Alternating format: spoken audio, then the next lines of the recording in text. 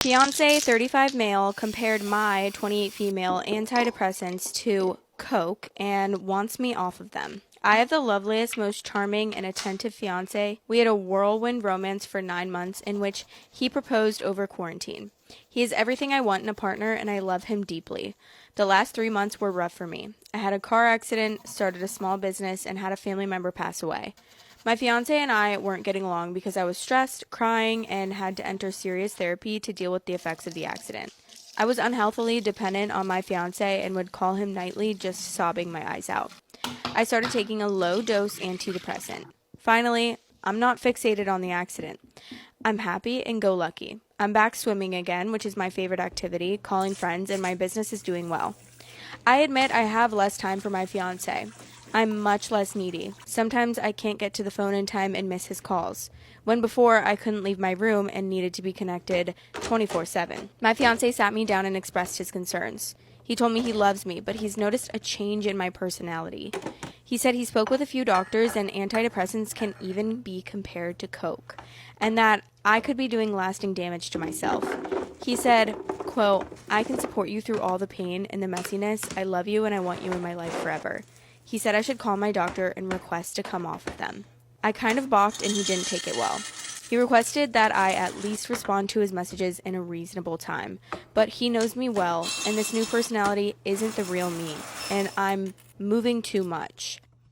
Fiance 35 male compared my 28 female antidepressants to Coke and wants me off of them. I'm kind of concerned with other behavior from my fiance. He wants me to wear baggier clothes to the gym and wants to be constantly needing him 24/7 because he wants to control you and he wants to tell you what you can and can't do. And that's just, yeah, that's so toxic. That's not okay in a relationship at all.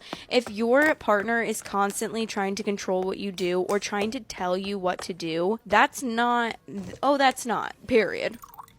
Am I in the wrong for leaving my friend on the side of the road after finding out she stole nearly $800 from my account? I, 28 female, had a friend, Kat, 27 female. We've been close for a while, and I've always been the stable one. I make a decent amount of money, and sometimes I pay for dinners or shopping trips because I love my friends and enjoy spending time with them. A few months ago, a group of 6 of us, including our friend Sherry, met up to plan a 2-week girls trip to New Orleans. We agreed that each of us was to save $1,000 saved for their portion, and if you couldn't cover your part, you had to back out. We didn't want anyone being uncomfortable or having to pay more than they should. While we were hanging out, Kat asked to borrow my phone to call her boyfriend because hers was dead. She was gone for like 20 minutes, which I thought was weird, but I figured they were just arguing as usual.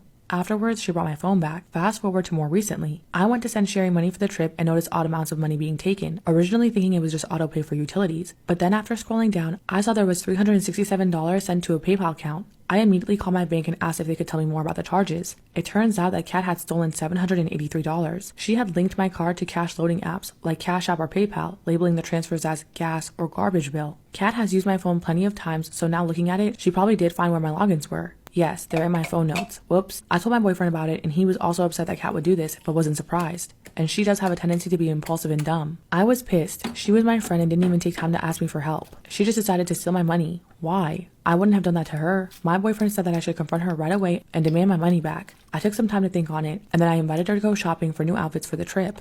Of course, Kat accepted my invitation and I picked her up from her house. We talked like normal, work and boyfriend stuff. At first, I was just trying to see if she would admit it when it was just the 2 of us. But while we were looking around in the stores, I made sure that I brought up that I didn't have enough money to spend on a bunch of clothes to see if she'd react. She just kept saying it's okay and that she can pay for her own. Kat isn't broke either, by the way. Just sometimes I offer to pay for her stuff too. On the drive back, I did mention that my bank had flagged my account for fraud. This was also not true. I just wanted to see what she would say.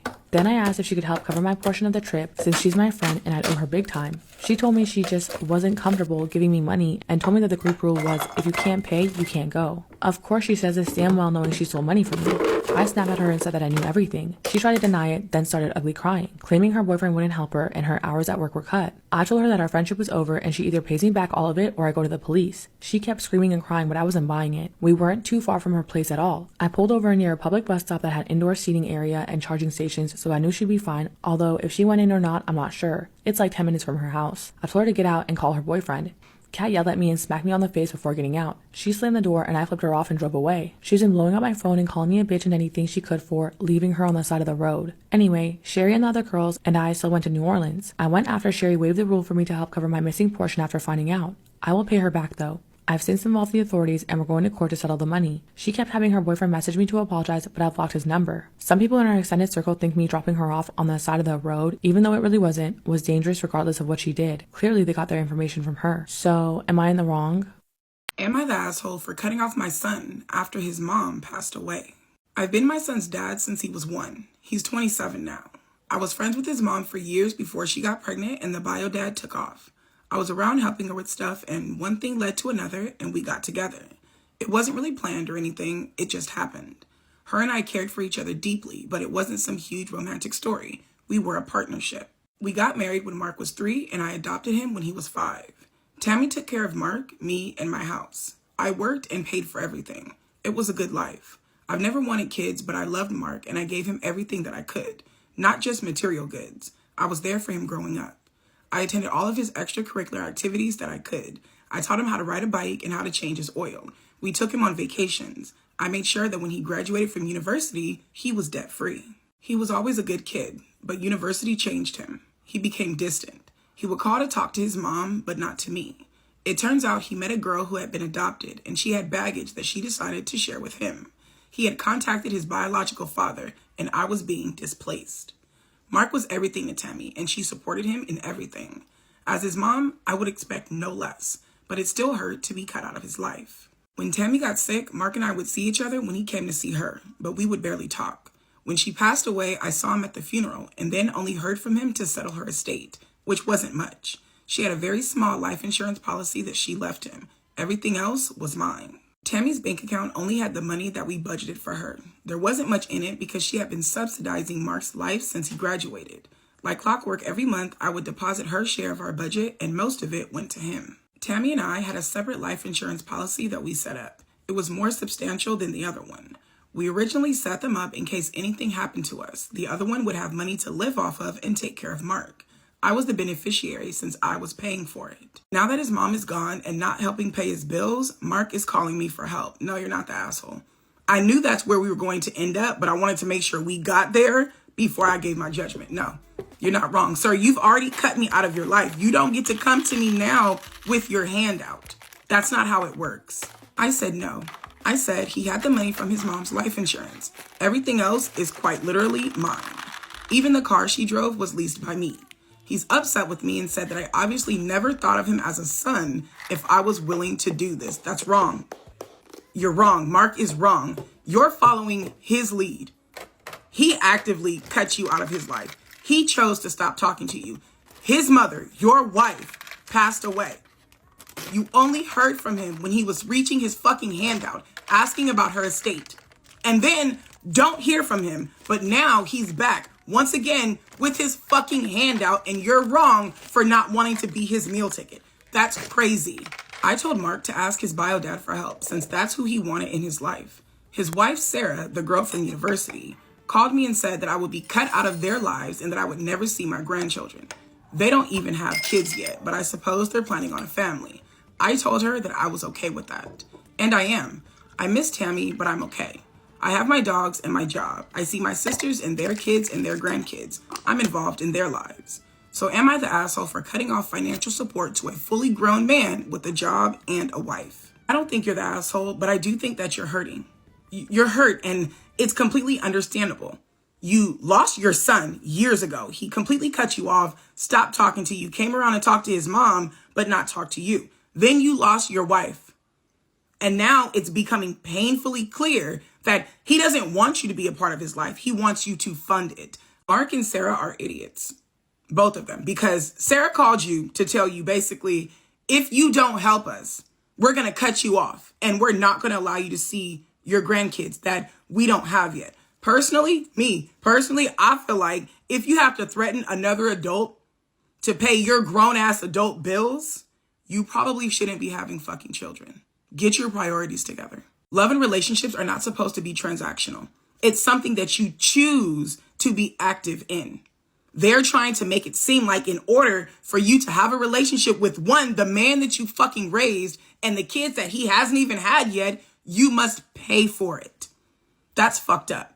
It's not supposed to be like this, and you're not wrong for telling them you're a grown-ass man. You have your mother's insurance policy. You have a job. You have a wife. You need to take care of your family yourself. You cut me out of your family a long fucking time ago. Don't come back now when you realize that you need help. You're not wrong. Listen, I am not blaming Mark for wanting to have a relationship with his bio dad. Absolutely not. That's his prerogative and he's 100% entitled to do that. But the way he decided to completely X out the man that raised him is fucked up. You made that decision years ago. You're now 27 years old, but I'm cruel and I must have never loved you like a son despite all that I did while you were growing up, because I refuse to fund your grown-ass life after you've made it clear I won't be a part of it. I'm not blaming him for wanting to be with his bio dad, but I'm blaming him for acting like he's a fucking victim here. Mark is the asshole, and honestly, so is Sarah. OP, you're good, babe. I'm sorry that you have to go through this pain, but you're better off without them.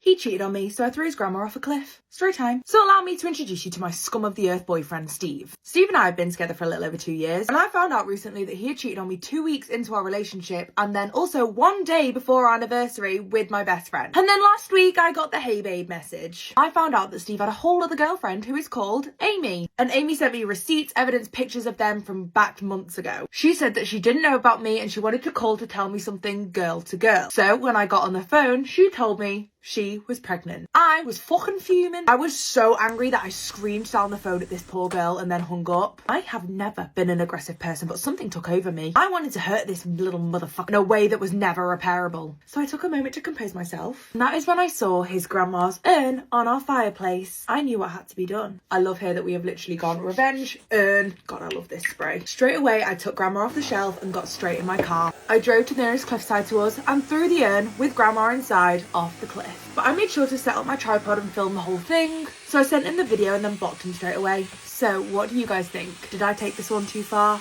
Just jumping in here, guys, we've made it this far. We've been nominated for Podcast of the Year at the National Influencer Awards, and it would mean the world if you could vote for us. Check the comments to see how you can vote, and thank you so much. Am I overreacting for telling my dad it's disgusting that he's dating a 19-year-old? For context, my dad is divorced and I live with my mom. My dad is 51 years old and recently has started dating a 19-year-old. That's a 32-year age gap. I'm honestly disgusted by this and I want him to end things with her. It just looks like a massive predatory midlife crisis. I know it's none of my business, but still I can't accept that this is just so wrong. Am I overreacting? No. That's creepy. A 51-year-old should never be dating a 19-year-old. That is absolutely predatory. Even if it's not a minor, that is predatory. I hate it. I don't like it. I never will. And I don't care what anybody says. That is weird. What do a 19-year-old and a 51-year-old have in common? Literally nothing other than that you could be their dad. Am I overreacting for telling my dad it's disgusting that he's dating a 19-year-old? Okay, so she texted him and we're going to read through the text. She said, "Hi, can we talk about blank? I'm really struggling with the fact that she's 19. He said, I knew you would be like this. She's an adult, we get along great, and I'm happy. You don't let me be happy for once. She said, she's 19, you're literally 51. You don't see how weird it is that your girlfriend is closer to my age than yours? It's embarrassing and honestly super creepy. He said it's not creepy. We have a connection and she's more mature than most people her age. I'm not doing anything illegal, so I don't see the problem. And then they said, the problem is that you're dating someone who graduated high school last year. It's predatory. Don't think I can come over if she's there. I can't look at you the same way right now. And he said, fine. If you want to judge your own father and push me away over someone I care about, that's on you. You're overreacting and being disrespectful. My dating life is none of your business anyways. And then they said, I think my own effing father being a disgusting creep is definitely my business. You're really okay with dating a teenager? He said, I'm tired of the attitude. I've spent my whole life taking care of everyone else, and now that I finally found someone who makes me feel young and happy, you want to ruin it? It's selfish. They said, what do you even talk to her about? High school drama? And then the dad said, you're being incredibly immature. Blank is actually more supportive of me than my own kid right now. She doesn't judge me. Maybe you could learn from her. Why can't you just drop it? And then they said, drop it? You're in a completely different life stage. It's like you're dating a version of me. It makes me feel unsafe and weirded out by you. And he said, that is a disgusting thing to say. You're just jealous because I'm giving her attention and not catering to your drama. She actually listens to me. She doesn't have all this bitterness that you do. And then she said, She's 19. She hasn't even lived yet. You're supposed to be a parent, not a creep prowling for girls who don't know any better. He said, if you're going to call me a predator in my own house, then stay away. Until you can apologize to blank and treat her like the lady of this house, don't text me. I'm choosing my happiness this time. And then they said, you have lost your effing mind. Have fun being the oldest guy at frat parties. Dude, I don't think that you should talk to your dad anymore, to be honest. I agree with the predator comments 100%, and I don't think that I don't think I could ever look at my dad the same after that. I would never look at him the same. I would just think that he's a predator and he's disgusting. Am I the asshole for saying my coworker's joke was racist and upsetting her? Probably not. Probably not, but we gonna read and find out. I work in an ER. In addition to my regular shifts, I do a lot of the education for the new grad or new hire nurses. I'm generally pretty easygoing and I try to be fun and engaging. I'm also half Asian and I think pretty visibly so. A few weeks ago, one of the new nurses on the night shift, we'll call her NS, about late 30s, early 40s, so a little bit older than most of the new hire nurses, came up to me to tell me a funny story about her daughter and her allergic reaction. I have a severe peanut allergy, so everyone tells me about their allergies for some odd reason. So NS tells me that her teenage daughter is only allergic to cats, and they went to a chain Americanized Chinese place and ate orange chicken, and she had an allergic reaction. No, you're not the asshole. I already know where this is going, and no, you're absolutely not the asshole. What she said was indeed racist, despite whatever fucking excuse she tries to give. NS was laughing and saying how this is proof that the place uses cat meat. I knew that's exactly what she was going to say, and I don't find it even remotely funny. It's disrespectful. It's offensive. Nothing about that is funny. Jokes are meant to be funny. If people aren't laughing, 9 times out of 10, they're offended and you should apologize. I'm honestly offended, but kind of gray rock and logic it, saying that cat allergies stem from fur and saliva. So even if it was cat meat, she would be unlikely to have a reaction. I also pointed out the general unlikelihood of a very Americanized Chinese restaurant serving cat meat. I told NS that most likely her daughter has developed a new allergy, as is common in teens, and she needs to go and get allergy testing done. NS seemed disappointed by my lack of laughing and goes off to head home. A couple of days later, she came up to me and started off with, I don't need logical you, I need fun you. Then walk away. Walk away. Because you came to me with a fucking joke that you thought was funny that I, in fact, did not find funny at all. So now you're telling me that you don't want to talk to me when I'm being logical. You just want me to be ignorant like you and laugh at disrespectful fucking jokes. Go home. Walk away. Don't talk to me. She proceeded to tell me that she took her daughter to the restaurant again, ordered the same thing, and had another reaction, and that it just has to be cat meat. This woman is a nurse. She's a nurse. And because her daughter is only allergic to cats, that proves she has to be eating cat meat from this Americanized Chinese restaurant. My daughter's only allergic to cats, and she's having a reaction. Never once was the thought, maybe she's developed an allergy to an ingredient in the food. Not even after OP told her 9 times out of 10, your daughter has developed a new allergy. Nope, I'm going to take my daughter back to this restaurant, put her at risk by giving her the same thing that I know will cause her to have an allergic reaction to prove a point. This bitch is supposed to be a fucking nurse. At this point, I get pretty annoyed, and I ask her, does she realize that I'm Asian? And I say the trope of Asians eating cat and dog is offensive and kind of racist. She looked mortified and ran off. But another nurse told me later on she was crying and saying that she wasn't racist and I was mean. Really?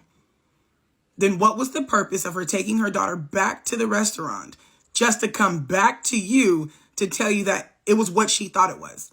Once, maybe an accident. Twice was intentional. She came to you with this same joke twice, expecting you to laugh at it. And when you explain to her, that's not fucking funny to me, it's actually offensive and kind of racist, all of a sudden you're mean. You're the mean one, but she came back to you and basically said, turn your brain off and laugh at my insensitive ass joke. And because you did not do that, you're mean. That's fucking crazy. This lady is full of shit. The other nurse told me that NS is really sensitive. Maybe she hadn't heard the trope and just meant a fast food place was serving cat meat and that I was harsh, making her cry. So am I the asshole? Was I too harsh? Opie then goes on to make an edit basically stating that she was at the end of fighting this viral infection that had taken over her entire family. She didn't get sick, but she was exhausted, taking care of everybody else, and that she was a bit grumpy because of it, and that she also has a resting bitch face that she isn't always aware of. So she could have been making like a mean face. But honestly, my personal opinion, none of that fucking matters. None of that has anything to do with the fact that this bitch came up to you after the first time you didn't laugh at her joke and told you basically turn your brain off and laugh at what I said, even though it's disrespectful. One of these things has nothing to do with the other. Honestly, baby, no, you're absolutely not the asshole. This lady is racist, and I wouldn't put it too far past the other nurse that was trying to plead her case to you. Because if you were just joking, why are you doing so fucking much to prove me wrong? Why is me laughing at this disrespectful ass joke so fucking important to you? You came to me at work to tell me something. I didn't find it funny. I let you know that you should probably get your daughter checked out. But instead of listening to what the fuck I'm telling you, you're more upset about the fact that I wasn't laughing at what the fuck you said. So you put your child at risk. Take her back to the fucking restaurant. Feed her the exact same fucking meal with the intentions of her having an allergic reaction, just to come back to me to tell me that your joke was in fact true. That spells racist in every fucking way. And also the other nurse wants to tell you that maybe she hadn't heard the trope before, but literally she told you that it was confirmation that the restaurant serves cat meat. She brought this entire situation to you, so you can't tell me she wasn't aware of it. She knew exactly what the fuck she was doing. Also, someone needs to tell Ines that it's time for her to toughen up, Buttercup. Sis, you work in the ER. You're upset and crying because one of your coworkers did not find your insensitive, disrespectful ass joke funny. You're calling them mean for not turning off their brain and laughing with you. You work in the ER. Those patients are going to eat her alive. These types of stereotypes are horrible and disgusting, and they're harmful to people. This woman wanted you to turn your brain off so you can laugh with her at her insensitive ass joke. She wanted you to be a fun coworker, and you just wanted her to be a professional one. Listen, I'm not the type to tell people that they need to report things, but racism is racism regardless of how casual it is. You need to go to HR. Am I the asshole for ruining my sister's wedding by wearing the dress she chose for me? We all know you're not the asshole, but I absolutely cannot wait to read and figure out what your sister thinks you did wrong. My sister Chloe, 27 female, got married last weekend. Chloe has always been a bit of a perfectionist, but she went full bridezilla mode during the planning. For her bridesmaids, she chose a very specific dress, a floor-length silk gown in a shade she called Sunset Champagne. The problem is, I, 25 female, am very fair-skinned with blonde hair. When I tried the sample on, I looked completely washed out. I knew that was going to be an issue. Almost like a ghost. I mentioned this to Chloe months ago, but she snapped and said the aesthetic of the photos was more important than my complexion. I bought the dress, had it tailored, and showed up on the wedding day. When Chloe saw me in the full hair and makeup that she also mandated, she turned pale. In the natural light, the dress almost perfectly matched my skin tone, making it look like I was naked from a distance, especially in the bright sun of the outdoor ceremony. I love this for her. No, you're absolutely not the asshole. You know that you weren't the asshole. I knew you weren't going to be the asshole. But I love this for her. I love this. During the reception, Chloe's new mother-in-law made a comment about how bold my choice of attire was. So where were you during the fucking ceremony? Did you not see that every other bitch up there with me except for the bride had on the same dress? Chloe lost it. She accused me of malicious compliance and claimed that I should have known the dress would look scandalous on me and secretly bought a different shade or added a wrap. So let me get this right. Your sister picked out Sunset Champagne as the color she wanted her bridesmaids to wear. Months before the wedding, you told her, sis, this not a good look. She said, I don't give a fuck what it looks like on you. My pictures being aesthetically pleasing. Wait, let me get it out. Wait. Is more important than your complexion. So deal with it. You did. You bought the dress, got it tailored, and you wore it any fucking way. Now she's angry at you that you listened to her. You should have secretly bought a different color if you knew it was gonna look bad. Bitch, where were you when you told me it didn't fucking matter? Get the fuck out of here.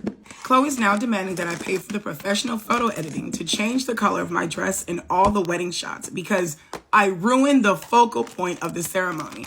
That's crazy because I thought we were more worried about our photos being aesthetically pleasing. Are your aesthetics not pleased? My parents are split. Okay, which one of you guys favors Chloe? My dad thinks Chloe's being insane, but my mom says I should have used common sense and pushed harder to change the dress earlier. Like when you told the bride months ago that the dress didn't look right on you, that it completely washed you out and it damn near blended in with your skin. Like when you told her that and she was like, oh fucking well, make it work. Like that? Is that what your mom's talking about? I told Chloe that I wore exactly what she told me to wear and I'm not gonna pay a cent. Now she's told the rest of the bridal party that I'm a saboteur. Am I the asshole for wearing the exact dress the bride picked out? Oh baby, you're absolutely not the asshole and your dad is spot the fuck on. Chloe is insane. She literally chose everything. Your hair, your dress, your makeup. And you did exactly what the fuck she told you to do. As a bridesmaid, that's your only fucking job. Do what the bride is asking you to do. You did that. You pushed back one time. You let her know like, hey, bitch, listen, this ain't gonna work for me. She said, make it work. So made it work. You did. And now she's upset that you listened to her. Baby, there was no win for you in this situation. None whatsoever. Everybody's mad at you for doing exactly what the fuck she told you to do. But had you done what she's telling you to do now, she would be pissed at you because you did everything she told you not to do. There was no win for you in this situation, baby. You're not the asshole and don't you give her a fucking dime. If your mom feels so fucking strongly about it, she can pay to fix the photos. Your mother is why your sister's like this. Chloe is clearly her golden child. No person in their right mind, no sane person is gonna look at you and tell you that you're wrong in this situation for not doing exactly what the fuck you did. You should have pushed back on the dress earlier, as if months before the fucking wedding isn't earlier and you didn't do just that. Like, are you fucking serious? Chloe wanted all eyes to be on her. She fucked up because she refused to allow you to put on a different shade, so all eyes were on you. That's not your fault. It's not your fault. You did what the fuck she told you to do. Had you pushed back on the dress issue even more, they would have been on your case telling you that you're trying to make your sister's wedding all about you. There was nothing that you could do to avoid this being the outcome. Help me because I need some advice. I need to know your opinions on long distance relationships and if you think that they actually work or if they're like doomed to fail. Let's talk about it. Well, my family is pretty well known and they're like pretty like connected, I would say. My brother was engaged to this girl and her family is also like kind of well known in a different sense, or somebody in her family is well known for something else. He plays a professional sport. So his cousin is marrying my brother. So I've seen him at a few like family events, whatever. He's very attractive and honestly like everybody in his family is attractive, like every single person. And ever since the first time we've met, he has always flirted with me, just like unashamedly flirting with me, and I flirt back a little bit, but it's like definitely more so more so like on his side. It's been like fun and harmless, so whatever. And one time he literally at this family get together out of nowhere pulls me aside and plants one on me, making out.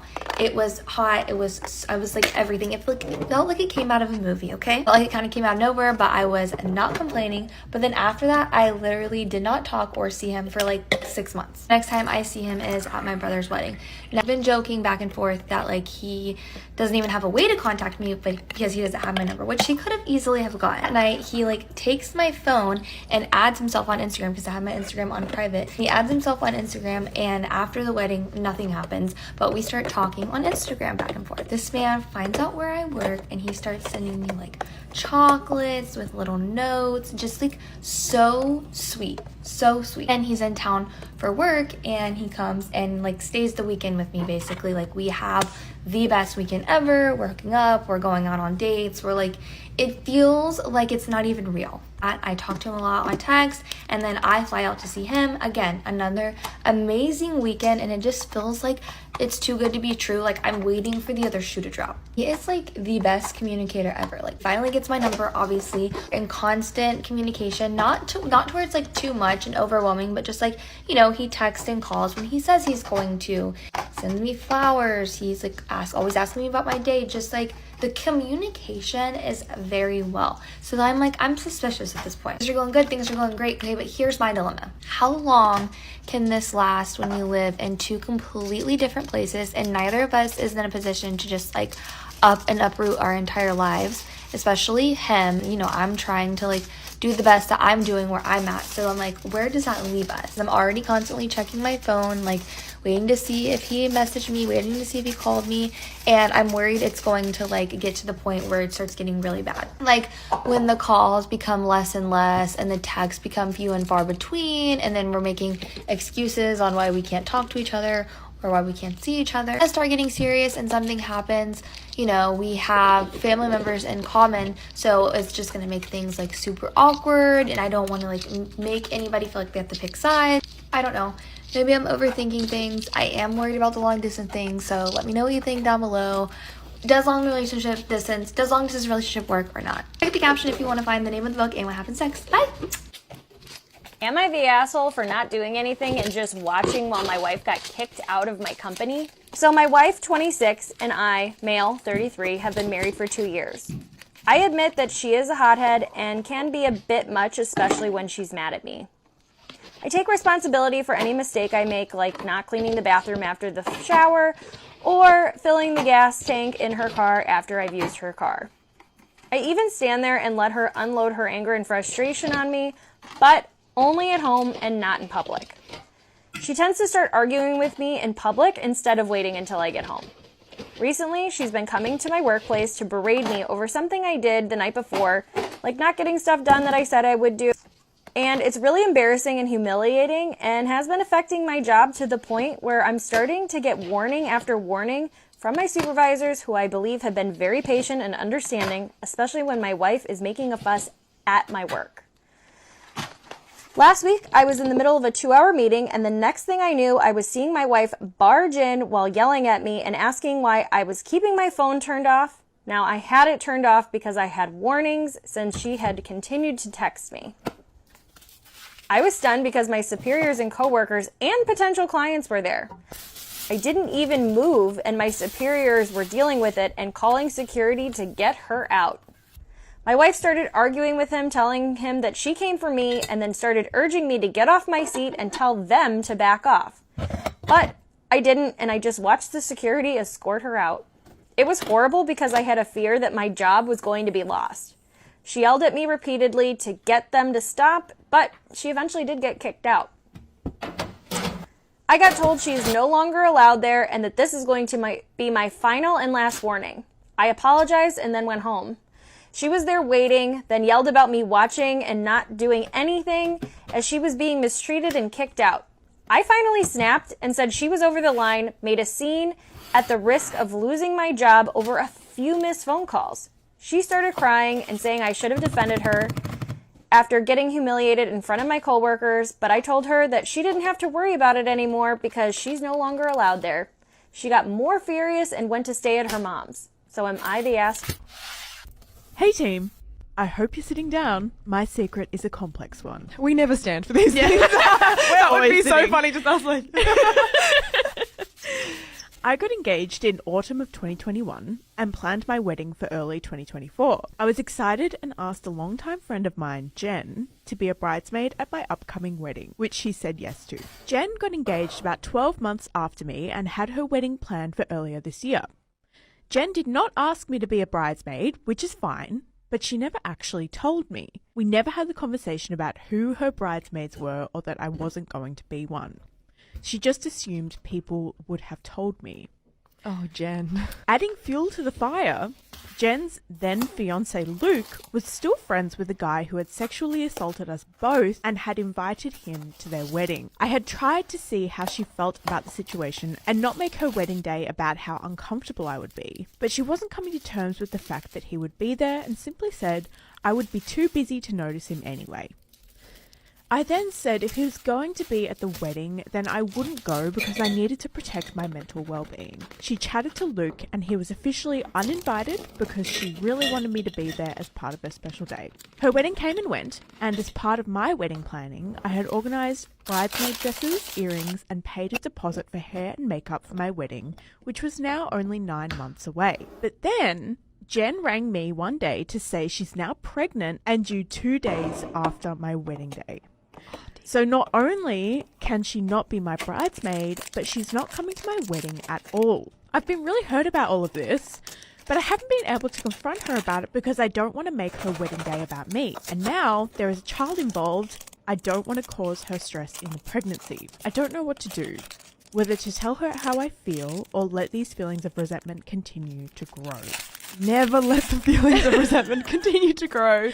That's really tricky because her pregnancy isn't like the fact that she's pregnant and due 2 days after your wedding. That's not her fault. Yeah. I guess there's nothing wrong with communicating your feelings, and maybe there's something to do with the fact that this wedding is looming and you're probably stressed about other things too. So that probably contributes to the way you're feeling. I guess there's no harm in communicating that to your friend.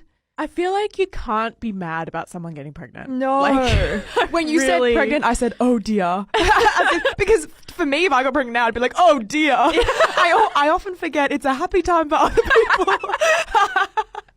It really feels like you can't be upset. Like, yeah, maybe the timing is a bit inconvenient, I guess is the word, but like, you really can't be mad. And it's not about you. Like, I know it's your wedding and it is about you, but like, I think there's also a way you can be happy for this friend. The fact she can't make it isn't about me. You know, like, I don't know, it's a tricky one. But the reason why I say it would be okay to communicate your feelings is I'm sure your friend, Jen, has also predicted that you might be feeling a little sad that she can't make it because you guys are like besties. She has let her know like 9 months in advance. Yeah. Almost. Do you think that maybe our listener who's written this to us has overestimated her friendship with Jen? Because Jen didn't make her a bridesmaid. Yeah. And now she's feeling like Jen's my best friend. Why would she do isn't this? she prioritizing me over the baby? Yeah. Potentially. It's always hard though when we're not given the context. Like when I'm thinking about Jen's wedding and Jen's bridesmaids and why Jen didn't make this person a bridesmaid. Does Jen just have sisters? Maybe Jen does prioritize her friendship with this listener as much as the listener does Jen. We just don't know the deets, but it's definitely a possibility. Yeah, I feel like there's Jen's side of the story is definitely missing from this situation. Yeah. I also think that sometimes when you have a really long engagement, like getting engaged in 2021 and then having the wedding for 2024, obviously that is completely fine. But I do think that does leave a big window for big life things to happen, like getting pregnant. Yeah, like babies. Yeah, exactly. And hey, at the end of all of this, you're going to have another little baby in the family, and that's going to Exactly. be a joy in itself. Exactly. Am I overreacting about my husband creating an OF profile without me knowing? I'm disgusted and I want a divorce. Sorry for rambling, but this all just happened this morning and I'm genuinely still trying to process it. I'm a fitness instructor and I'm really active online to try to gain clients. My husband's in finance and he's an extreme overachiever. So this definitely causes rifts in our relationship because he's always hinting at me about how I could be more successful and I could make more money. To preface, about a year ago, I was telling him about a milestone that I'd hit within my business, and as I was showing him something on my phone, he basically was just joking around with me, but it just really hit a nerve. He was saying that I could start an OF and I would make so much more money. I immediately started crying because it was like nothing I could do would ever make him happy, and to suggest that I sell my body online just made matters worse for me.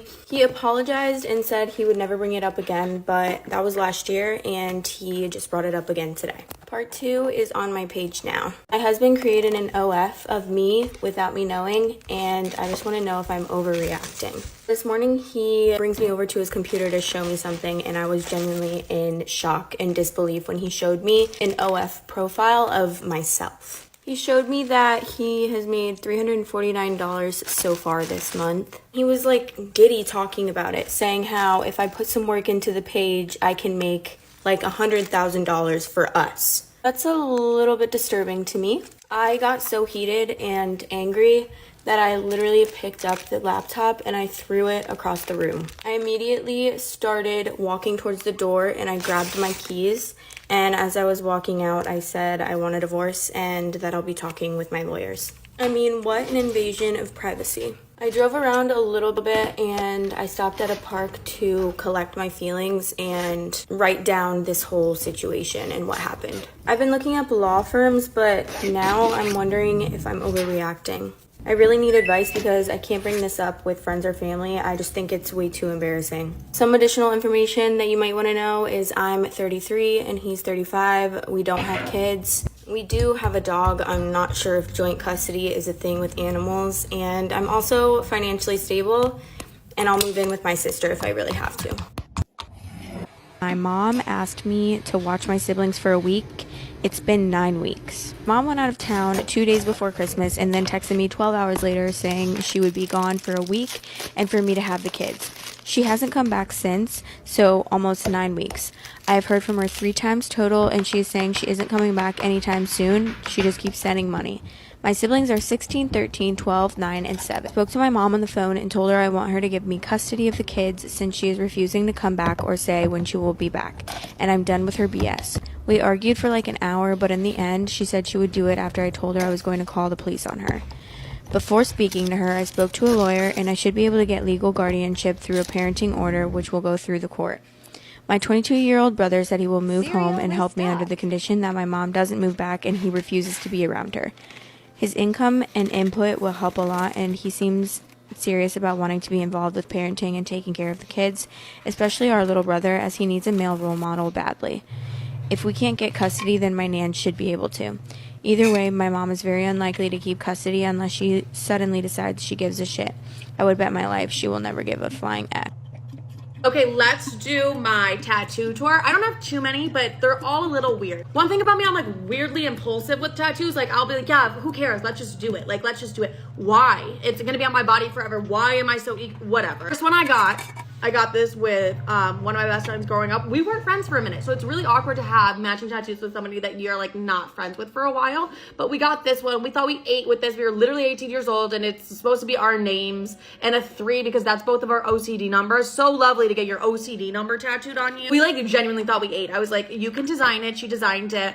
This is what she came up with, and we were like, oh my gosh. No, like we're literally, this is gorgeous. What is this? And I have my butterfly, which I do love my butterfly. Oh, and then I was like, okay, my angel number is 555. I have to get it tattooed on me. Like I have to. I got the 555 and I hated it. I hated every little bit of the 555. I was like, this is so ugly. I should have told the man, hey, like don't ink my skin for good. But I didn't say a word. So instead I just got this tattooed on me and I was like, okay, wait, I need to make it look a little bit better. I went and got sparkles on it. Look at the sparkles. What is that? I thought it was gonna be cute and dainty. It looks really bizarre. So I have my ass tat that you guys know about. I'm not telling you what it says because my future husband needs to be able to read it. And I know he'll like stalk my TikTok. Do you know how I get love bombed like every other fucking day when I talk to a man. Obviously I'm not gonna tell you what it is because then they would be like, I would be convinced they're my husband. And then they would be like, oh, I saw it on your TikTok and I just think sent it, whatever. And I would be convinced that man's my husband and then I would marry a loser. Oh my gosh, I totally forgot I have these hearts that completely faded off and I really actually love the hearts a lot. I got XOXOX.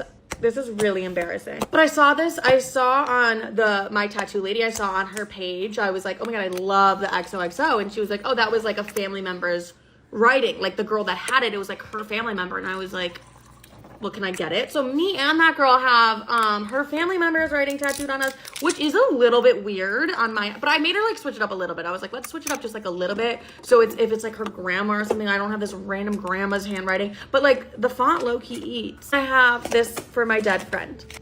Love you, girl. Love you. My boyfriend can't hold down a job. Go. He's been fired or let go from every job he has had.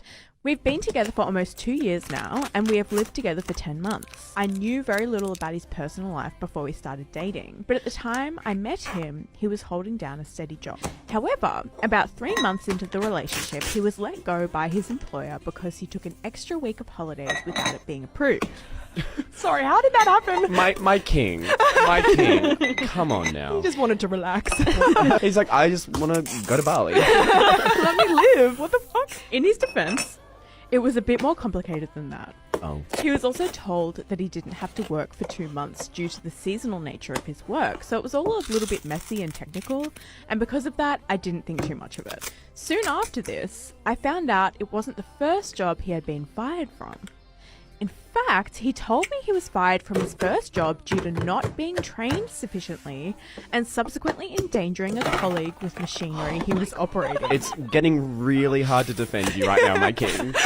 It was clearly a sore spot for him, so I didn't touch on it again.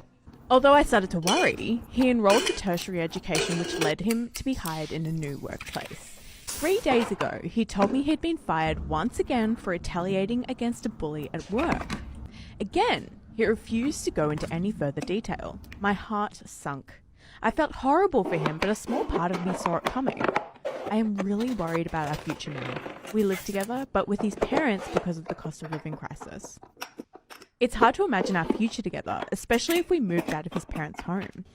What if he loses another job and I'm left to pay off the rent on my minimal student income? My questions now are that I genuinely do not know what to do. He has untreated ADHD, which I believe could be a factor in all of this, although I definitely think there is a larger issue at play. Could it be irresponsible decision-making? General issues around anger? I love him with everything I have, and he's a great partner otherwise, but I don't know how long I can sustain this relationship with him if I'm constantly worried about him getting fired. Oh, okay. So the question was, how did you find out that your partner was cheating on you? The woman he paid for nudes sent me the screenshots after he didn't pay me. Ah! No. It's time to collect your facts. I need to pay. I'm leaving the sun. This one made me laugh.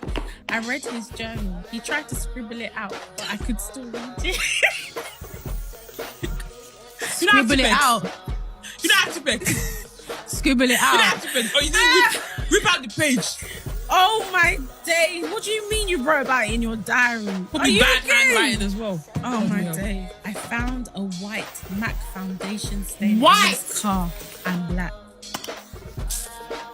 Yeah. There was one A whitey. If you're black, nothing for you. If you're white, there's something for you. Whitey. No, Shout out him. He actually put that on. What?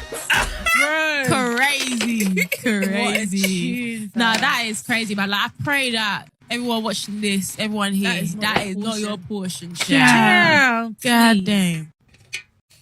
Am I the asshole for telling the neighbor kids to get off my porch? For context, I live on the ground level of a condo building. Right outside my door is a large grassy area. You either have to cross over the porch or my neighbors to get to the lawn.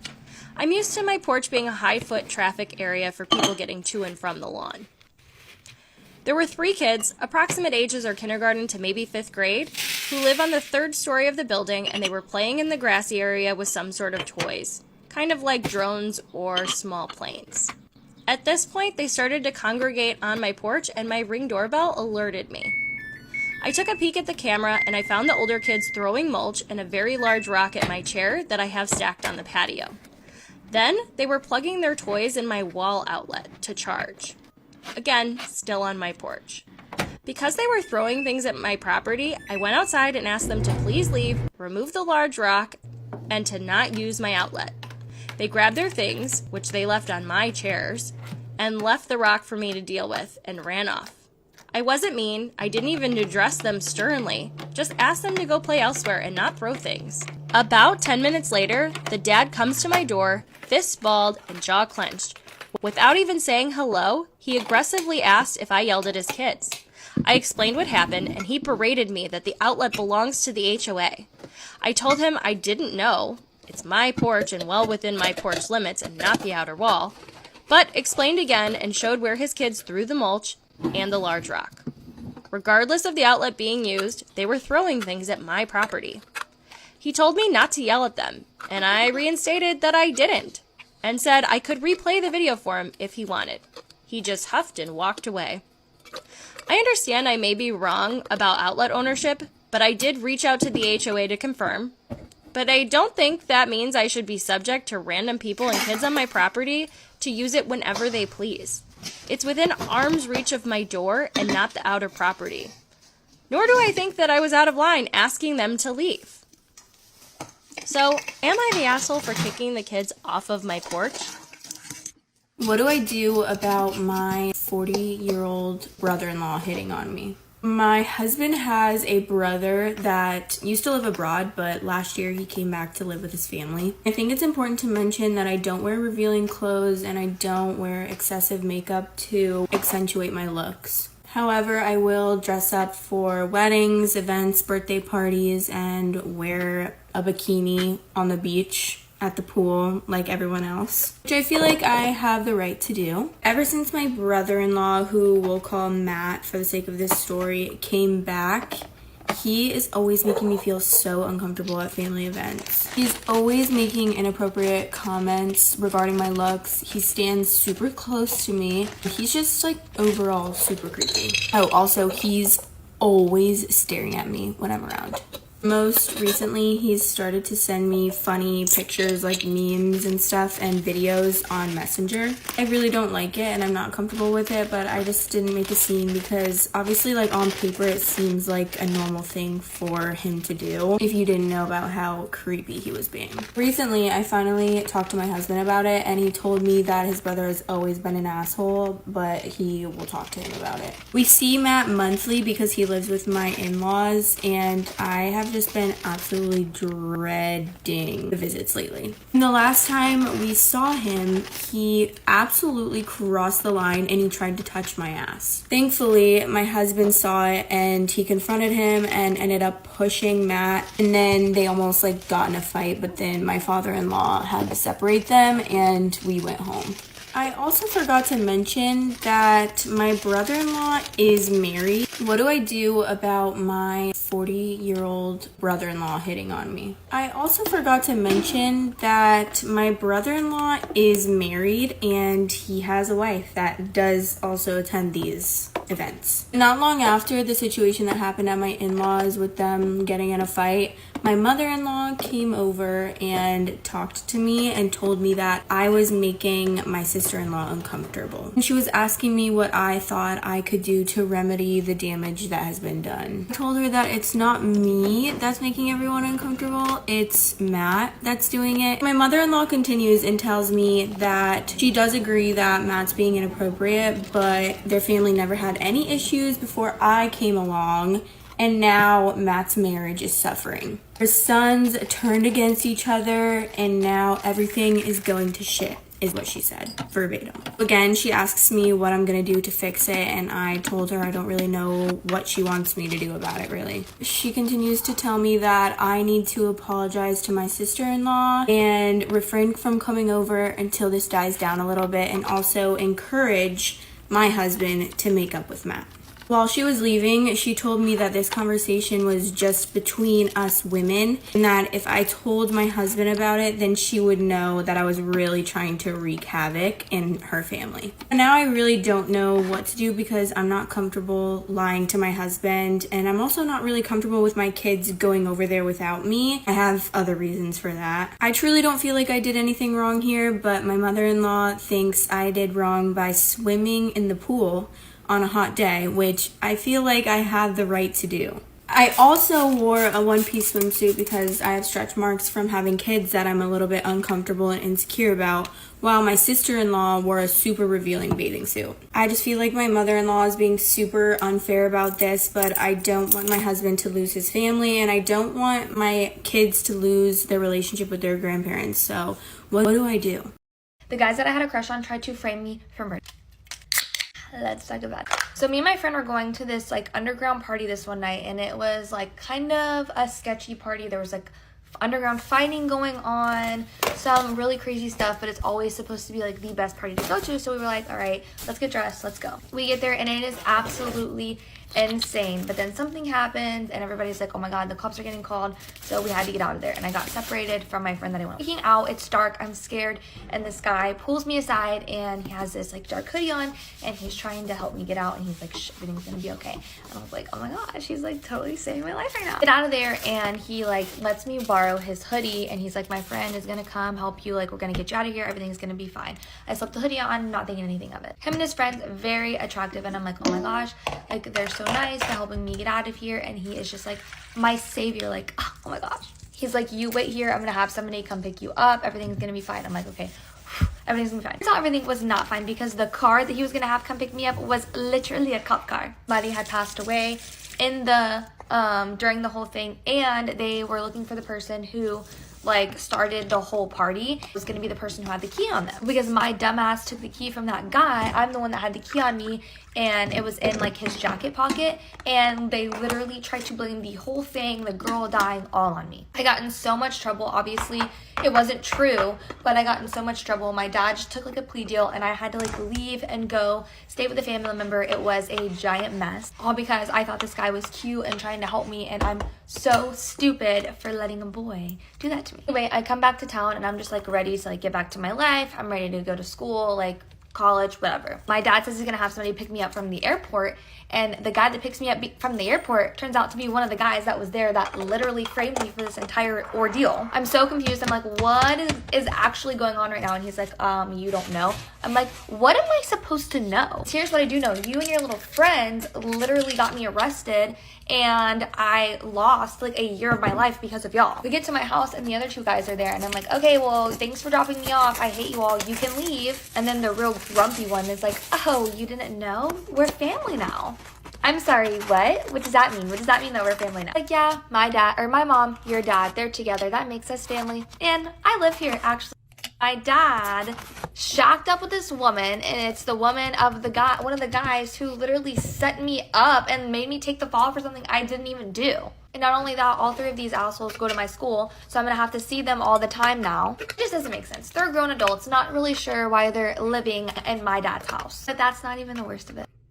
Wife left me after she got in shape and now wants to get back together. I, 32 male, was married to my wife, 33 female, for 4 years, and we had a great marriage so far. I was madly in love with my wife. She fell into depression, mainly due to her job in 2022. I tried to support her in every way and suggested her going to the gym or doing any kind of sport to distress. I had my own depression episode before we got married, and what saved me was going to the gym. She agreed to that, and we started going together. I could not go as frequent as in the past since my workload got heavier after my promotion. However, I tried my best to be there with her. She used to be a bit chubby, which I loved, and after seeing some changes in her body, she started to go there regularly. It also helped her with her depression, and she got better. I was really happy to see her get better and livelier. She looked more confident, got more aggressive in bed, and so on. However, after a while, that confidence level started to affect our relationship for worse. She started going to the parties and going outside to a point she completely stopped doing her share in the house. That proceeded with me seeing her get flirty with some guy at a meetup we went. I communicated my feelings to her, and she dismissed these. After several of these, I had her sit down with me and told her that she is riding on her newly found confidence and emotion right now. I clearly stated she should not make decisions or actions according to that confidence right now. I know it well. It was one of my worst traits. I used to be extremely emotionally driven in the past. I suggested we go to a marriage counselor, and all hell broke loose. She said vile things to me, like how she realized she settled down with me and she could do much better than me. She said I am insecure and other things. This woman used to be the sweetest person on earth, and I was shocked after hearing the things she said to me. She filed for divorce the following month, and I did not hear much from her other than some lawyer talks. Our court is scheduled for the next month, and my lawyer said that there is a high chance it'll be concluded then. Similar income, our only shared asset is our joint account, similar savings, and no kid. My house is in my mom's name, so it's out of division. I accepted my marriage is going to end like that. Last week, she called crying and told me she regrets everything. She apologized over and over again, but I felt disappointed. Not angry, not sad, just disappointed. She did not text nor call me, not even once since the divorce started. I did not even know where she was since she just left the home. I told her there is no going back now. She has been messaging me nonstop. My family supports my decision and tells me I should not back down. My in-laws were shocked when they heard about the divorce. They are now telling me to rethink everything. Am I wrong for saying I'll be driving myself and paying for my own room on the upcoming family vacation so I won't have to be a babysitter? I, 23 male, was repeatedly stuck playing the part of helper and babysitter on our family outings. I had to move out of my parents' house because I kept being forced to help watch my 3 nephews. Last year, we took a family vacation in summer to the coast. I rode along with my parents and they paid for my hotel room. Only I had to share that room with 3 rowdy boys because my sister and her husband wanted a room to themselves. I was promised time to do my own things on the vacation, but instead I ended up having to help with these kids. I complained to everyone about it and was reminded I was there for free. And then we pretty much just did only one thing I wanted to do, which was a tour of an art gallery. I like doing this whenever I'm at the coast, but the kids find it boring. This year my parents have a beach trip planned for June, and they assumed I'd be riding along the same way as last year, but I refused. I said I'd be driving myself and paying for my own hotel stay to have my own room. My parents were shocked and tried to remind me of the cost. I said it was no worry, I've got a good job and a decent running car. I can more than afford it. That's when the but started. I stated the previously listed things as why I'll be driving myself and paying for myself. I want to be able to enjoy this vacation as an adult and not be treated like a child like last year. My parents told my sister and she called to blow up at me that I'll be ruining the vacation if I'm off doing my own thing when she has to wrangle her 3 boys. I ended up yelling at her that last year all she did was rope me into her mess. I didn't really get to do much of anything I wanted to do, and I was treated like the bad guy for wanting to just go to an art gallery. I'm a grown man, I deserve my own vacation too. Now my sister is not speaking to me and my parents are still trying to convince me to just ride with them to keep the peace. I'm still refusing, but the pressure is getting to me. Am I the asshole for not giving in? I know they'll have a pretty hard time when they won't have another person there to help. Then you don't go. Vacation is a luxury. Not everyone can afford it. As an aunt to 6 beautiful nephews and nieces, I watch them on my own time when I want to. My siblings have never felt entitled to my time or for me to watch them. They have never, I don't think I've said no, but if I ever say no, they'll take that as an answer. They know what I'm doing for them is a favor and they'll never try to inconvenience me with, especially if I want to go do something. When it comes to like fun activities and stuff, my siblings are really good. I'm like, no, like these are my kids. I decided to have these kids. Like I have to bear this, you know, not being able to do certain activities and I go do my thing. But there are all times where I'm more than happy to watch them. But if they ever had that kind of attitude, like, you're ruining my vacation because, oh my God, the fact that they wanted their own hotel room so that you can watch their kids, that is crazy to me. She keeps doing it because your parents and you are enabling it. So good for you for standing up on your own 2 feet. Number one DM I get from you guys is like, how do I get my friend out of this toxic relationship? Like, how do I get my friend away from this fucking loser? Here is my honest advice. You don't. I'm gonna tell you how long it took me to learn that, like, you cannot force somebody to love themselves. You cannot force somebody to walk away from a situation that is so fucking terrible for them. Like, they have to learn that on their own. I can tell you your boyfriend's whack is fucking weird as shit and he's treating you horribly, but you're not gonna leave until you're ready to leave. I'm gonna show you guys 2 situations where I had 2 friends that I've dealt with this. Friend number 1, she was with this toxic ass motherfucker. He just, like, they weren't good for each other. They weren't gonna be anything serious. It was like a whack ass situation. She loved that man. She was gonna try all that she could. And if that meant losing herself in the process, she was going to do that. And number 2, same situation kind of thing, but this was an even bigger asshole. He was cheating. He was lying. He was the worst of the worst. He's everyone you pray your friend never fucking meets. With friend number 1, I decided, I was like, you know what? I'm gonna meet her where she's at. My therapist did this to me, and I was like, I'm gonna do the same exact thing to her. I'm gonna meet her where she's at. If she's in love with that man, yup, we're in love with him. We're gonna make it happen. We're gonna try this one more time. I decided I was gonna see it through with her. Friend number 2, I was vocal. I was like, you're dating the wackest motherfucker ever. Like, you're dating a horrible fucking person. I was so vocal. Hey, you should leave this person. You shouldn't be with this person. You really should get out of this. This is a toxic situation. Don't get me wrong. I wanted to shake friend number 1 and like punch her in the head and be like, we worked so hard for you to go back to this motherfucker. Are we dead ass serious right now? But I was like, you know what? No, I'm gonna meet her where she's at. That's what she needs from a friend right now. I'm not gonna judge her. I'm not gonna do any of these things. Mind you, friend number 2 happened way before friend number 1, but I was like, I'm just gonna meet friend number 1 where she's at. I always was the girl that was like, leave your loser act, like do all those things. And I was trying so hard to make my friends see like, hey, get the fuck away from these losers. And I was vocal. You're dating a loser. You're dating a loser.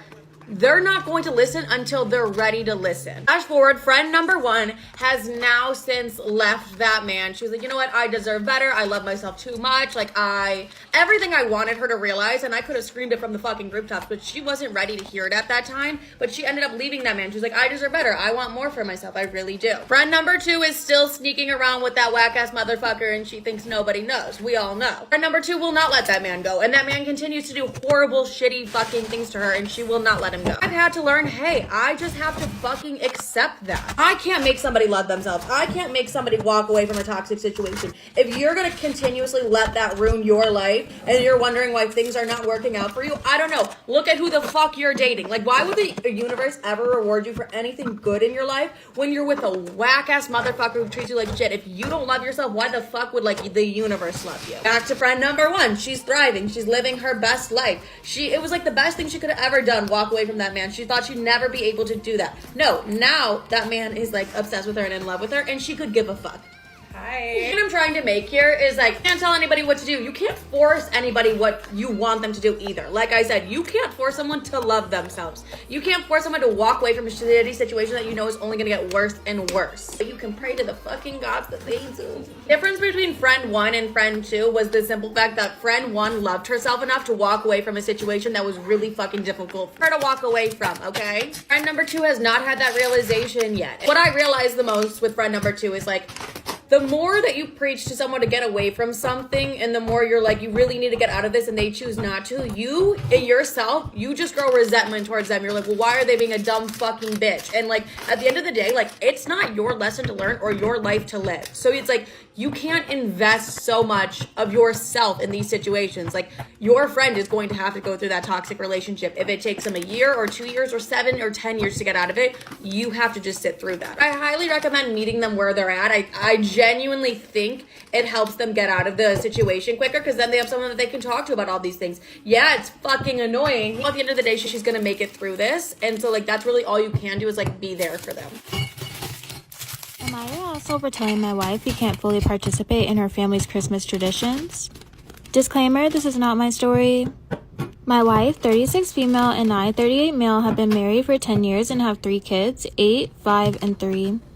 We both work full-time and live comfortably. I work in sales and have somewhat had a down year commission-wise, at least compared to the last couple of years. Along with inflation this year and the cost of growing 3 growing kids, our budget has definitely tightened a bit. Nothing too serious, we just aren't saving as much as we have been able to in the past years. But also enough of a change to warrant a careful look into our spending, at least in my opinion. My wife's family is large. She has 5 siblings and they all have kids. They also love Christmas. They make a huge deal about it. One of their traditions is that each sibling and their family buy a gift for each and every one of the nieces and nephews. We are also expected to buy gifts for each of her siblings and their parents. They at the least say not to spend more than $20 on a gift, but that's still hundreds of dollars. I also for telling my wife we can't fully participate in her family's Christmas traditions. Disclaimer, this is not my story. In my opinion, I would rather draw names for 1 to 2 people and get them a gift that is actually thoughtful. After buying school supplies for our older kids and both of them wanting to participate in fall activities this year, I looked at our budget and saw that we are actually spending more than we have in the past few years. I had a talk with my wife about where we can cut some of our spending. I suggested that we maybe have a talk with her family about their Christmas tradition of buying everyone a gift. She got offended and said that her family has been doing this tradition for years before I came into the family and she's not going to be the one to stop it. And also that we're going to have to find other ways to cut spending. She then suggested that we don't buy gifts for each other this year. When I asked her for other suggestions, she didn't have any. I showed her the numbers and she still didn't think it was a big deal. It's not like we're going to lose our house or anything, but I don't think she's taking this as seriously as she should. I suggested we cut back on things like Starbucks that she gets every day. She got pissed saying that I spend money on golfing, but I only golf 3 times a year. This secret comes from listener Georgia. My mum passed away last year, and my secret, the thing I can't tell anyone, is that I feel relieved that she's gone. Let me explain. I always had a complicated relationship with my mum. Growing up, she had a lot of expectations of what my life should look like and what our relationship should look like. She was a single mum, and I was her only daughter, and she wanted us to be super close. And for a long time, I wanted that too. But then, when I was at uni, I fell in love with someone, and that person was another girl. Let's call her Holly. I was raised Catholic, And when I told my mum about Holly, she was concerned about the fact that I was in a same-sex relationship. Oh, Mum, not okay. Yep. She said, "That's not you. That's not who I want you to be. That's not the expectation I had for you." That's hard. And I agreed with her. I was like, "You're right. I'm not gay, Mum." So I broke up with Holly. But I realized that this wasn't what I wanted. I wanted to be happy. Within a couple of weeks, Holly and I ended up getting back together. We kept our relationship a secret for a year before finally telling my family. My mum reluctantly accepted it, but it was hard. I think a lot of my family also saw it as a phase. That was kind of the first experience of me going against my mum's expectations. But it was like Mum saw every step in my relationship with Holly as a step away from her. For example, when I decided to move out, Mum was absolutely devastated. Over the next few years, I was just constantly trying not to disappoint her. There was also a lot of pressure to do everything with her. She expected me to call every day. She expected me to always live in the same area as her. She would get really upset if I couldn't make it to family dinner or stay over after a big family event. So much so that she would call me multiple times to discuss why I wasn't going and telling me that as her daughter, I had to be there. If I was going on a trip, I would be really nervous to tell Mum because she would say she wanted to come. Or she'd demand I spend the whole day before I leave with her. While I was actually on holiday, she would message me asking when I was going to come over once I was home. And then finally, when I would get home and go and visit, I wouldn't be able to leave just after a couple of hours. She'd tell me I couldn't leave, that I must stay for dinner, that actually I must sleep there too. I honestly felt like I was always letting her down, that I was never able to be who she needed. I realized maybe a year before she passed away that nothing I was ever going to do was going to make her happy. I was never going to be enough. Then she got sick. When we were in the hospital and she was passing away, I just felt relief. It was the first time I could make decisions and not worry about how she would receive them. I didn't have to disappoint her anymore. I didn't have to let her down. I miss her, of course. I absolutely miss her. It was so sad to lose her. Her life was valuable and she was a great mum at times. And sometimes I think, oh, it would be nice if she was here to see this moment or that moment. But if she could actually come back, I don't think I would want her back. It's hard to grieve someone and then also be relieved that they're gone. I don't know if I believe in heaven, but sometimes I feel like I shouldn't think these things because I don't want her to know that I feel relieved that she's gone. It's a horrible thing to think. I don't think many people who've lost parents feel the way I do. Oh my God, that's so hard. Very hard. Georgia, I'm thinking of you, Georgia. Am I the asshole for letting my mom sleep over? Apparently, Reddit voted yes, so I'm very interested. I've been with my wife for 6 years and we have a 3-month-old daughter. For the past year, my mom has been battling with severe depression following the incarceration of my brother. He lived with her when he got locked up, and she's never lived alone, so it took a toll on her mentally. He's in prison for 19 years, so I don't see it changing anytime soon either. I helped her get into therapy 6 months or so ago, following my wife making a comment about not wanting my mother here every single day. To be completely fair to my wife, it was in fact getting exhausting. My mom would show up at various times during the day without notice and hang out for hours because she didn't want to be alone, and entertaining her every single day was getting super irritating, especially given that my wife and I had zero downtime or alone time. So anyways, I got my mom into therapy. For the past 4 months, my mom has still been stopping by, but it's not nearly as frequent. She got a boyfriend now, so she's only been stopping by once or twice a week and doesn't stay for more than an hour. My wife still hates it, but she said she will take this over how it was any day. But 2 days ago, my mom showed up in hysterics. She was completely inconsolable. Her and her boyfriend were fighting, and I guess it just made all her mental anguish flood back. She asked if she could stay the night. I ran it by my wife, who said, whatever, and locked herself away in the bedroom. She hadn't gotten any sleep the night before. I told my mom, you can stay the night, but you need to leave in the morning. I'm going to be honest with you, my wife doesn't want you here. She hasn't been sleeping, and this is inconvenient. She said she would leave first thing in the morning. But the next day, she was even worse than the night before. She was freaking out and hyperventilating because she didn't want to go home to an empty house. Said she hadn't slept at all. She was afraid of driving, on no sleep, etc., and asked if she could take a nap in our bed so she could be rested for the drive. Our couch where she slept was not comfortable, apparently. My wife said it was fine, but she had better be gone by the time we got back from grocery and other errands. We left at 10 a.m., got home at 8 p.m., and my mom was still sleeping in our bed. The baby was super fussy and my wife was livid. She said, "Go wake her the F up or I'm going to tell her to leave and I'm going to lose my This is unacceptable." I tried waking my mom, but she kept saying 5 more minutes and turning away. My wife just looked at me and said, "I'm done with this BS," and packed up the baby again and left for a hotel. She said she won't come back until I go no contact with my mom and cut the umbilical cord because my mom didn't get out of my bed until nearly midnight and then went back to sleep on the couch instead of leaving. Oh man, this is a tough situation. Am I the a-hole? Am I the a-hole for going as the best man's +1 to my sister's wedding? My sister asked me to be her maid of honor, and I was single at the time. During the wedding planning process, I met the best man and we really hit it off. However, my sister was not happy about it in the slightest. She'd often make comments like, "Don't get too close," and would roll her eyes anytime we were flirting. The week before the wedding, we went on a joint bachelorette party where the best man and I shared a hotel room. The following morning at brunch, the bridal party joked around about it, but my sister stayed quiet. Afterwards, she pulled me aside and accused me of attention seeking and uninvited me from the wedding. The best man found out a few days later and asked me to be his +1, so I said yes. The day of the wedding, my sister wouldn't even acknowledge me, even though I told her congratulations. She clearly was not happy.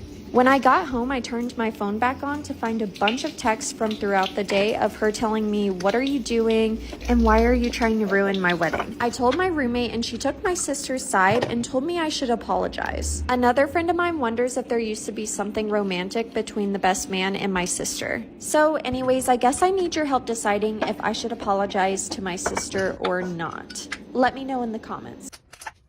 I've been with my boyfriend Matthew for over 8 years. We have been best friends since day one, and I've always felt extremely lucky and grateful for our relationship. Before getting together, Matt told me he was bisexual, which wasn't and will never be an issue for me. The only complicating factor when it comes to my partner's sexuality is that he has, for most of his life, kept it a secret. He is from a very religious family, and lots of our friends and loved ones are part of the religious community. Naturally, this has, at times, made my partner feel isolated and ashamed. Over the course of our 8 years together, Matt has asked for threesomes with men, to which I have declined. I have been clear with him since day one that while I have no issues with his sexuality whatsoever, I only want a monogamous relationship. I am not interested in non-monogamy or sexual exploration with anyone else beside the two of us. In 2018, we bought a house together. 18 months ago, he proposed. Yay! Congrats. It was one of the best days of my life. It was beautiful and romantic, and we are due to get married in a few months. We're throwing a mid-sized wedding. Everything is planned and paid for. And then, just a few weeks ago, everything took a turn. We were discussing a cheating scandal in our friendship group. One of our mates cheated on their partner. I was explaining to Matt that I was super surprised that our friend hadn't left the relationship and stuck with the cheating party. Matt then asked me if I would leave him if he cheated, and I responded that while I love him more than anything, I'm not sure I can be in a relationship with someone that I don't trust. Matt went silent for a long time. Then he told me what he did over a year ago. Oh my god. It turns out that on a drunken Bucks trip last year, Matt got high and had sex with a man. This is a man he'd known for a little while and who happens to be married with children. Upon hearing this, I became hysterical. I feel completely heartbroken and betrayed. Matt told me this secret has been weighing on him ever since it happened, and the only reason he told me is because he doesn't want to ever risk losing me. He said it was a one-off, totally random thing. There was zero communication afterwards, and the two of them essentially blocked it out and pretended it never happened. It's pretty clear to me that it was a big source of shame for them both. I haven't told a single person because I want to protect Matt from our religious loved ones, but this means I have now shouldered the stress and anxiety all on my own. I know that my silence, my not telling anyone what happened, is protecting Matt's inner peace and sexuality, but part of me also feels frustration and resentment that it's an easy way to protect him from taking accountability too. If Matt wanted to explore his sexuality outside of me, I have always been supportive of him watching gay/queer porn. So part of me does feel that the excuse of exploration is a big cop-out when we'd explicitly agreed to monogamy. We are due to get married in a few months. Without telling a soul, I have asked for space from him, and he is desperately trying to win me back. I really, really love him. I have always thought he was my soulmate and we'd spend the rest of our lives together, but I am not sure I'll ever be able to trust him again. Is this something that can be forgiven? I want your definitive answers. Oh. Should I cancel my wedding? Oh! Am I the asshole for not sharing a free meal with my anti-Instagram boyfriend? I post my food pics from when I go out to eat on Instagram. It's just for fun. I spend like 30 minutes a week on it tops. My boyfriend is a very sweet guy in many ways, but one thing that I'm not so much a fan of is that he often hops on the bandwagon of hating on innocent things. Not just not liking something, but making sure everyone knows he doesn't like it even if nobody asks. Of course. I can't help but notice a theme. Pumpkin spice lattes, pouty selfies, Taylor Swift, etc. Yeah. As you can guess, he's not a fan of the food pics and thinks it's very annoying and cringe. He doesn't even follow my Insta, even though he has an account. Interesting, okay.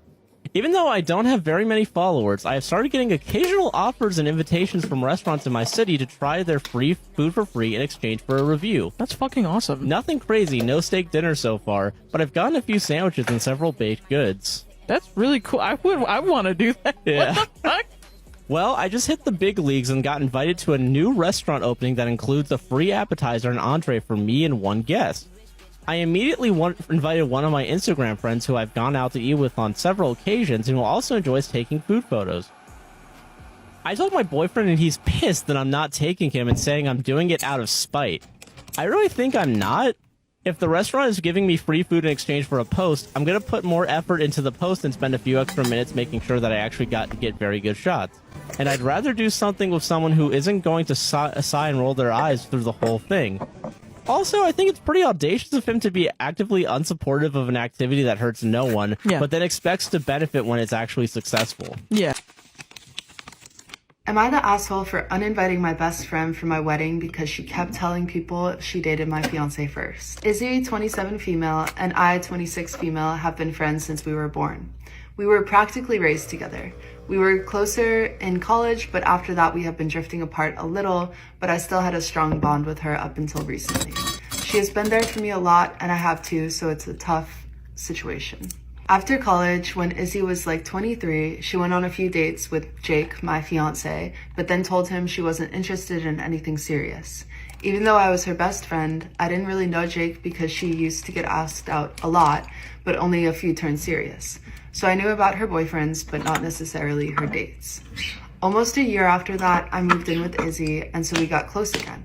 It was after this that I met Jake. We quickly became good friends. I used to talk about him to Izzy a lot, but it's when I showed her his picture that she recognized him and told me about her dates with him.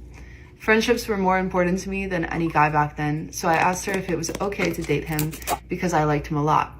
She said she had no problem and joked about it ever turning into a relationship, which I took as a joke. Jake and I became serious very quick. He is my soulmate. Okay, pop off. By then though, Izzy and I had lost touch a bit since I moved in with Jake and work became more of a priority.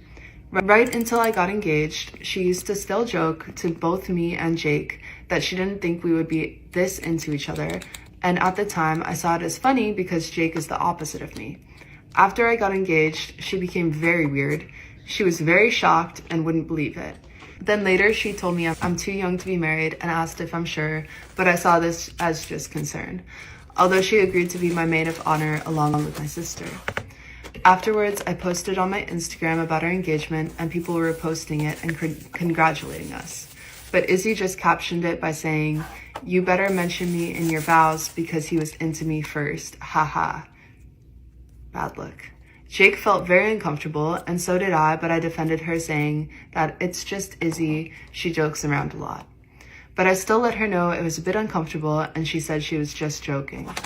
After Christmas, we hosted a dinner party, and that day, they just kept telling all the friends and family gathered that Jake dated her first, she let me have him, stuff like that. Even after telling her it's not okay, she joked around. Later, I told her she was crossing my boundaries and that it was not okay, to which she said I was overreacting. In the end, I told her not to attend my wedding at all. Good call. She seems like the type of person that would show up in a wedding dress. I've been overthinking a lot after that. Right now, people who know about this are just choosing sides based on who they know more. I'm worried I'm ruining a lifelong friendship when I'm not even right. Okay, unpopular opinion, just because a friendship is lifelong doesn't mean it's a good friendship or that you need to keep it. Just my opinion. What if to her it really was just a joke and I'm not being understanding? But she is not being supportive or positive, which I think is unfair. I'm confused. Am I the asshole? No. One day, I was walking home from school, and this guy in this blue Chrysler 300 rolls his window down, and he looks exactly like Jermaine Dupri with the glasses and everything. So he asked me, can I do something for him? And I just froze. And I started screaming and running for Mimi, my cousin. And she and her brother were like, what? And I was like, that guy back there asked me to do something. So for the next few days, they would let me walk in front of them. Days after you first got in touch, my boyfriend at the time and I ended our relationship. I think he sensed that I wasn't in it with my whole heart, and simultaneously I didn't want us both to be stuck in a relationship that I knew wouldn't make either of us happy. Good. Step 1, tick. Tick. It turned out to be the absolute right decision for both of us. Snaps for Penny. I really resonated with the idea of telling Tom about my feelings while making clear I don't expect anything and expressing the need to distance myself. There hasn't been a good opportunity to do so in person, and to be honest, I'm still on the fence about whether or not I should do it. Okay. No engagement. It's been a tough call to make. Fair. Last Friday, we had one of our really long phone calls, and afterwards I questioned whether I could actually endure distancing myself from him at all. He'll come to visit next Saturday. Who knows? Maybe I'll have the heart to tell him then. There was one comment under a snippet from the episode on Instagram that said, you have to choose your heart. And I guess the bottom line is, that's what I'm still trying to do. Thank you guys for telling my story. I really hope it has inspired someone to be less of a coward than I was. Oh, don't say that, Penny! No, I'm gonna cry. The person who sent me the story is tagged in the caption. One time when I was around 7, my family and I went to Italy. We were eating at the hotel's buffet, but this really annoying family kept taking all of the food that I liked. But I decided to just not eat and go to my room because I felt really sick. And when I was walking outside the buffet, I vomited on their table, which so happened to be right next to the exit. But now when I think about it, I'm actually really amused instead of embarrassed. And after that, whenever I went to the buffet for breakfast, the family would always try to stay away from my family's table or just exit in general. Am I the asshole for airing the mother of my grandchildren's dirty laundry in public? My son Tommy passed away suddenly 6 years ago. He was recently divorced with 2 kids with his ex-wife. The kids were 5 and 6 years old at the time of their dad's passing. The kids and Tommy lived with us for a year at one point. Tommy's ex, Marla, was serving time. Ooh, Marla. She stole from Tommy, a friend of his, and from my husband and myself. It delayed the divorce, so they have been separated for more than 2 years. The separation started when Tommy learned Marla had cheated. Damn, Marla? Damn, girl. We found out about the stealing afterwards, and she stole from us after the separation. All in all, Marla stole close to $35,000 between all of us. Marla has recently been released and started back 50-50 custody of the kids when Tommy passed away.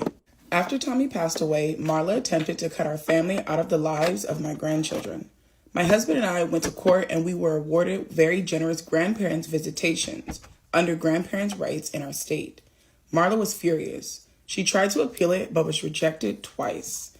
The relationship between us was not civil, so we kept it simple and we only communicated times for pickup. Dates were already specified. Marla remarried and now has additional children. Marla has asked a few times for us to include her other children. Marla, go touch some fucking grass. Are you kidding me? Are you kidding me? You literally stole from these people, tried to have their grandchildren cut out of their lives because you're a terrible person. And now that you're remarried and popped out more babies, you want us to include your other children? Ma'am, no, we're not going to do that. Y'all not the asshole. I don't even know what. No, hell no, you're not the asshole because this bitch is fucking crazy. No. Marla has asked a few times for us to include her other children. We ignored the request. She's yelled at us when we pick up our grandchildren and doesn't care if they hear. We stay silent generally. My husband and myself have no wish to be a part of her other children's lives or to play any sort of role in her and her current husband's life. We have a relationship with our grandkids. They're close to us as we are to them. They never asked to include their half-siblings, so we keep things the way they are. That's very good. I love it. I fucking love it. I'm here for it. Last week, my grandson had a school talent show that they wanted us to attend, so we did. Marla and her husband were there with their kids, but we sat apart.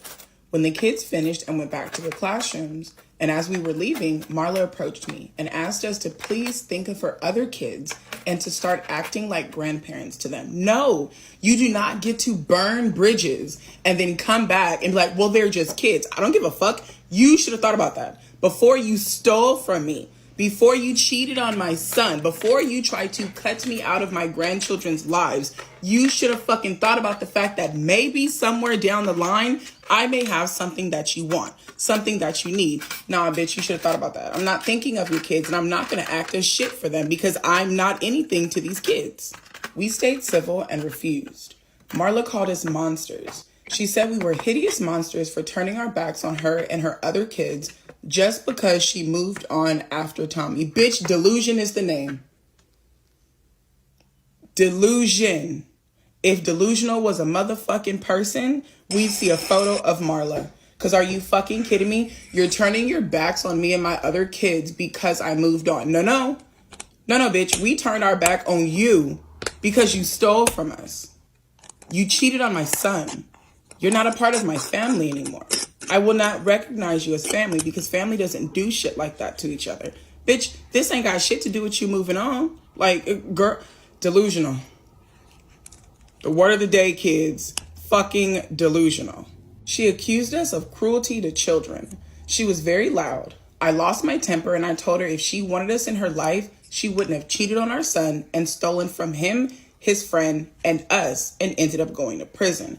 I told her we owe her nothing. We owe her children nothing, and she needs to accept that our grandkids will always be our grandkids.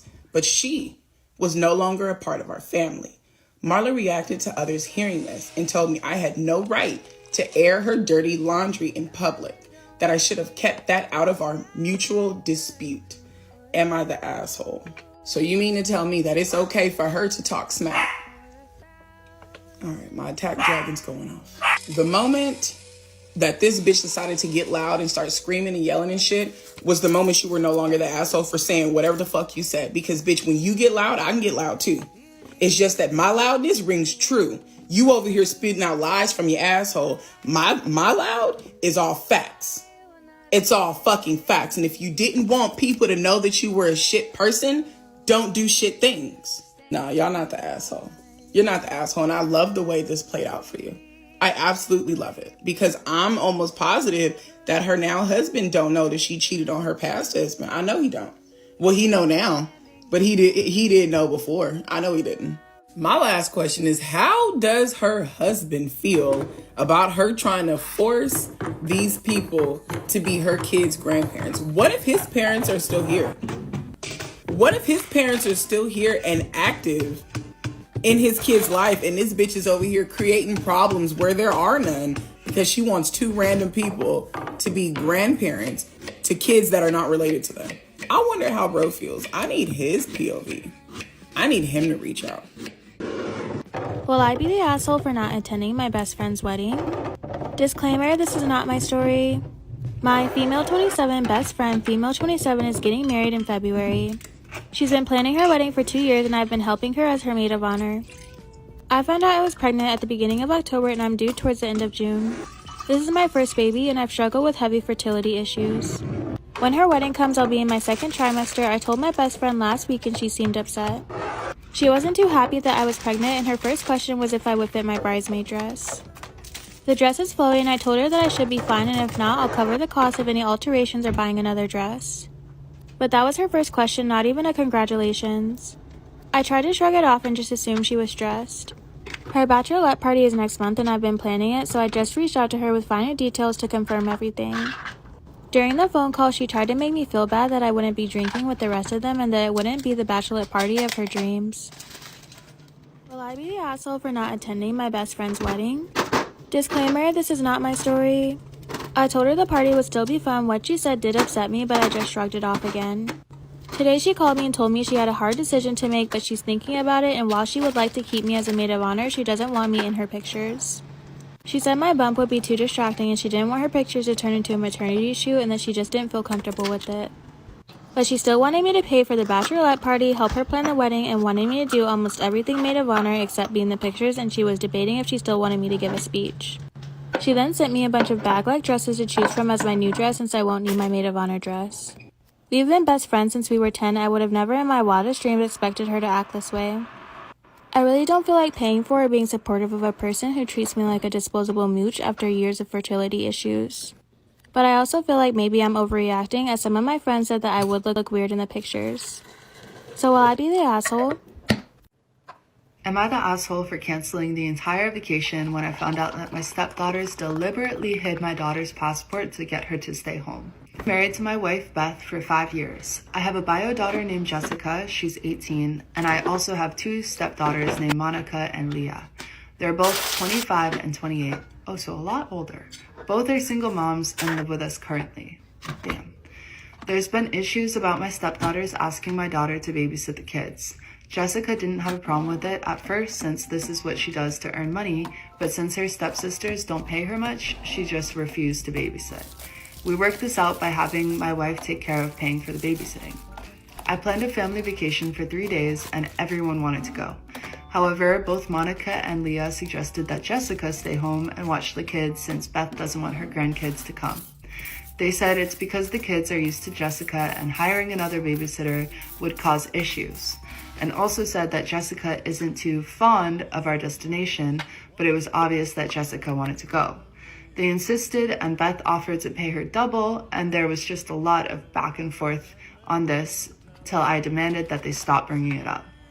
We were supposed to go last week, but when everybody had packed their bags and it was time to go, Jessica found that she didn't have her passport on her. We searched her bag, then went home and searched there. Beth and my stepdaughters kept insisting that we go back to the airport or else we'd miss our flight. They insisted that Jessica stay at home with the kids. They even told the new babysitter to go home because she was no longer needed. I refused to go and kept searching for the passport till Monica admitted that she helped Leah hide Jessica's passport to get her to stay home with the kids. Are you kidding me? I was livid. I tried to get her to tell me where it was, but she said that Leah had it. Leah denied, so I threatened to cancel the vacation. That's when they gave it back. I decided to actually cancel the vacation and blew up at both of them and berated them. Man, you know what? You should have just gone with your daughter and left everybody else at home.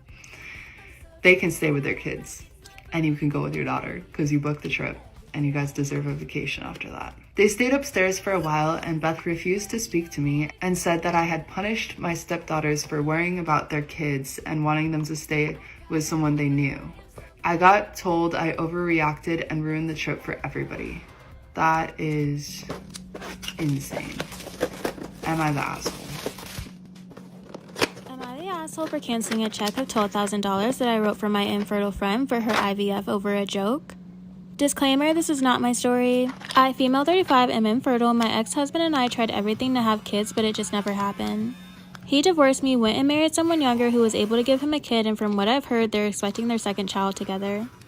It hurts so much seeing someone else have what I couldn't. I get frustrated with myself sometimes and with family blaming me for basically everything. I turn to my friends for support, especially Alicia. She's in the same infertile boat as me, but currently her and her husband are trying IVF, hoping it will work. Alicia asked me for help to pay for her upcoming IVF cycle. I agreed to write her a check of $12,000. I really wanted to help her and the money came with no strings attached. I wrote the check and gave it to her last week. She was very appreciative of it. The very next day, I got a sudden message from a mutual friend, Carol, with a screenshot of a conversation she had with Alicia. Turns out she and Alicia were talking about the next IVF cycle. Am I the asshole for canceling a check of $12,000 that I wrote for my infertile friend for her IVF over a joke? Disclaimer, this is not my story. Carol and Alicia were talking about the next IVF cycle, and Alicia said she hoped the cycle would work because she didn't want to end up divorced and having her husband go marry someone younger and have a baby with them and another on the way while she's alone at home without a family at 35. Alicia is 32. I was stunned and hurt. I knew she was talking about me. I didn't confront her about it. I simply contacted my bank and canceled the check. That afternoon, Alicia called me to ask why I canceled the check, and I told her. She went crazy saying she didn't mean it that way and she thought that it was somewhat an inside joke between desperate and fertile women. She came over with her husband the next day begging I write another check, but I refused. An argument started. Her husband thought I wasn't being supportive of her like when she was supporting me through my struggles. She left crying and we haven't talked since. Her husband keeps reminding me of the date of the next cycle, saying they can't have it after I took the money that was supposed to pay for it back. Some friends think I'm being oversensitive, but Carol's on my side. Am I the asshole for telling my wife to never volunteer me to help her family again? My wife, 38 female, and I, 39 male, have been married for 8 years, and we have a 4-year-old son. My wife's younger brother, Joe, and his girlfriend are moving into an apartment together at the beginning of June. But the girlfriend's lease is up at the end of April, so she needed to move out of her place. Joe currently lives in a studio apartment, so he doesn't have enough room for all of her stuff. They decided that they're going to move all of her stuff into a storage unit for a month until they get their new place. A little over a month ago, Joe had asked my wife if we would be able to help them move his girlfriend's stuff, and she agreed. My mother-in-law was supposed to watch our son so we could both help, but she felt ill and had to cancel. My wife suggested trying to get a babysitter for that day, but I didn't want to spend hundreds on a babysitter to help someone move. That's dumb. And bringing a 4-year-old with us would not be helpful to anyone. This turned into an argument between us because she said I should help them move while she watches our son because I'm stronger than she is and I know how to drive our truck with the trailer. I did not volunteer to do this. I didn't want to do this in the first place. You told them that I would be able to do this. So now that you backing out, why do I have to do it? You know what? All right. We gonna help. There's a little brother. We gonna help. I told my wife that she should help them and have them rent a U-Haul for the day. We compromised by telling Joe that I would help them, but they would need to get a U-Haul instead of using our truck and trailer. Then, the morning of the move, this past Saturday, my wife told me that a friend of hers got sweet tickets through work to a hockey game for the day and invited them. Okay, bitch, so now not only are you not helping move your brother and his girlfriend, you're going to a hockey game while I help your brother and his girlfriend move. That's fucked up. You the one who agreed to help them move in the first place. That's mean. Bro, I see why you're upset. Yes, they got sweet tickets to a playoff hockey game. She said she would be bringing our son since her friend was bringing her kids too. Great. So not only do I get stuck helping someone move, but my wife and son get to go and have an amazing experience together that I'm missing out on. And yes, this was my son's first major sporting event and I was missing it. That's fucked up.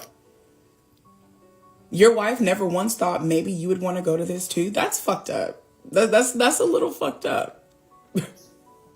Wouldn't you know it? Joe never got the U-Haul and his girlfriend wasn't even close to packed up and ready when I got there. I would have left. And that's when you should have left. It looks like y'all not done here and I'm only here to help move. Call me when you're done packing. I wouldn't have stayed there. Bro, hell no. I hope you left. Did you leave? I spent 7 to 8 hours and multiple trips back and forth helping them move. All the while, my wife is sending pictures to our family group chat of how much fun they're having at the hockey game. When everyone was home that night, my wife was surprised that I wasn't in a good mood. She said that I acted like I barely cared when our son was telling us about the hockey game and how much fun it was. I asked her if she was seriously confused about why I was upset. She told me to tell her. So I started railing off all the reasons I had to be pissed off. She volunteered me to help. She got to spend the day doing something very special with our son that I missed out on. Her brother and his girlfriend were not prepared, and I had spent the entire day doing manual labor. I ended my little rant by telling her she's never going to volunteer me to help her family ever again. She told me I was overreacting and I can't hold it against her that her friend invited them to the game. She also said I'm not being fair by blaming her for Joe and his girlfriend. I don't think you're the asshole at all because me personally, I would be pissed off too. I would be pissed the fuck off if I was basically volunteered. My wife's brother asked her if we could help. She said yes. Not asking you, didn't talk to you about it. She said yes, that you guys were going to help. But then shit happens And now it's down to you're the only person that's helping, and she's out having a grand old good time sending fucking pictures, and you're expected to be happy about it. Bro, I didn't want to do this in the first fucking place. You knew I didn't want to fucking do this because I tried to tell you that you should go and help your brother and his fucking girlfriend. But no, it was me because I'm stronger and I can fucking drive. And even then, they weren't fucking prepared. I spent all goddamn day with your brother and his girlfriend helping pack shit, which I wouldn't have done. Helping them pack shit as well as making multiple trips back and forth to the fucking storage. Ma'am, are you kidding me? Could you be any more selfish? Your wife knows that she was wrong. I truly feel like she knows that she was wrong because you told her that you were upset from doing manual labor all fucking day, that her brother and his girlfriend were not fucking ready. You told her, you literally listed all of this shit that made you upset all goddamn fucking day. Never once did you say, I'm upset that your friend invited you and our son to go to hockey. Never once did you say that. But immediately in her defense, you're just upset at me because my friend invited us to go somewhere. And don't blame me for my brother and his girlfriend not being ready. Bitch, who voluntold me?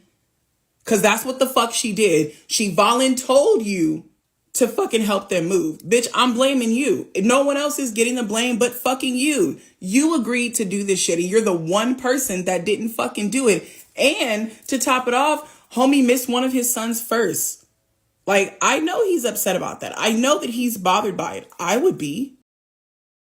Am I the asshole for not letting my miracle baby niece be the flower girl at my wedding?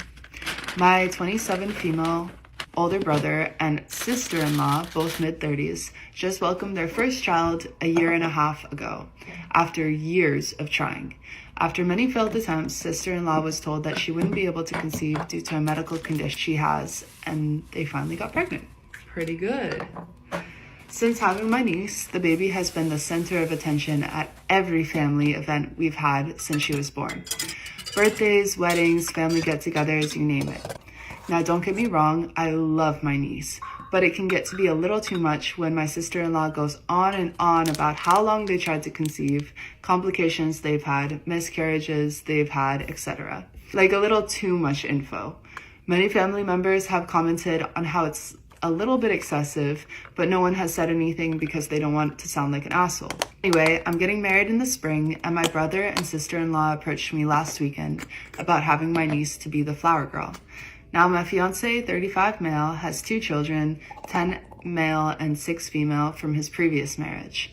His son is one of his groomsmen, while his daughter has asked to be our flower girl when we told them the news that we were getting married a year ago, as it's something she always wanted to do, so of course we said yes. So I explained this to my sister-in-law when she asked me about my niece. She asked if my stepdaughter can just carry my niece with her. I said I don't think she'd be comfortable with that considering she's 6. She then asked why I can't give the role to my niece and allow herself to carry my niece down as the flower girl. I said no because I already promised my stepdaughter. She then started going off about how my lack of effort to incorporate my niece is disgusting to her. I should honor her in some way since I know how long and hard they tried for my niece. Now, I may sound like an asshole for this, but I got kind of fed up and snapped and said, incorporate my niece? How? By the time the wedding comes around, she'll be 2 years old. The entire family already knows your story about how long and how hard you guys tried for her. What more do you expect for me to do to honor her? She started crying and said that I clearly don't love my one and only niece and I'm letting her down. I said, of course I love my niece and obviously she is going to be involved in the pictures and stuff, but I'm not going to let down my stepdaughter by giving my niece a role she's too young to remember anyway. Well, now my sister-in-law and brother are pissed off at me for not letting my niece be the flower girl and are running around telling the rest of the family I don't love my niece. That's a bit of an overreaction. My mom had been trying to stay neutral, but thinks my stepdaughter would understand if I explained to her I need to give that role to my niece. No. I'm firm in my decision though, and my fiance is thankful that I didn't let his daughter down. Yeah. Am I the asshole for not allowing my niece to be the flower girl? Once when I was playing Among Us, I went to put in a code to play with friends, and then random words came up in the code thing. I'll admit I was freaked out, so I started to say words back, and we've actually been talking for a while now. Turns out my hacker is nice. All right, this one's we have a unique perspective on. Interesting. Okay. Yeah. Am I the asshole for telling my super rich friend she is unbearable to hang out with? Ooh, okay. Yeah. Are we the super rich friend? Is that our unique perspective? No. Okay. We're not rich. But yeah, I was about to say, Yeah. I had a fucking cup of ramen noodles for lunch right before this, so yeah. Okay, but I'm ready. Okay. I mean, it is really self-explanatory, but I'll give some details. My bestie since childhood, let's call her Jenny, has her finances secured. She, 35-year-old, built and made an exit from a business, making her insanely rich. She comes from a very humble background, and I can confidently say that she has earned it by working for it. Okay. I come from a pretty average background and have a pretty average job today, and so do most of our friends. I don't miss anything, and I do have savings. I can go on trips, etc. Her story is a fairy tale, and we are all super proud of her, but a couple of years ago, she was approached by an agency that pushed her to become a public motivational speaker and podcaster. Oh, okay. So that's all right. Interesting. Since then, she has become increasingly unbearable to be around, and I eventually came to the point where I needed to tell her. Fuck. I'm offended. I'm so offended right now. They're coming for us, Sarah. They're coming for us humble podcasters. I'm joking. I want to say for the record, I'm joking because I'm willing to bet this is a completely different case. Because if this is a motivational speaker, that's gonna. I'm also like, listen. Shots fired. The podcasting community today. Let's be fucking real. There's some podcasts I find annoying. I'm not gonna stand up for all podcasts. No, yeah, there's absolutely. Yeah, so yeah, I'm willing to bet this motherfucker's annoying as hell. For sure. Since Jenny got rich, she has always been herself, just in a more fancy package, and I've loved that for her. You go, girl. She has always been super respectful about other people's finances, and when we meet up, she's always up for whatever the rest of us can afford with. Even on her bachelorette party, she made a deal about making sure to do things everyone could afford. When pursuing her journey as a motivational speaker and podcaster, I had to revisit everything I thought about her. All of her motivational tips were related to not wanting to be an average person, and that anyone can become just as rich as her if they weren't lazy. So, okay, wait, so this is also kind of like a griftery kind of thing then, if like in person she's like normal and like being respectful about the wealth that other people have, but then you're going on your fucking ridiculous podcast. Yes. And you're just being a huge asshole, like, just pull yourself up by your bootstraps. Yeah. And you can be just like me. Yeah. In one episode, she talks about making sure to surround oneself with successful people to avoid looking at average people as a quote-unquote acceptable norm. She even Don't look at fucking normies. They're poor. You want rich, good, successful, good-looking people like me. She even went as far as describing another friend's husband as her nightmare partner, as he quote-unquote lacks ambition. She didn't mention him by name, but other details that made us able to identify him. Over time, this worsened, and eventually other friends stopped inviting her to things. Now the podcast took another turn, and she started to talk about how to handle when people turn your back on you for becoming successful, and how quote-unquote lonely it is at the top. What top? I've never heard of this woman. Like, who is she? What are you talking? Because, like, top podcaster. What You're money not is this more fucker known than making? Joe Rogan. Yeah, like, come on. There's like, you're not a fucking. This story pisses me off. Yeah, okay. And it also, oh god, I have a lot of thoughts. I know. I have too many thoughts, and some of them are conflicting, but most of them are like, fuck this person. Yeah, I decided it was time to tell her that she's losing grip of reality, and that if she continues with being so judgmental in her podcast, she will end up just as lonely as she describes herself to be. Jenny got super pissed at me and told me she wouldn't expect this from her best friend, and claims I've been jealous and felt inferior to her my whole life, which is absolutely not true. She tells me the whole podcast thing is her playing a part, and that she exaggerates her opinions for reach. She thinks I am the one who has convinced all the others to leave her side, and wants me to apologize before ever speaking to me again. Help me here. Am I the asshole? Should I apologize? And I think, yes, you're the asshole, because this is what happens when you start a podcast. This is the natural progression of things when you start a podcast. Everyone who starts a podcast is a little evil on the inside. They start it, and then you get 10 followers and you get a big fucking ego, Yeah, and you fucking burn ego. all their bridges with all your friends. That's how it is. That's how it is. And you That's how gotta Mafia is. apologize. That's how Mafia work in the podcasting industry. No, I'm joking. No, yeah, this is a big bit. Yeah, Obviously not the asshole. Okay, She's a I mean, bitch. Yeah, fuck her.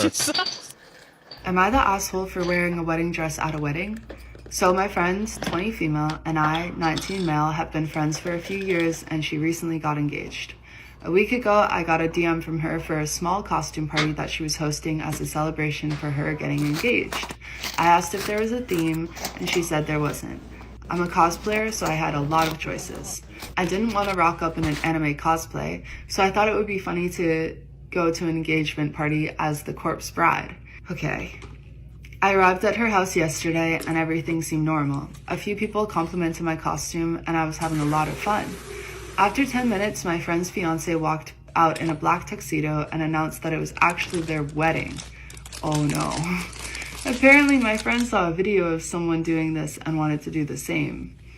He asked us all to go to the backyard for the ceremony to begin. I went straight to him. I asked him if I should go home and change my outfit and that I would get back before it started. He told me it was fine since I didn't know it was the wedding. I trusted him and followed everyone outside. They got married and everything seemed good. The reception was just in their house again, so everyone just walked back inside and picked up where they left off.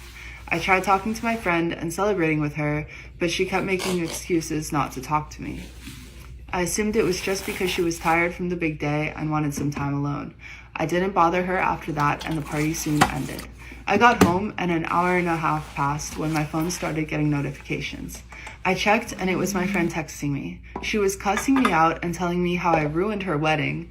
I was really confused and asked what I did. That only made her more angry. She told me it was basic knowledge to not wear a wedding dress to a wedding. I reminded her that I had no idea it was a wedding and that I asked her now husband if I should change and he said it was fine. She didn't respond, but I got a text from her husband. He asked why I would tell her he said it was fine. I told him he said it was fine. Then he said how I should have changed anyways and it's my fault that the two are now fighting over this. Oh man. I've tried texting her that I was sorry and that if I had known, I wouldn't have done it. I woke up today and saw her and her husband have blocked me on everything. So, am I the asshole for not changing out of the wedding dress when I found out it was actually a wedding? He had prescribed me some medication, but once I got out, I had realized that the medication wasn't helping me, but making me worse. I ended up downing my medication, and my mother and brother held me down as they made me throw it up. Fast forward 6 months, I was staying with my great-grandmother, and I had found that my other grandmother had just died. I thought I was okay until I went to the funeral, and I felt completely empty. I had also heard from my family members that my dad had disappeared for a whole month, only to find out he was homeless and put himself into a psych ward. Once he got out, we talked about how it was just hard to adjust to reality after getting out of the hospital. I found out he had a girlfriend, and one day he got into a fight with his girlfriend. It should be known that my grandmother, his mom, adored the girlfriend and somehow blamed my mom for their fight. She insulted my mother in a group chat, and I had called her out. At this time, my great-grandmother, who I was staying with, had taken my newly prescribed medication because I didn't really need it. Am I the asshole for telling my in-laws we're getting divorced because my wife cheated on me, since they thought I was leaving her because of her weight? No, not at all. I, 35 male, thought I was getting everything I ever wanted with my wife, 35 female, when we were in our late 20s. I truly loved her both when she was thin and now that she's plus size. She became plus size during her pregnancy, and I was still hot for her. My wife hated her new body, and she felt ugly despite all of my compliments. Over the years, she gained more weight and felt even worse about herself. More recently, she cheated on me. She had felt so low about herself that she wanted to see if men who didn't have to love her would find her sexy. I didn't have to love her because we have a child together. I loved her because she's her. We're getting a divorce and I want the process to be peaceful, but my in-laws, especially my mother-in-law, 57 female, were giving me hell because they thought I was this shallow jerk who was leaving his wife because she gained weight during pregnancy. They only think that because your wife told them that. Your wife did not tell her family that she cheated on you, that she's the reason that your marriage is ending. They only think that because that's what they were told. I was confronted by her parents again, and I told them the truth. Now my in-laws are giving my wife hell and she's miserable. I don't want her to be miserable. I just wanted my in-laws off my case. So am I the asshole? No, baby, you're absolutely not the asshole. But your wife, on the other hand, she 100% is the asshole. She's only doing this to save face. Your wife is selfish as fuck. Your wife is selfish as shit. I hated the way I looked so bad that I needed to go and step outside of my marriage, hurt the father of my children and my husband to see if somebody that I'm not linked to, someone that doesn't have to love me, still finds me attractive. That's selfish as fuck. And then when shit hits the fucking fan, consequences to her actions, she runs to her family and lies to make sure she's not the bad guy in this situation, as if you can't speak for your fucking self and tell them the goddamn truth. Nah, baby, your in-laws are only doing this because that's what the fuck they were told. And look, I get it. This lady is clearly going through something. She's got body image issues. She's got self-esteem issues. She's got a whole lot of issues going on, but none of that makes cheating okay. None of that makes it okay. A group, a herd, a series, a gaggle, a murder, a Congress, whatever fucking word you want to use, of decisions, of selfish decisions were made here. And if you don't want people to think that you're the bad guy in the situation, keep your fucking legs closed and don't step out of your marriage. My sister-in-law suddenly expects me to act like her kid's aunt, and I refused. My brother is trying to fix our relationship, but I am not interested. Am I wrong?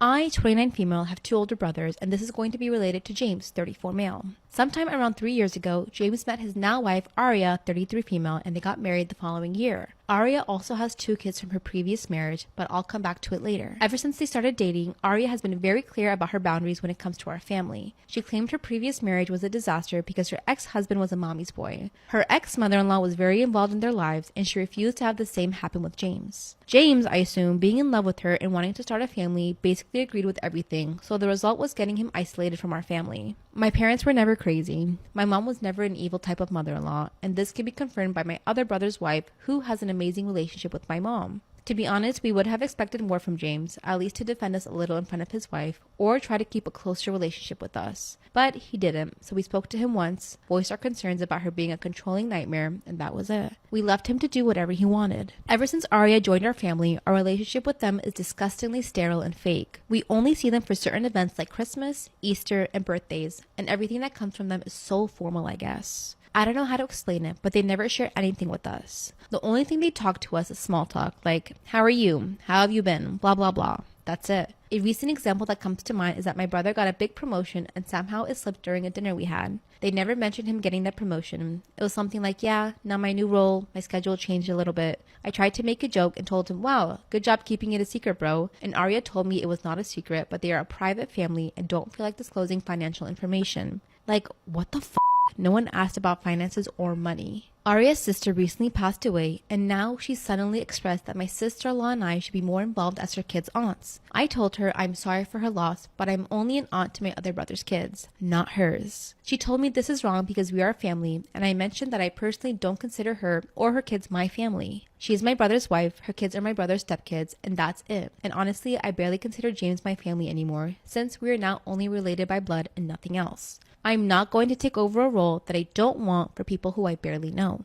Apparently my words affected James, who asked me if I mean what I said. I told him, yes, I mean it. He asked me what he can do to make it better, and I told him, I don't know. How do you fix 3 years of treating your siblings and parents like shit because of some strangers that entered your life in your 30s? He claims he's willing to try for us to go back to how things were, but I told him I'm not interested. He can continue playing happy family with his wife and her kids. He doesn't need me for it because I am not a clown to entertain his wife's kids when she feels like it.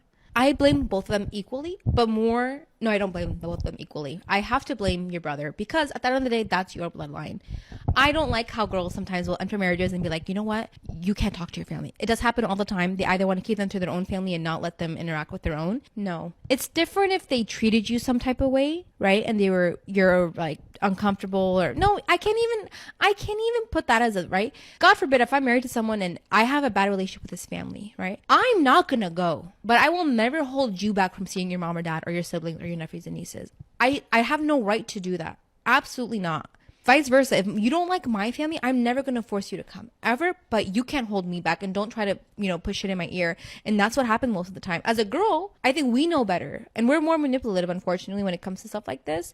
Guys would never tell us like, you can't go, stay away from your family, blah, blah, blah. I wish he would try. I'm going to be like, just says, you don't have to go. I'm going to go see my mom and dad. But what happens is that the guy just gets so in his marriage, and they're like, okay, whatever you want, whatever you want, whatever you want. And they don't really have a backbone. And I hope this doesn't run people the wrong way, but girls are mean. She wanted to keep him all to himself and keep it a certain way. The promotion thing would piss me off because I'm so close to my siblings and they are married. I understand the dynamic, and I get like, you just want, as long as my sibling is happy, that's all I ever want. But I don't ever want to see my sibling being abused emotionally, physically, mentally, all of that about. And I don't know if you stated it earlier, but if you ever had a conversation with your brother previously, like, what are you doing? Do you understand that you're isolating yourself from the family you grew up with your whole life for someone that you just met? For no valid reason. I wish you guys did something for him to be like, you know what? No contact. Then it's a different story. But you guys, just because I don't want in my previous marriage, she didn't even give it a shot. I'd be like, yo, I get that you have some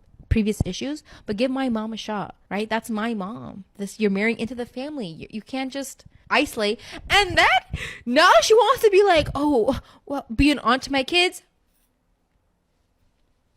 Good job. But she's 100% using and abusing you guys. She does not have good intentions. Warn your parents. She's going to try to be like, oh, sweet grandparents, blah, blah, blah. She's just looking for free childcare. I don't like how this sounds at all. It's she's been distant for how long? 3 years. And all of a sudden, now that her sister passes away, she's like, oh, we are family. Get out of here with that. Don't believe it at all. She's not reconnecting out of love, just circling back for babysitting services. Once a cheater, always a cheater. Here's how I got the best revenge ever. Storytime. Please excuse my little polynucleotide bruises. So I had been on and off again with this smoking hot guy for quite a while. We'll call him Steve. Then out of nowhere, shit just gets so weird. I comment something cute on one of his Facebook posts and I get this random message from this girl telling me to pipe down because he already has someone. Now, this is giving red flags because this girl sounds pretty confident here. So naturally, I confront Steve on this and Steve is like, oh, don't worry, she's just a friend. We only started talking like a month ago. So I dropped the whole, listen, you can either get rid of her or you can get rid of me. This guy chose to get rid of me. So then about a month later, guess who comes running back to me? Enter my fake profile. I put it under the name Amy Stevens. I make this profile with a sizable amount of gorgeous bikini pics of this sexy girl on the beach. Then I go in and I add enough info and enough friends to make it look like a legitimate page. Then I get to chatting up Steve through this fake account. Now here's the thing, Steve is currently in uni and gets the bus to and from because he doesn't have a car at the minute. Who comes to the rescue? Why, it's our girl Amy, of course. I arranged a special little date night between Amy Stevenson and Steve. She was going to pick him up from uni and they were going to go out for this gorgeous romantic dinner after his studies. At this time, Steve is starting to act a little bit too happy for my liking. Here's the thing, Amy Stevenson conveniently doesn't get off work till an hour after Steve's class is finished. I get a text from Steve saying that he's going to go to the bar with some friends and I'm like, okay, well, what time are you going? Do you want to hang out before that? He's like, no, it's all good. I'm just going to sit in and study until the guys are ready. So this is when the following text conversation starts to ensue. Amy Stevenson isn't replying. So Steve says, hey, are you coming to pick me up soon because the buses will stop running any minute? Amy replies, yeah, sorry, had to do overtime, on my way. Steve, okay, can't wait to see you. Oh, trust me, Steve, you can't wait to see me. So time drags by. Amy is now an hour late. She texts saying, I'm speeding to you now. 5 minutes later, fuck, I just got pulled over by the police because I was speeding. Steve says, oh God, okay, get here as soon as you can, please drive safe. More time goes on and Amy is now 3 hours late. And from the texts, you can just tell that Steve is pissed off at this point. And this is when I finally decide it is time to break the news to Steve. Steve gets a final text. He texts her saying, hey, are you still coming? To which Amy Stevenson replies, no. I've decided I don't go on dates with lying scum. Steve is like, wait, what? And then I reply and say, oh yes, this isn't Amy.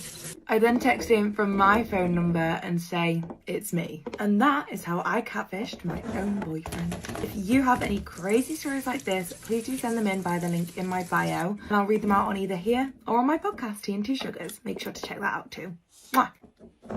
My best friend out of my wedding 4 days before it's supposed to happen. Story time. So I am getting married in 4 days time. I'm not a picky bride, so I asked for 2 things from my bridesmaids, and that was to buy a burgundy chiffon dress from Club L and just some little silver shoes. So about 3 or 4 weeks ago, I was like, I should probably check where everyone's at with the dresses. Everyone responded that their dress had been delivered or was on its way, except for one person, and this person was Amy. She didn't say my dress has arrived, yes I've ordered it. She just responded with, I have a dress. And that wording made me a little bit uneasy, I won't lie. So I came up with the idea of just texting Amy and saying, can you send me a little picture of the dress just so I can see what everyone's gonna look like? She was like, oh, I don't really want to send a picture. I was like, why? Did you not order one? And she tells me that no, she hasn't ordered one because she already has a maroon dress. Anyway, she ended up sending me the dress. Was not the right colour at all. I actually don't know how she got it so wrong. So after this, I'm like, you can either find yourself a dress, order one from the website, or you're not in my wedding party. From there, we get an absolute barrage of texts from Amy like, oh, I'm such a bad friend. I'm so sorry I did this to you. Please don't cut me out of the wedding party. I just can't afford a dress right now. That was the reason she could have just said that and I would have helped. But Amy consistently goes out every single weekend, gets absolutely hammered, spends hundreds of pounds on alcohol. So can you really not afford a dress? Now, I would class myself as quite a chill bride. I didn't have a hen do, I didn't have like a bridal shower or anything like that. So no money has been spent on me and my wedding so far by anyone else other than me. I literally just asked this one thing of my bridesmaids and Amy couldn't even do that.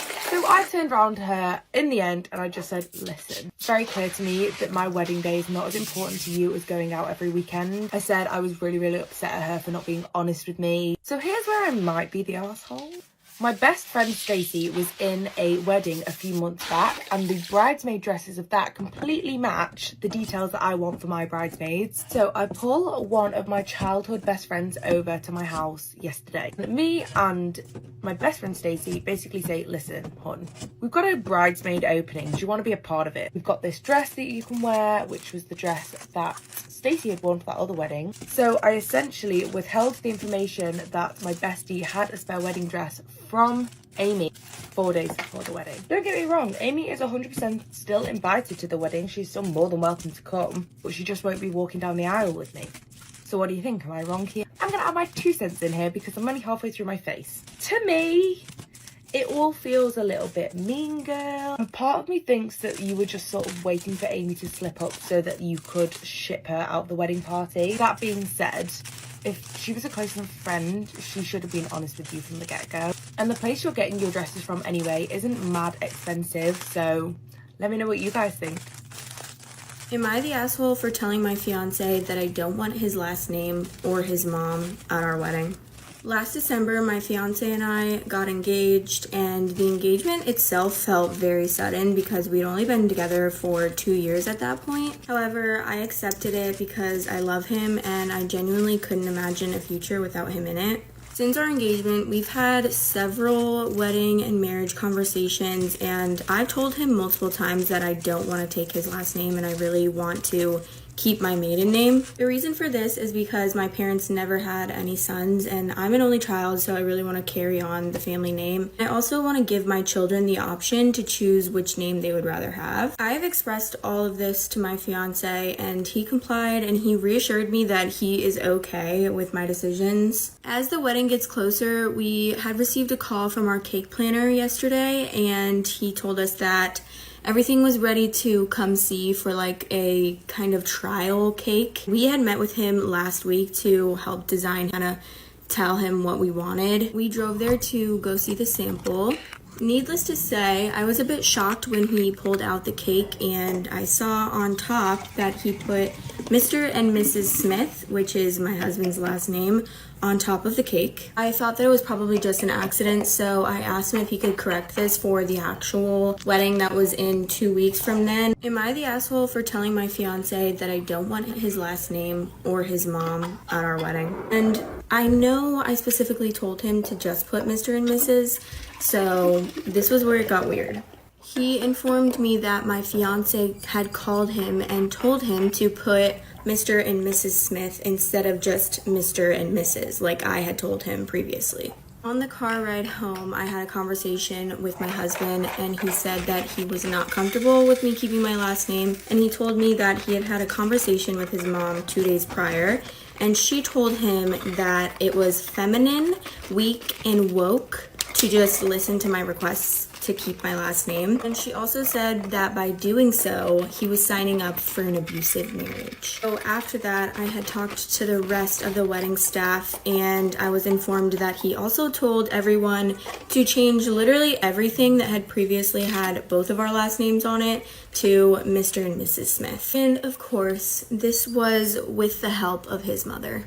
After that argument, I told him that I would call off the wedding if he did not comply with my wishes. And I also told him that I did not, under any circumstances, want his mother at the wedding ceremony either way. He moved out after that, and he has refused to talk to me since. So I just want to know, am I the asshole? My ex-fiance wants to meet up after leaving me at the altar almost 4 years ago. I, 29 female, was supposed to be getting married to my fiance at the time, Jay. Everything was going perfect. I was in my dress, had my makeup on, taking pictures with my bridesmaids. I was pretty much ready to walk down the aisle when Jay's best man pulled me to the side and said Jay was gone. He'd gotten into his car and left, and no one was able to get a hold of him. I came home to our apartment and all of his stuff was gone. He'd pretty much been a ghost ever since he left me, and I had to force myself to move on. I ended up going on our honeymoon with my best friends, and then put myself in therapy to heal from the horrible trust issues I now have. I haven't heard from him once until today. I guess he got back into contact with an old mutual friend who gave him my number. Jay texted me and said he wants to meet up and apologize. I swore Jay was a dead memory, but my curiosity and desire to get closure with him is pestering me. My current boyfriend supports whatever I decide, but I feel out of respect for him and how wonderful he's been, I should ghost Jay. I'm very confused and have no idea what to do. Part 2. My ex-fiance wants to meet up after leaving me at the altar 4 years ago. I did meet up with Jay. It was part of a 12-step program and he was making amends. We met up at the park and my boyfriend came with me. He sat off to the side while Jay and I talked. I actually feel stupider after meeting up with him. There were a lot of things in our relationship that would have had me out the door if I had paid more attention and if he wasn't such a great liar. For the last year of our relationship, he had been doing drugs and cheating on me. He had been struggling with his sexuality for years. It's not surprising it ended this way now knowing the truth. His family's incredibly homophobic and they are horrible people. I wanted nothing to do with them when we were together. The drugs were something to get him through the day and act like he was in love with me. He had met his boyfriend at work and I had actually met him a few times when I dropped off lunch for Jay. His boyfriend said he needed to choose and Jay chose him. So he packed up his bags and pretended everything was okay until his boyfriend came to pick him up and they moved 2 towns over. He's no longer with his boyfriend. He thought he could quit the drugs once he was free of his family and the lying, but he couldn't. Part 3. My ex-fiance wants to meet up after leaving me at the altar 4 years ago. His boyfriend found out and left him. He kept going, getting high, hooking up with randoms. One of his regular hookups ended up ODing while they were sleeping in the same bed together and passed away. He then realized he had to get sober. He apologized for just not being honest with me and leading me on like he did. He wished he could go back and be truthful because I, out of everyone, would have been the most accepting of him being gay. He said he missed me when he left because even though he didn't love me romantically, I was his best friend. It was a lot to take in. I told him while I'm glad he's okay and is doing better, I prefer for us to not have any contact moving forward, but I do forgive him. He said he understood and he was only in town for a few more days, and then he'd be gone for good again. I'll admit, when I got home, I cried. My boyfriend held me and ordered my favorite takeout. He's been really the best and didn't pressure me to talk about anything until I was ready. So if I got anything out of the worst day of my life, it's led me to who I'm with now. My boyfriend left me for his mom. Me, female 22, and my ex, male 24, had been in a 5-month relationship. It was very passionate and we loved each other so much. We were planning a future together, however, his mom is very controlling and he's a mama's boy who does everything she says. He admits his mom is difficult and relies on him for many things, but he doesn't stand up to her. She gets pissed at the smallest things and doesn't listen to other people's opinions. Almost every day I would be at their house, but I have always been respectful and followed their rules. I have tried to do favors for his family as well, like bring them to my neighborhood pool. On that note, she would invite her family over and has even invited her neighbors' kids. Out of respect, I allowed them to come. His mom has even attempted to check into the pool as me. My ex has a 6-year-old sister who I'll call Bella and a 16-year-old sister named Brianna. Bella is an extremely misbehaved child who constantly acts out and does not listen. For example, she punches and stomps on her iPad till it completely cracked if she loses a game. My My ex and Brianna are aware of her behavior. Even for a 6-year-old, her behavior is extreme. When I'm at their house, they tend to just ignore it. Despite this, I am incredibly close with Bella. His mom frequently leaves us to watch Bella. My ex normally plays video games while I spend the time playing with her.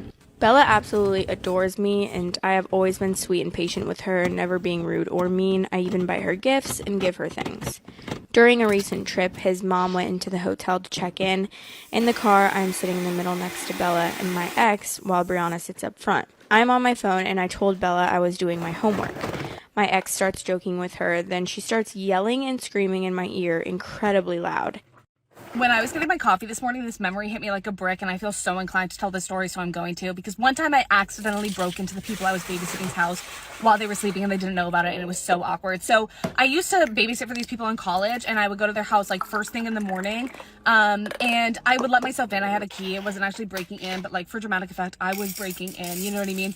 I would get there. I would have my coffee at the kitchen table. The kids would be asleep. The dad was asleep, and then they would all like come downstairs eventually. The dad would make the kids breakfast. I was just chilling. Like I was straight up there for the vibes, and like they must have loved my company and just like really wanted me there.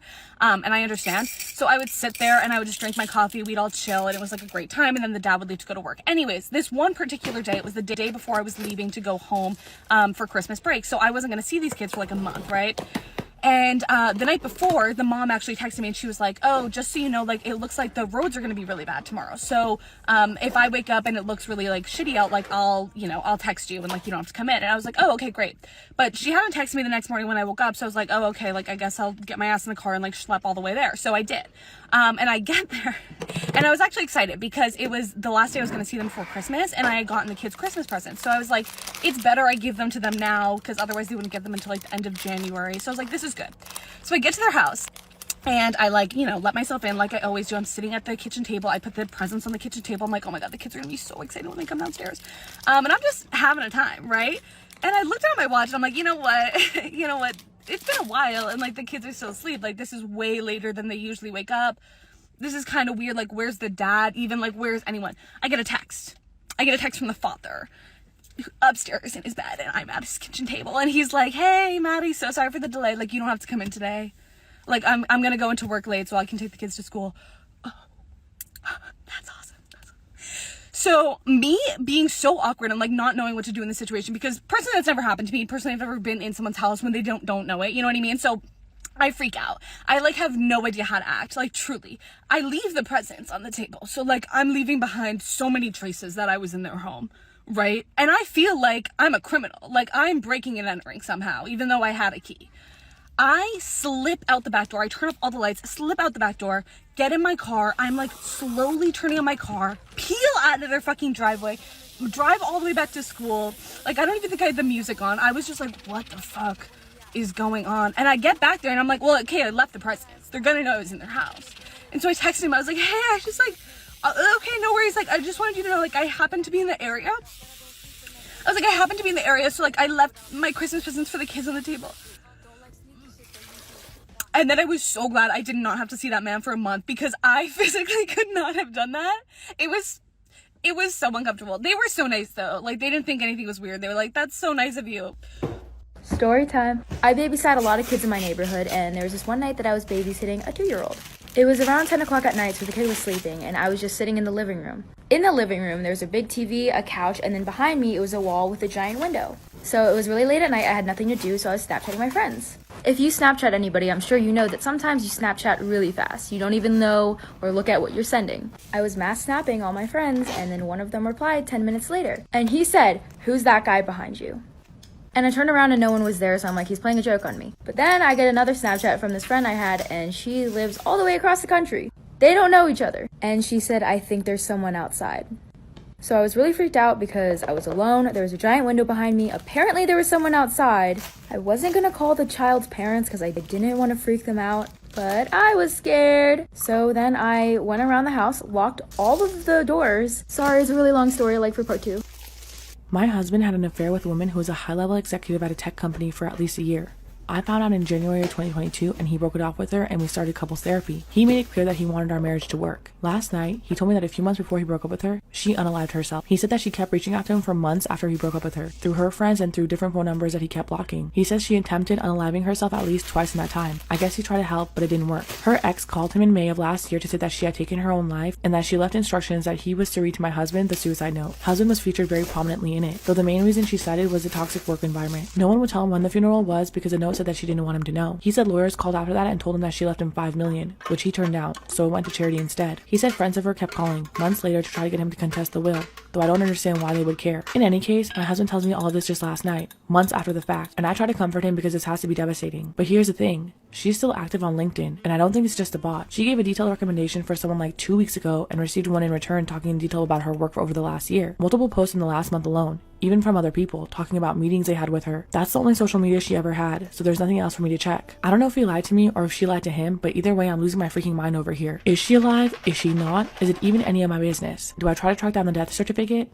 Call her office and see if she still works there? And if she is alive, what then? Is that better? Do I tell my husband, or do I take the secret to my grave? I don't actually want her to be dead. It would mean that she put together an incredibly elaborate scheme and got multiple people in on it, all to convince him that she unalived herself, but that he was only partially responsible. It makes no sense. It makes me feel crazy like how I felt during his affair, before I finally had enough proof that he couldn't possibly deny it. I knew something was wrong, but he swore I was just paranoid. Months of lies like that work their way into your brain. You question everything you think because you can't tell what's real anymore. This just brings all of those feelings right back to the surface. And on top of that, I feel so selfish for even questioning it. A woman died. What's wrong with me that I would even consider the possibility of some giant conspiracy like this? I just want this to stop. I want to go back in time and unknow all of this. Maybe I should just leave it be. But I feel like if I could just be certain of the truth, whatever the truth is, then all these feelings would stop. I can't talk to anyone about it, because none of my friends even know about the affair. And because, let's be real, I'm a horrible person for even thinking this might be true. Story time! And this happened to me like 40 minutes ago. So I was driving home tonight, and my apartment building is on a street that's a dead end. So I'm gonna make this hair clip my car. So I was driving onto my street. So if this is my street and it like ends there, my apartment building is here. So I was coming with my car here and I turned there onto the street and I parked about here. So all I had to do was walk from here to here, which is like 10 meters. And that's like, what, 30 feet or something. So it's really, really close. All I had to do was walk there. So I parked my car, I got out, and as I started walking towards the entrance of my building, a man that was actually close to my building saw me. And suddenly, he started running towards me. And as he was running, he was yelling, "Shut your mouth! Shut your mouth!" So I, luckily, was still close to my car, so I jumped back in and I locked the doors. And just as I did that, the man arrived at my car. So because I was already inside, he went to the front of my car, so here, and he put his hands on the hood of my car, and he was like, "Get out of the car, open the window, get out of the car." So I was sat there, and I knew what I had to do was put the car in reverse and back out of there to go back from where I came from, because that's the only street out. So I put my car in reverse, and his hands are still on the hood, and he's still yelling at me. And I reverse, and as I'm doing that, he like follows my car and is like, you know, like following my movement with the car. So I was like, okay, well, I have to like really quickly like turn to go that way, because if he goes to block the street, I'm stuck. Like I literally can't get out. So he's following me, his hands are on the hood of my car. I quickly turn and I get out of the street that way, and I managed to get out. I then had to drive around for about 25 minutes, waiting for him to leave my street so that I could park my car and go home. I'm just really tired. Like, I just really want to be able to go home without that happening. I mean, I know that doesn't happen every day, but still, like, it happens often enough that it's really frustrating. I mean, not only is it obviously scary, but it's just like, why can't we just go home without being threatened? Story time, and this is Eva's story. When Eva was 18, she went to a club with her cousins, and when she was there, she went to the bathroom. On her way back from the bathroom, a guy in his 30s grabbed her wrist and was like, "Let me talk to you." And he started getting really close to her and was being really seductive. So Eva's there trying to get her arm free, and eventually, after 5 seconds, she gets it free and she goes back to her table. A few minutes later, the guy storms over to her table and starts yelling at Eva's cousins, saying that little girl better be careful because she shouldn't be so disrespectful towards men because some men carry guns. Eva is one of the women on this t-shirt. Violence against women is a really big problem worldwide, and all proceeds from this t-shirt are going to a charity that's working to end violence against women. If you want more information about the t-shirt, you can click on the link over here, or you can go and watch the next video on my profile. Am I the asshole for refusing to let my parents meet my children because they didn't want me to marry my deaf wife? No. You will not have anything to do with my children if you don't respect their mother. My 29 male parents didn't see that my wife, 28 female, has a big heart and an awesome personality, nor did they see how beautiful she is. All they saw was that she was deaf. I asked them how could they be so ignorant. They argued she will pass her disability on to any children we have, and so what? They're still fucking people. You know what you do? You learn sign language. That way you guys will always be able to communicate with each other. It's not that fucking hard. Long story short, they said they won't accept her into the family. I said, then you aren't accepted into ours, period. Don't nobody want to be a part of your little stank-ass family anyway. It's better over here. Anywho, my family, the one that I'm choosing to create with the woman that I love, I will always choose her over you. I love it, sir. Protect your queen, especially from your family. I also told them any children we have, they weren't going to know anything about them. Jessie cried when I reluctantly had to tell her why they weren't attending our wedding. I hated them more for that. Only my sister, 29 female, came, and she's the only one that I speak to, but I haven't spoken to or seen my parents ever since. We now have twins, a boy and a girl. They're both hearing. My sister came to visit and said our parents found out about them and asked her to ask me and Jessie if they could meet them. No, for a few reasons. One, how'd they find out? Is it because your sister told them? Two, just because we had kids does not change the fact that you guys were blatantly disrespectful to my wife. No apologies have been offered. None whatsoever. And you think I'm going to allow you to come around my children so you can disrespect their mother in front of them? No. Now, I'll pass. Hard pass, bro. I immediately shut that down. I told my sister to remind them they rejected Jessie first and they can fuck off. My sister later texted and said they both want to apologize. I said it's too late. They're apologizing not only because they found out that you have children, but because they found out both of your children are hearing. Had your children come out deaf like your wife, they wouldn't even be bothering to reach out to you. They're not even reaching out to you, matter of fact. They're playing telephone through your goddamn sister. No, I don't buy it, but that's just me. I told Jessie about the request. She said maybe we can reconsider and take it slow. My friend said that it can be the healing and closure that I need. I don't know if I want it. I don't know if they're wanting to see my children because they found out they're hearing. I don't know if I'm being selfish and only thinking about how I feel. So am I the asshole? No, babe, I don't think you're the asshole at all. You know your parents a hell of a lot more than I know your parents. But in my opinion, the only reason they're bothering to reach out and apologize now is because they found out that their grandchildren are hearing and not that they're deaf. Because if they really felt so bad about how they treated your wife, they would have reached out to you before they found out you had children. They're only doing this because they want to be around their grandchildren. I get that your wife wants to reconsider and possibly take it slow and give your parents a chance to be in your kids' lives. But me personally, I wouldn't even give them that. I wouldn't, because your parents chose to not accept your wife. They didn't have to absolutely love her. They don't have to sleep beside her every fucking night. All they had to do was keep their fucking mouths shut and be respectful. And they chose not to do that. They chose to spend all this time without their son in their life because they did not like the woman that he chose to be with because of her disability. The fact that you loved her was not enough for them to love her. I wouldn't give them another chance.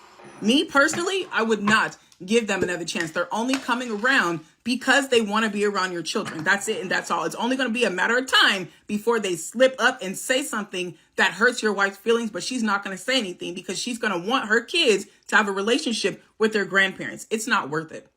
It's not worth it. Like I said, you know your parents a hell of a lot better than I do. But from what I'm seeing here, it's not worth it. I wouldn't give them another chance. Once again, Reddit has just confirmed I have never had an original thought in my life. Because I was going to get on here and say that I would tell your parents they must learn sign language if they truly feel bad for how they treated your wife and if they're actually intending on being a part of your life and being respectful. They must find a way to communicate with your wife. It's not that hard. It don't take a whole lot, just a couple hours a day, if that long, and they can slowly learn enough to be able to effectively, respectfully communicate with your wife. I came down to the comment section and literally the top comment says, they can come when they've learned sign language.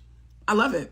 I'm here for it. And I love to know that I'm not the only person thinking like this. Am I the arsehole for announcing my sister's pregnancy after finding out that my boyfriend is the dad? Story time. So I was with my now ex-boyfriend Steve for a few years, until a couple of weeks ago, when I found out that he got my 18-year-old sister pregnant. He was around one day and I heard them in my sister's room freaking out over it. Not because she was actually pregnant, but because she knew that if I were to find out, she knew that I would be completely done with her and that Steve did not care about this child. I decided, hey, I see these really fun revenge plots going on all the time on the internet, so I'm gonna have my own fun. So I held it in until a big family gathering, making sure that everyone was there.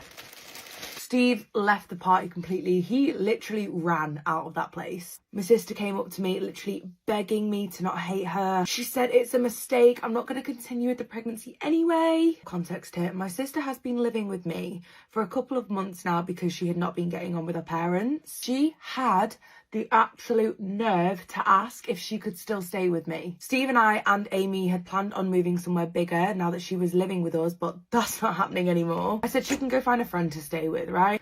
Now the problem here is that she refuses to go and stay with a friend. She doesn't want to stay with anyone else but me. She says she feels safe with me. She can't afford a place on her own and she won't go and stay with her parents. Steve, gone. He's refusing to have anything to do with this situation.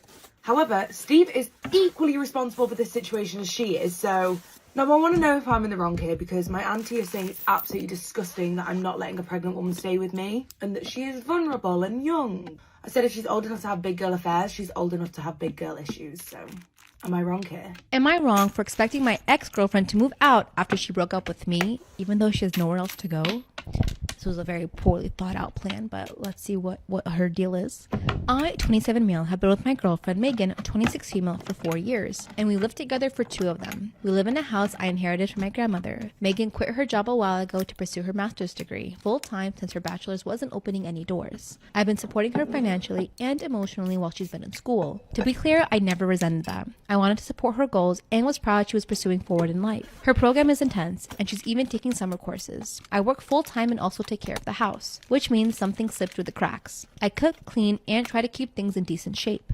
It's not perfect, but I genuinely don't think it's bad. I'd comfortably have friends over without worrying about the place looking or smelling off. I'm not an amazing chef, but I know my way around the kitchen. But yeah, they're mostly basic dinners. The past couple of months have been hard. Megan's stress levels have been through the roof and the tension between us have grown. She's been unhappy with how I clean or cook, saying I don't meet her standards. I get that she's overwhelmed, but I feel like nothing I did was ever enough. I still tried to be patient and supportive, but things hit a boiling point and we had a big argument. Megan broke up with me. It hurt, but I honestly think it was for the best. We were clearly not making each other happy anymore, so what was the point? Here's the problem. Now that we're no longer together, I think it's fair for her to move out. She doesn't agree. She says she has nowhere else to go and that if she's forced to leave, she'll have to drop out of her program. Her mom and stepdad live the RV life and she doesn't have friends who can take her in. She did receive a decent amount of money from her own grandmother when she passed, but she used most of it to cover her tuition. I know she wasn't blowing it. It really did go to school, but now she's tapped out and stuck. I get that this situation sucks and I don't want her to crash and burn, but I also don't feel like I should have to keep living with someone who broke up with me. I'd already given her 45 days to figure something out, even though legally I'm only required to give her 30. She's now trying to say she wants to work things out, but to me, it feels more like panic and desperation than a genuine desire to fix the relationship. I don't hate her, but I don't think it's healthy for either of us to keep living together in this limbo. So, am I the asshole for expecting her to move out after she broke up with me? Okay, absolutely not. She's using the crap out of you. Do not get back together with this woman. I don't know why she thought you were gonna let her stay there without at least paying rent. Offer like, hey, I'm gonna break up with you, but I'm continuing to live with you and have you cook for me and clean for me and give me a house over my head. It makes absolutely no sense. I would have been like, yeah, get out of here, right? I get that master programs are hard. I've done it, but I also worked full time when I did it because you have to self-support. How are you gonna get through life? You can't be relying on someone else while you're going through school. And that's so kind of you. She's 26. She's more than McDonald's hires, Uber drivers. There are so many ways to make money now. You can't be, I don't know what in your head possessed you to think that you could break up with someone and live in their house rent free or still have a place. Forget about the rent, living in the same house. That's just so awkward and weird and just, why would you ever want to do that? You're not the asshole at all for expecting her to leave. You're way kinder than I would. But I'm like, oh, you don't want to, okay, you have a week. Goodbye. Find a hotel. Oh, when you're prepared to break up with someone, have stuff lined up beforehand and be like, okay, I'm going to sign an apartment next week. Like, I'm going to break up with him before. Like, just get all your ducks in line before you make such a drastic decision. Do not get back with her. No good intentions. I told my boyfriend he was the same size as my ex. My boyfriend and I have been together for about a month and a half, and last night we were intimate for the first time. Afterwards, we were laying in bed and talking, and he asked me if he was the biggest I'd ever had. Oh, sir. I asked him if he wanted me to be completely honest, and I asked if he was going to be upset about my answer. That means no. He said no.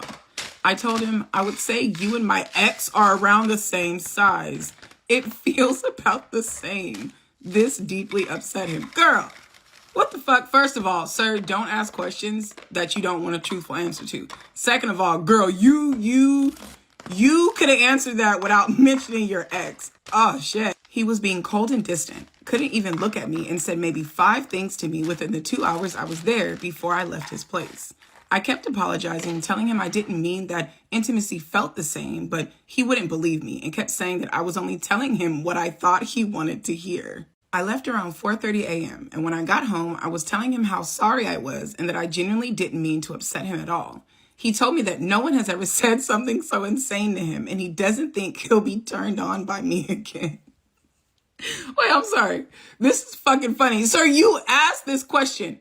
Not you expecting her to stroke your ego and she hit you with a nice round dose of fucking reality. I woke up for work around 10 and once again apologized and told him that I loved him and told him to text me if he needed anything. He's texted me twice today and everything he said has been avoidant and cold. I don't know what to do. I've told him so many times that he took what I said the wrong way, that I'm sorry and that intimacy with him felt different than it did with my ex, but he doesn't believe me. He told me that he's fearing for our relationship after this. Am I the asshole for saying this to my boyfriend? And what do I do to get him to forgive me? Edit. A lot of people are dogging on me for telling him I love him so early on. We've known each other for a long time before we made things official, so these feelings were developing for a very long time. Listen, at first I was going to say I don't think you're the asshole at all because he asked you a question and he was not prepared for an honest answer. But on the other hand, girl, you know good and goddamn well there was a way for you to answer this question without bringing up your ex. You know, and I know, you could have answered that question without saying that him and your ex are the exact same size. No, you're not the biggest I've ever had. It's not exciting, but damn, did it answer his question and it didn't throw shit else in the mix. Listen, while I do think bro is being so overly fucking extra about this situation, because bitch, if you so fucking sad and you're never gonna be able to be turned on and you fear for our relationship, break up with me. Fucking break up with me, because drawing this shit out is annoying as fuck. I do think he's being extra about the situation, but I do get why he was peeved in the first place. Because he asked you a question about him. You brought up your ex. If the roles were reversed and you asked him what the tier you were on, and he brought up the fact that he thought you were really in ranking with his ex, you'd be bothered, and don't pretend that you wouldn't be. Fellas, do not ask questions that you are not ready to receive an honest and truthful answer for. Do not ask me if you are the best I've ever had and then throw a fit when I tell you no. While you thought you were putting on a performance of the lifetime just grunting and sweating, I was actually making my grocery list. You were just taking up my fucking time, so I've done my meal prepping for the week. Do not ask me if you're the biggest that I've ever had and then get upset when I say no. Now you sit in the fucking room sliding down the wall crying like you in an R&B video. Stop asking questions you do not want truthful answers to. Also, the fact that he asked her if he was the biggest that she's ever had and not the best makes me wonder, sis, did you get yours?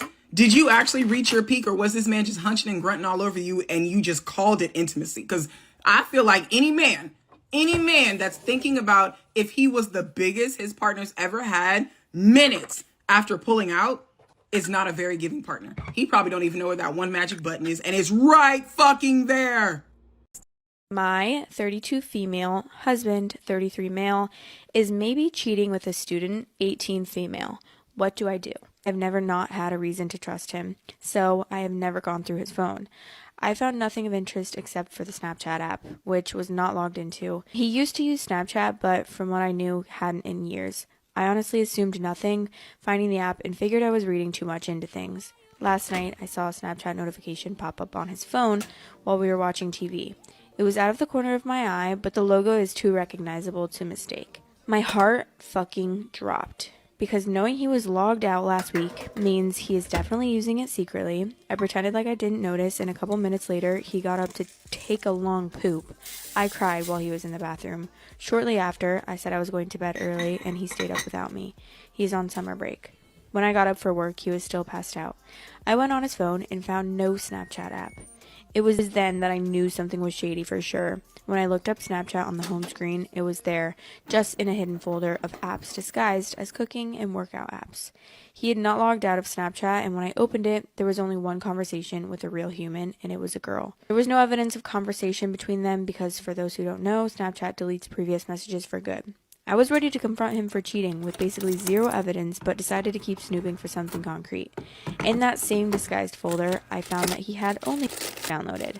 The only content creator he was subscribed to had the same username as the woman on Snapchat, but it's his fucking student, the one from the theater who was blushing. I have never clocked a face so fast, I am 100% certain. We make fun of and simps all the time.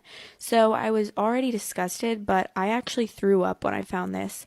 I was scared I was going to wake him up and genuinely didn't know what to do, so I put his phone back and left for work. At work, I did some sleuthing and was able to find the girl's Instagram/Twitter accounts. She's 18, and from grad photos, I can tell with certainty that she attended my husband's school. Same only was in her Twitter bio. He has texted me normally throughout the day, and I have not responded to any, but to tell him I have to go to my parents tonight, but in reality, I'm still at work because I don't know what to do. The reality is that this is fucked up, but she has graduated. Is this now just the same as any old affair? I don't even know if she was in any of his classes. I don't know what to think. I don't know what to do next. Lawyer? Should I ask my husband and see what he says? Should I ask her? Am I wrong for promising my son something I have to break? Yes!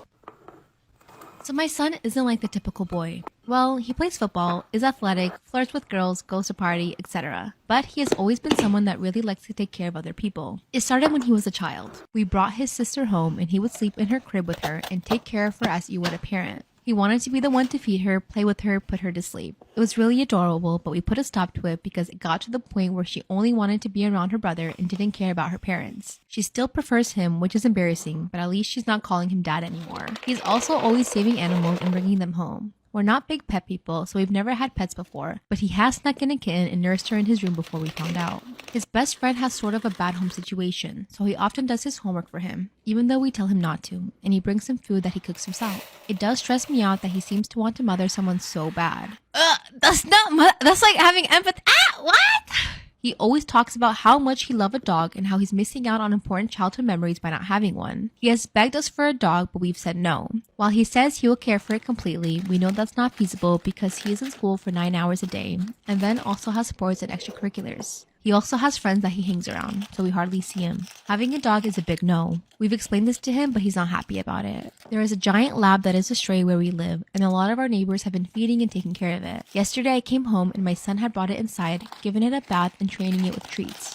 I said no dogs inside, play with him outside, and kicked them both out. Later my son came in to eat food. The lab was sitting right at the door, waiting for him to come back outside. His sister and him begged me to let them keep the lab, but I said absolutely not. Labs make a lot of mess and that one has a lot of energy. When my son goes to sleep, he's sad because the lab is still waiting at the door. He says the dog shouldn't be kept outside his whole life. He asked me if the lab is out there by the morning, if he waits outside all night, can I keep it? I decided sure. All night, him and his sister kept checking the door to see if the lab was still there, and it was. But I wasn't worried because I thought for sure it would be gone by morning, but it wasn't. He woke up in the morning and opened the door, and the lab was still there. Of course, they were celebrating keeping their lab, but I had to tell them absolutely not. I only said that because I thought he wouldn't be outside in the morning. I don't want a dog. My son said I'm breaking my promise and is upset at me. My daughter has been crying all day. So, am I the asshole? You lied. Why would you say yes? If you knew in your heart, no matter under any circumstances, you did not want this dog, you should have made it clear. That's on you. Revenge against my neighbor never felt so sweet. New neighbors moved in about 2 months ago, a young couple. The walls are paper thin and they love to blast music and sing really loud, but they sound horrible. Their bathroom is right against my bedroom wall, and they'll sing at the top of their lungs at 3 a.m. or when I'm in a Teams meeting. I've asked them if they could keep it down multiple times, but they just ignored me and called me an asshole for having a problem with them being happy and singing. Or told me to get a pair of noise-canceling headphones. I felt like they had no respect for their neighbors because the other guy next to them doesn't want to hear them screeching at the top of their lungs either. So yesterday I borrowed a pair of speaker towers from my buddy and pressed them against the wall facing the wall. Put it on full blast and started playing Bird is the Word on repeat from 8 a.m. sharp when there's no noise ordinance against noise. The wall even trembles. I definitely woke them up after their late night yesterday. Every time the song ends, I could hear them banging against the wall telling me to shut up. They came knocking on my door extremely pissed off, and I just told them, "What kind of asshole are you that you don't like music?" and slammed the door. I'll keep blasting Bird is the Word until 10 p.m. and start up at 8 a.m. sharp tomorrow. I'll then cool it and see if they stop screeching moving forward. Update. I moved out and took everything. I emailed my attorney asking if the screenshots I took of my landlady's text saying that I could leave with no financial repercussions would protect me if she somehow changed her mind and wanted to charge me rent. He said I was good to go and would be covered by it. A lot of people are asking whether or not my roommate will actually have to pick up my rent. My lease specifically states if one tenant is not able to fulfill their portion of the rent, it will be up to the other tenants to make up the difference. I don't know if she will make an exception for them or not. She did tell me, though, that it will be their responsibility to get someone to lease my room until boyfriend can move in June. The girls came back from visiting their family today, so it is certain that they've seen the empty house now. I haven't gotten any calls from officers about stolen goods, so I'm thinking I'm in the clear. Considering that I haven't actually stolen anything, they would be filing a false report, which is very illegal, according to my attorney. And the big one. My boyfriend was pretty pissed by the whole situation and confronted both of my roommates online about how they've been acting. They immediately went to their dad and he had the cops called. I don't know all of the details, and frankly, I don't want to because I have them blocked. I want nothing to do with them, and I just want my life to go on. But yeah, my boyfriend pretty much had to go to the station and sign some papers saying that he'd leave them alone. Anyways, I'm couch surfing until I can get a place. I have 2 places lined up that I'm very interested in, both of which have girls who I know and I can trust. I think things are looking up, and hopefully this is the last time I'll have to think about this ever again. If something does happen, I will be up. Am I the asshole for leaving my husband and kids? Story time. Okay, so I feel like I know the answer is going to be yes here. However, let me just do a little bit of explaining to you guys. To put it blankly, I have chose the wrong person. So I had a relationship in school, and we'll call him Mark. And I thought me and Mark were destined to be. However, he cheated on me when we got to college. And this absolutely broke my heart. I actually thought I just never would get with anyone else, ever, until I met my husband, who we're going to call Alex. So as soon as I kind of said, like, I'm just kind of done with men, I met Alex. And to be fair, me and Alex really did get on when I first met him. However, we did start to kind of hit like a bit of a rough patch, but me and him both thought maybe this was just normal, and we kind of powered through it. And then I actually ended up getting pregnant, which is a lot more complicated than it kind of initially sounds. Both of our parents are actually heavy wedlock. I can't even explain how detrimental it would be if we were to say we were pregnant and there was no ring on my finger. So with that being said, we sent out a bunch of wedding invites because we both didn't want to get a, So what we decided to do is send the wedding invites out and just tell everyone that we have actually been engaged, and we decided to keep it between us. Believe it or not, this worked. This literally, everyone believed it. But we ended up getting married, and then obviously we started having our children. We actually currently have 3 kids because our first pregnancy were twins. And I have just never been happy or settled. We obviously 100% got married for other people's approvals instead of our own. And I think we both kind of knew it wasn't a relationship for us. But I just feel like Alex is way more, let's keep trying at this. Like, obviously we're together for a reason type of person. Whereas I'm very much a, it's not working type of person. And me and Alex have talked about this. I've kind of expressed my concerns to him. And they just kind of result in the same situation. And something that's just really upset me this whole time is I feel like Alex isn't listening to me. So the other day I was scrolling on Facebook and found out Mark has a new Facebook account. Not sure why. I sent him a friend request, genuinely not thinking of anything. And he actually messaged me and we got talking, and he was telling me how he has just got through a divorce. And I thought, convenient. And I actually ended up opening and talking to Mark again about all of my issues and just how I'm feeling. So that leads us to now, where I have left Alex a note to tell him I am leaving, and I really don't have any plans on coming back. My husband cheated on me, and I'm okay with it. On Friday, I, 26 female, caught my husband, 32 male, with his coworker in our bedroom. I didn't feel shocked. I had suspected it for a while, but he waved it away. After the incident, he had been on his best behavior for 4 days and finally wanted to talk to me about it. I told him I was okay with it, and he was shocked. He cried and was angry, asking if I never loved him in the first place, because apparently he did. I find it extremely ironic given he was the one who's been cheating on me for over a year. To be clear about the situation, I'm not polygamous/polyamorous or interested in having a 3-way in any sense. Our life is nice, we paid off the house. No kids yet, I make enough to support myself in case we get divorced. I just don't want to. I still like him, and I don't care if he went on a bus of hookers as long as he didn't bring home an STD. I'm not interested in sleeping with anyone else, sexually or romantically, but I don't mind if he has sex with a dozen other people as long as he comes home at night and sleeps beside me. He has been crying/screaming every time he calls me, but he drove out to the motel after I told him this, saying he hates himself and there is something extremely wrong with me. He's living with his mom, commuting an hour to work, and I've never felt more free. My husband, who has been parenting my daughter for 10 years, doesn't want to adopt her after she asked him to be her dad for real, and I don't know what to do about our marriage. I had a child when I was 16, and I'm not with her father, and quite honestly, I don't know where he is. He wanted nothing to do with my daughter. When she was 6, I met my current husband. He promised me he would love her and treat her like his own, and he seems like he has. We have more kids together, and it was her 16th birthday last week, and she told me great idea, and he's always been her dad anyways. He said yes, and there were a lot of happy tears, and my younger kids were happy. It was one of the happiest moments of my life. That night, he told me he wanted to talk. He told me that he did love her, but not the same, and he felt a bit weird adopting her because he felt like it would be a disservice to her to have a dad who didn't love her like his other kids. He told me that he wanted to talk to her about it and say that she could definitely take his last name if she wanted to, but he couldn't adopt her and that he felt bad about it. But it wouldn't be fair to anyone. He said he knows we are a package deal and would always treat her well and like a part of the family, but he couldn't be her dad. He told me he was sorry and he felt guilty and that he would take care of it and I didn't have to. My heart never hurt more in that moment, and I genuinely feel like I failed my daughter. I told him I didn't want him to speak to her about it, and that if he doesn't think of her as his kid, then it is my job as a parent to take care of her. I don't know what to do. Do I ask for a divorce? I felt sick, dizzy, and numb all week. How do I tell my daughter? He's helped raise her and shared the best and worst moments with her. I don't know what to do. Update. My husband, who has been parenting my daughter for 10 years, doesn't want to adopt her after she asked him to be her dad for real, and I don't know what to do about our marriage. Everyone was helpful, and I know a lot of people told me divorce, but I'm gonna try to fix things first. I don't want my oldest to feel like it's all her fault, younger kids to resent her, and I'm scared he won't want to see her anymore. We're going to marriage counseling.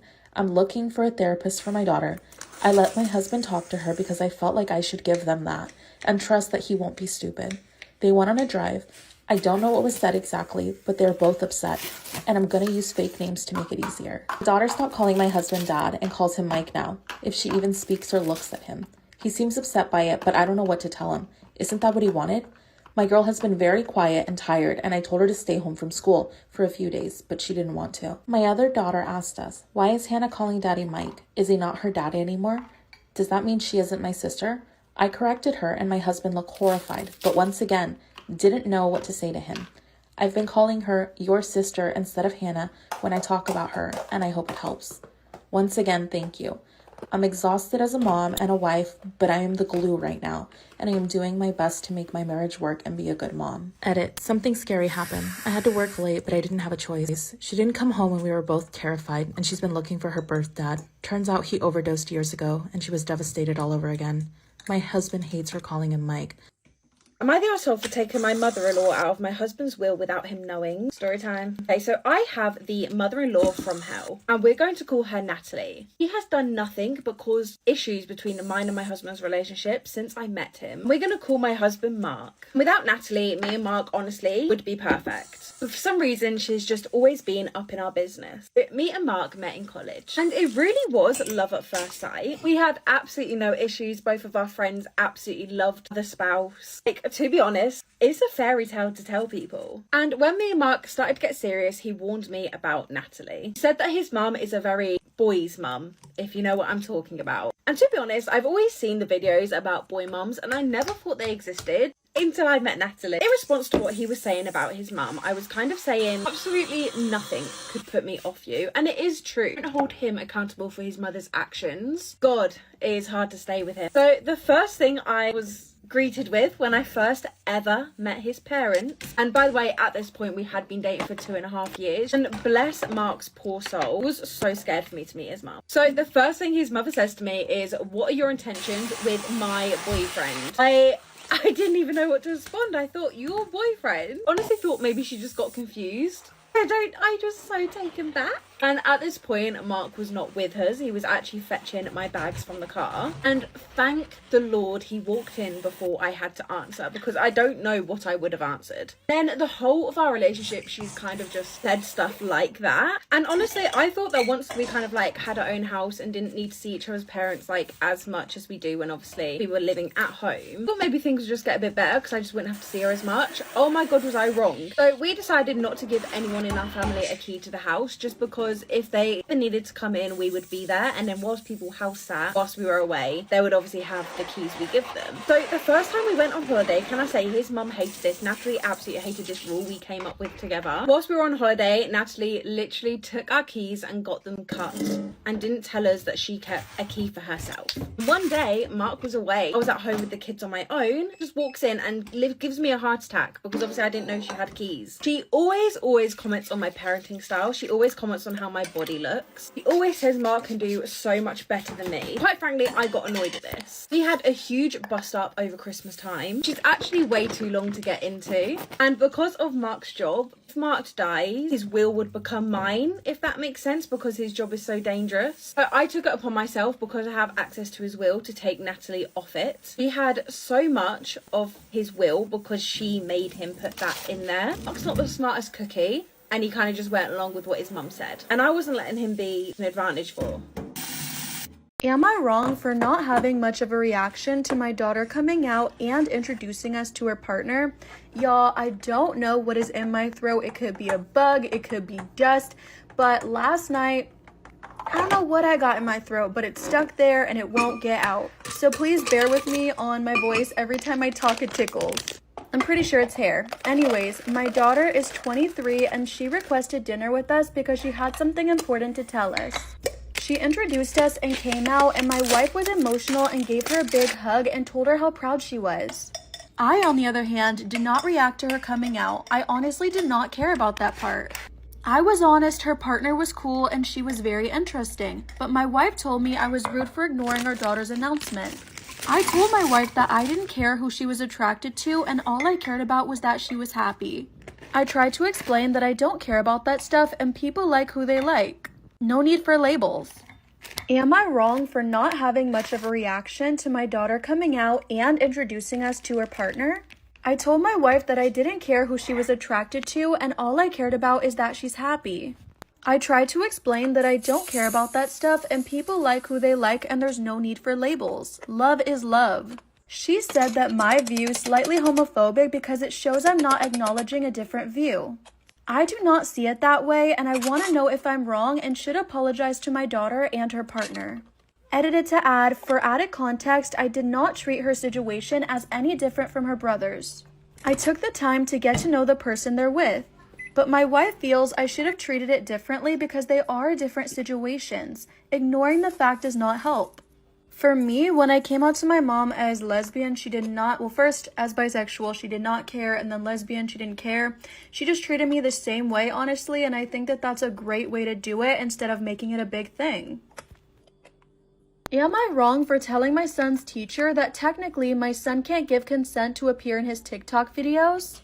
My son's a 6th grader and his math teacher uses a lot of videos. They did a class project on geometry where groups of students did shorts and they watched it and the teacher posted it on his school website and on his TikTok. I understand social media is popular with kids and it's not going anywhere, so you might as well try to moderate it. Just like junk food, but I began to wonder if this was a personal project for the teacher rather than a class project. Like, I would probably be okay with it if this was strictly a class thing and if my son was okay. After wrestling with it, I spoke to my son and said, I'm fine with you being in class videos, but not okay with you being on Mr. J's personal TikTok page, not without my permission. My son said that he told Mr. J it was okay, and that made me laugh. I said you can't even be trusted to shower every day, let alone decide when you can appear on someone's TikTok page. Am I wrong for telling my son's teacher that my son can't give consent to appear in his TikTok videos? My son said that he told Mr. J it was okay and that made me laugh. I said you can't even be trusted to shower every day, let alone decide when you can appear on someone's TikTok. So I sent an email to Mr. J telling him what I thought and my stance. That's when he replied that I gave consent when I signed his classroom agreement, and he uses those pictures and videos of students, and no parent has ever complained. Plus, his TikTok page is also his class TikTok page because you realize no one watches YouTube since 2017. He said he's not hiding anything, and this is what teachers do to make dense subject material interesting. Then he thanked me for being a concerned daddy as a backhanded insult. I replied that none of my son's other 5 teachers are doing what he's doing, and probably because they don't have time to play on TikTok, but that's okay. I expect my son to be a math whiz, and we will check in later. Am I wrong for stealing the name of my friend's baby who died at birth? I've been crying for hours. For a little context, I, female 30, am pregnant with my first child, who's a girl. I have a stable job and an incredible husband who I married 3 years ago. Overall, the pregnancy has been a huge happiness for me and my entire family. Now comes the complicated part. My friend Camille and I have been friends since we were little. We went through a lot together, happiness, sadness, complicated family moments, literally a lifetime together. Well, Camille became pregnant 2 years ago, and unfortunately, the baby died during childbirth. She had been struggling with fertility issues, and her pregnancy had been difficult from the beginning. She went into a depression, and I helped her in everything I could. She even came to live with me and my husband for a while. Now, Camille had a daughter who she named Ingrid. A few days ago, Camille asked me if I already had names for my daughter, and I answered yes. But I wanted to talk to her about it. Am I wrong for stealing the name of my friend's baby who died at birth? I told her my intentions to give my daughter the middle name Ingrid. She bursted into tears inconsolably. That's when she started yelling, saying I was selfish, a B word, and an idiot for stealing her baby's name. She yelled, how could I do that to her, knowing what the name means to her? I tried to explain, but she wouldn't listen to me, and my reason is simple. I want to name it after my little cousin who passed away. She was like a little sister to me and passed away after a battle against cancer. I was 16 and she was only 8. I always knew that I would name my daughter after her, and Camille also knew about Ingrid, as she was even her last goodbye. She spent days drying my tears, and when she told me about her baby name, I was a little upset, but I never said anything because I don't own the name. Since she left, she's been posting hints on Instagram about fake friendships. And she told the family, and they haven't stopped filling my phone with messages about how insensitive I am. Am I wrong? A man has just confessed to a murder for an almost 20-year-long missing persons case. Natalie Holloway was a straight-A student from Alabama who went on a senior trip to Aruba in late May 2005 with her classmates. They were ready to soak in the sun and celebrate their graduation with a bang. However, no one would expect this celebration to turn into a nightmare. On May 26, 2005, the group of 124 students and 7 adult chaperones check into the Holiday Inn Resort near the northern end of the island. The trip starts off great. A few days go by, and on the last day, Holloway meets a 17-year-old Dutch national named Jordan van der Sloot who lives nearby. They chat for a little and meet up later at the club downtown where they drink and dance together. Sometime after 1 in the morning, Holloway is spotted leaving in a car with van der Sloot and his 2 friends, the Calpo brothers. The next morning, Holloway's friends are unable to locate her for departure. Her passport and bags remain untouched, and Holloway is nowhere to be found. Her family and friends are quickly alerted, and they fly into Aruba on a rented jet that same night. Van der Sloot is quickly questioned, and he states that he left the bar with Holloway and his friends, visiting a lighthouse before dropping her off at the hotel. He leads Holloway's friends and family to the hotel, promising to point out the security guard who allegedly helped her inside but isn't able to find the guard. Authorities quickly get involved and launch a group of 100 tourists and locals to comb the area, followed by volunteer teams, police, Marines, and planes to search for Holloway over the next few days, but to no avail. It's as if she just vanished. Police make a few arrests, such as hotel guards, but end up releasing them. On June 9, 2005, the police chief arrests the 3 boys who were last spotted with Holloway, and the suspects now change their story. The Calpo brothers claim that they dropped Holloway off at the beach near the hotel, and Van der Sloot insisted that he left her there to walk home. The Calpos are released shortly after, but Van der Sloot remains detained for another 60 days with no explanation why. Over the next few months, all leads turn cold and Van der Sloot and his friends are set free. Over the next year and a half, Van der Sloot and the Calpos are questioned and legal action is taken against them, only to end in dismissals due to not having enough incriminating evidence. Days turn into weeks, weeks turn into months, and months turn into years. Over these years, Van der Sloot becomes less tight-lipped and starts leaking information. In February 2008, in a broadcast of hidden camera footage set up by a Dutch reporter, Van der Sloot tells an associate that Holloway collapsed on the beach and he was unable to revive her. He had a friend dispose of her body from a boat. He would later insist that he was fabricating the story. In March 2010, Van der Sloot contacts contacts Holloway's lawyer, John Q. Kelly, and offers to reveal the location of Holloway's body in exchange for $25,000 up front and $225,000 to come. Kelly agrees and relays the information to the FBI. Kelly takes $10,000 to meet with Vandersloot in Aruba, who states his father buried her in a house's foundation. Another $15,000 is wired to his bank in the Netherlands. Vandersloot later admits to Kelly that he was lying again and secretly travels to Peru to take part in a poker tournament. No one was prepared for what was about to happen on May 30th, 2010. Vandersloot kills a young 21-year-old Stephanie Flores Ramirez in his hotel room in Peru.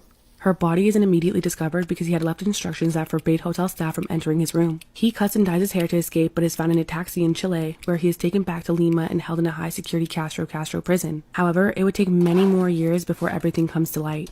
Crime Fanatic Friday Part 2. After almost 20 years, Jordan Vandersloot has finally confessed to the murder of Natalie Holloway. 5 years after Holloway's disappearance, Vandersloot is taken to a high-security prison for the murder of a young 21-year-old woman named Stephanie Flores Ramirez in Peru. A few weeks later, he's indicted to the U.S. for wire fraud and extortion for his attempt to acquire $250,000 from Holloway's mother. When asked why the suspect wasn't arrested after the wire payment and before he had a chance to kill Flores, authorities stated that there wasn't enough sufficient evidence to do so. In court, Vandersloot apologizes for killing Flores and states that he feels very bad. The defense blames it on extreme psychological trauma from years of dealing with the Holloway saga, but prosecutors state that he killed Flores to rob her of her winnings from a casino. On January 13, 2012, Vandersloot is sentenced to 28 years in prison in order to pay $75,000 in reparations to Flores' family. The Holloway family holds out hope for extradition to the U.S. to face additional punishment for the extortion charges, but learn that won't happen until his murder sentence is finished. 2 years later, in 2014, Vandersloot, 26, gets married in prison to his Peruvian girlfriend, Lady Figueroa, 24, who is 7 months pregnant. Earlier this year, in May, Peruvian officials allowed for a temporary surrender of Vandersloot to the U.S. to face charges of extortion and wire fraud for the 2010 indictment, where he pleads not guilty in June 2023.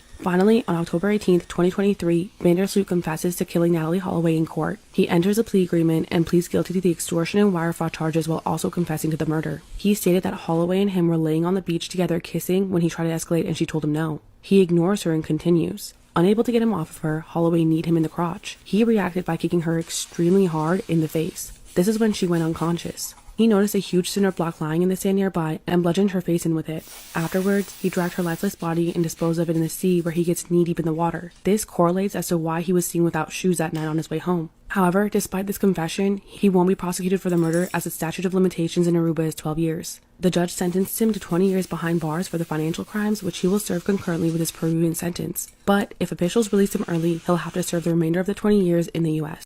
Crime Fanatic Friday Part 2. The Freckled Face Killer. No one could wrap their head around why a 13-year-old boy would do these unspeakable acts to a toddler. Smith was subjected to extensive medical examinations from specialists. However, none of the exams of his brain showed any abnormalities. During the trial, it was discovered that Smith was bullied for his appearance, mainly his red hair and freckles. This is why when the news broke of this chilling murder, he became known as the Freckled Face Killer. As the trial unfolded, prosecutors claimed that Smith enjoyed murdering Roby and didn't want it to end. After being a victim of bullying, Smith wanted to be the bully for once and have power over someone else. Smith stated, "I was constantly targeted for being weaker, smaller, and I became the bully towards him, and he didn't deserve it." A defense psychiatrist made a testament on what Smith was suffering from and diagnosed him with intermittent explosive disorder. This is a mental condition that causes violent and unpredictable behaviors, but the prosecution argued that it was rare to find such a condition at Smith's young age. However, there were a few red flags in Smith's younger years that should have raised concern, such as strangling a neighborhood cat when he was 9 and calling a family whose child had passed away repeatedly, asking them if he could speak to the deceased child. He was tried as an adult and sentenced to 9 years to life in prison with possibility of parole. Smith stated that it was a good thing that he was caught because he likely would have killed again, but has apologized numerous times for his crimes since he's been in prison and stated that if he could switch places with Roby and endure all the pain that he put him in, he would in a heartbeat. From 2002 to 2020, he was denied parole 10 times.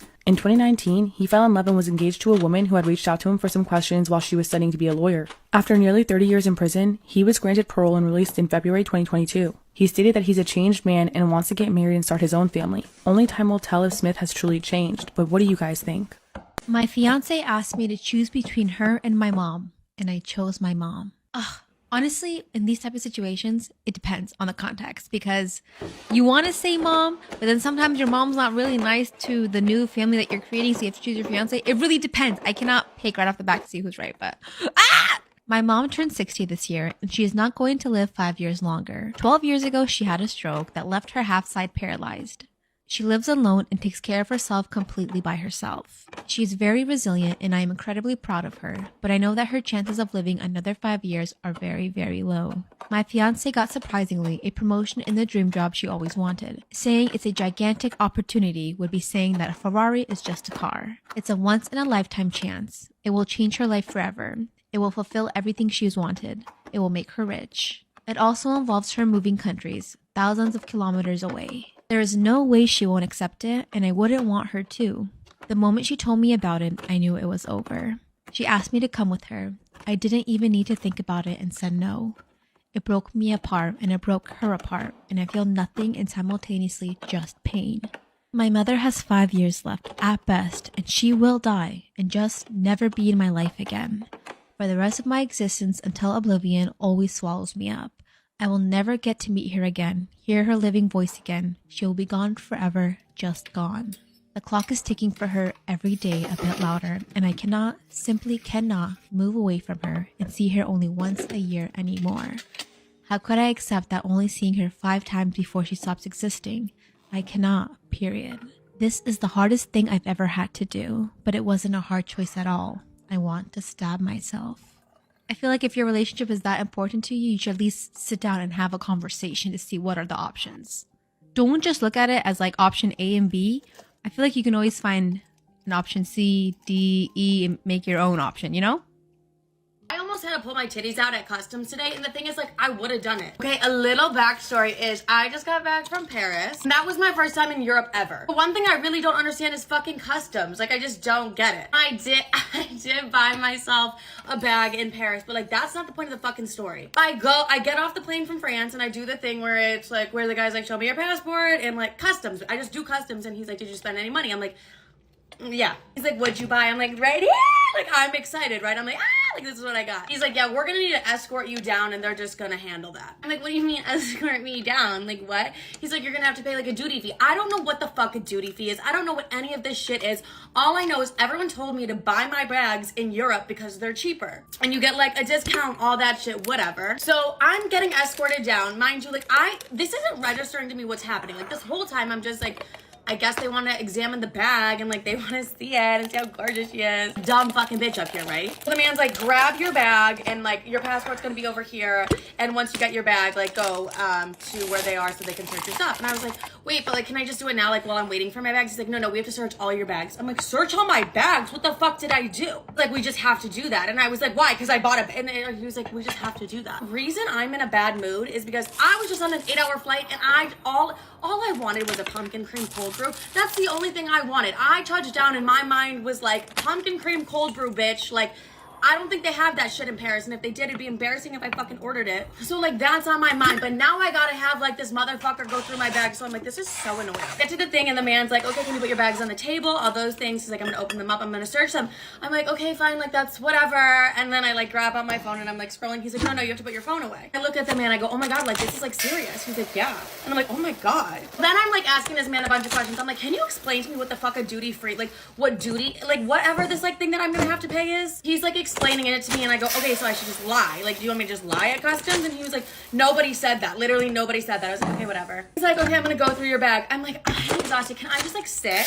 He's like, yeah. So I sit on the table of where the man is like searching all my shit. Me and this man like really hit it off. Like, we caught a vibe because I'm explaining everything. He's like, what do you do for work? I'm like, like I'm an influencer. Like, that's so embarrassing. I'm like, I make TikToks and I do YouTube full time too. Mind you, I'm sitting on this thing as this man's like searching through my panties. I'm sitting on this thing like kicking my legs. Yeah, I do YouTube full time. Like, I really love YouTube. Like, YouTube's my passion. I just started posting like every single Monday. He's like, oh, cool, awesome. Like, how often do you post on TikTok? I was like, probably daily, but I've been pulling back because like YouTube, like I love YouTube. And this man are just bonding. He's like looking through my dirty panties and is like, He's like, any medication? I'm like, so much medication. I'm like, you're gonna see all my anxiety pills. And he was like, okay, tell me what everything's for. I'm like, Prozac. Okay, so let me tell you about my OCD. I like deep dove on my OCD. I was like, yeah, and it just like, it gets really bad when I travel. And he's like, okay, makes sense. And he's like going through my other pills. He's like, you must have really bad anxiety. And I was like, well, no, like I have the Lemmies because like like the let me help me sleep kind of thing. And he's like, wait, what are those? And I'm like, do you know Kourtney Kardashian? I'm like, Kourtney Kardashian, Simon Hogg, like they made these. They're so fucking good. Like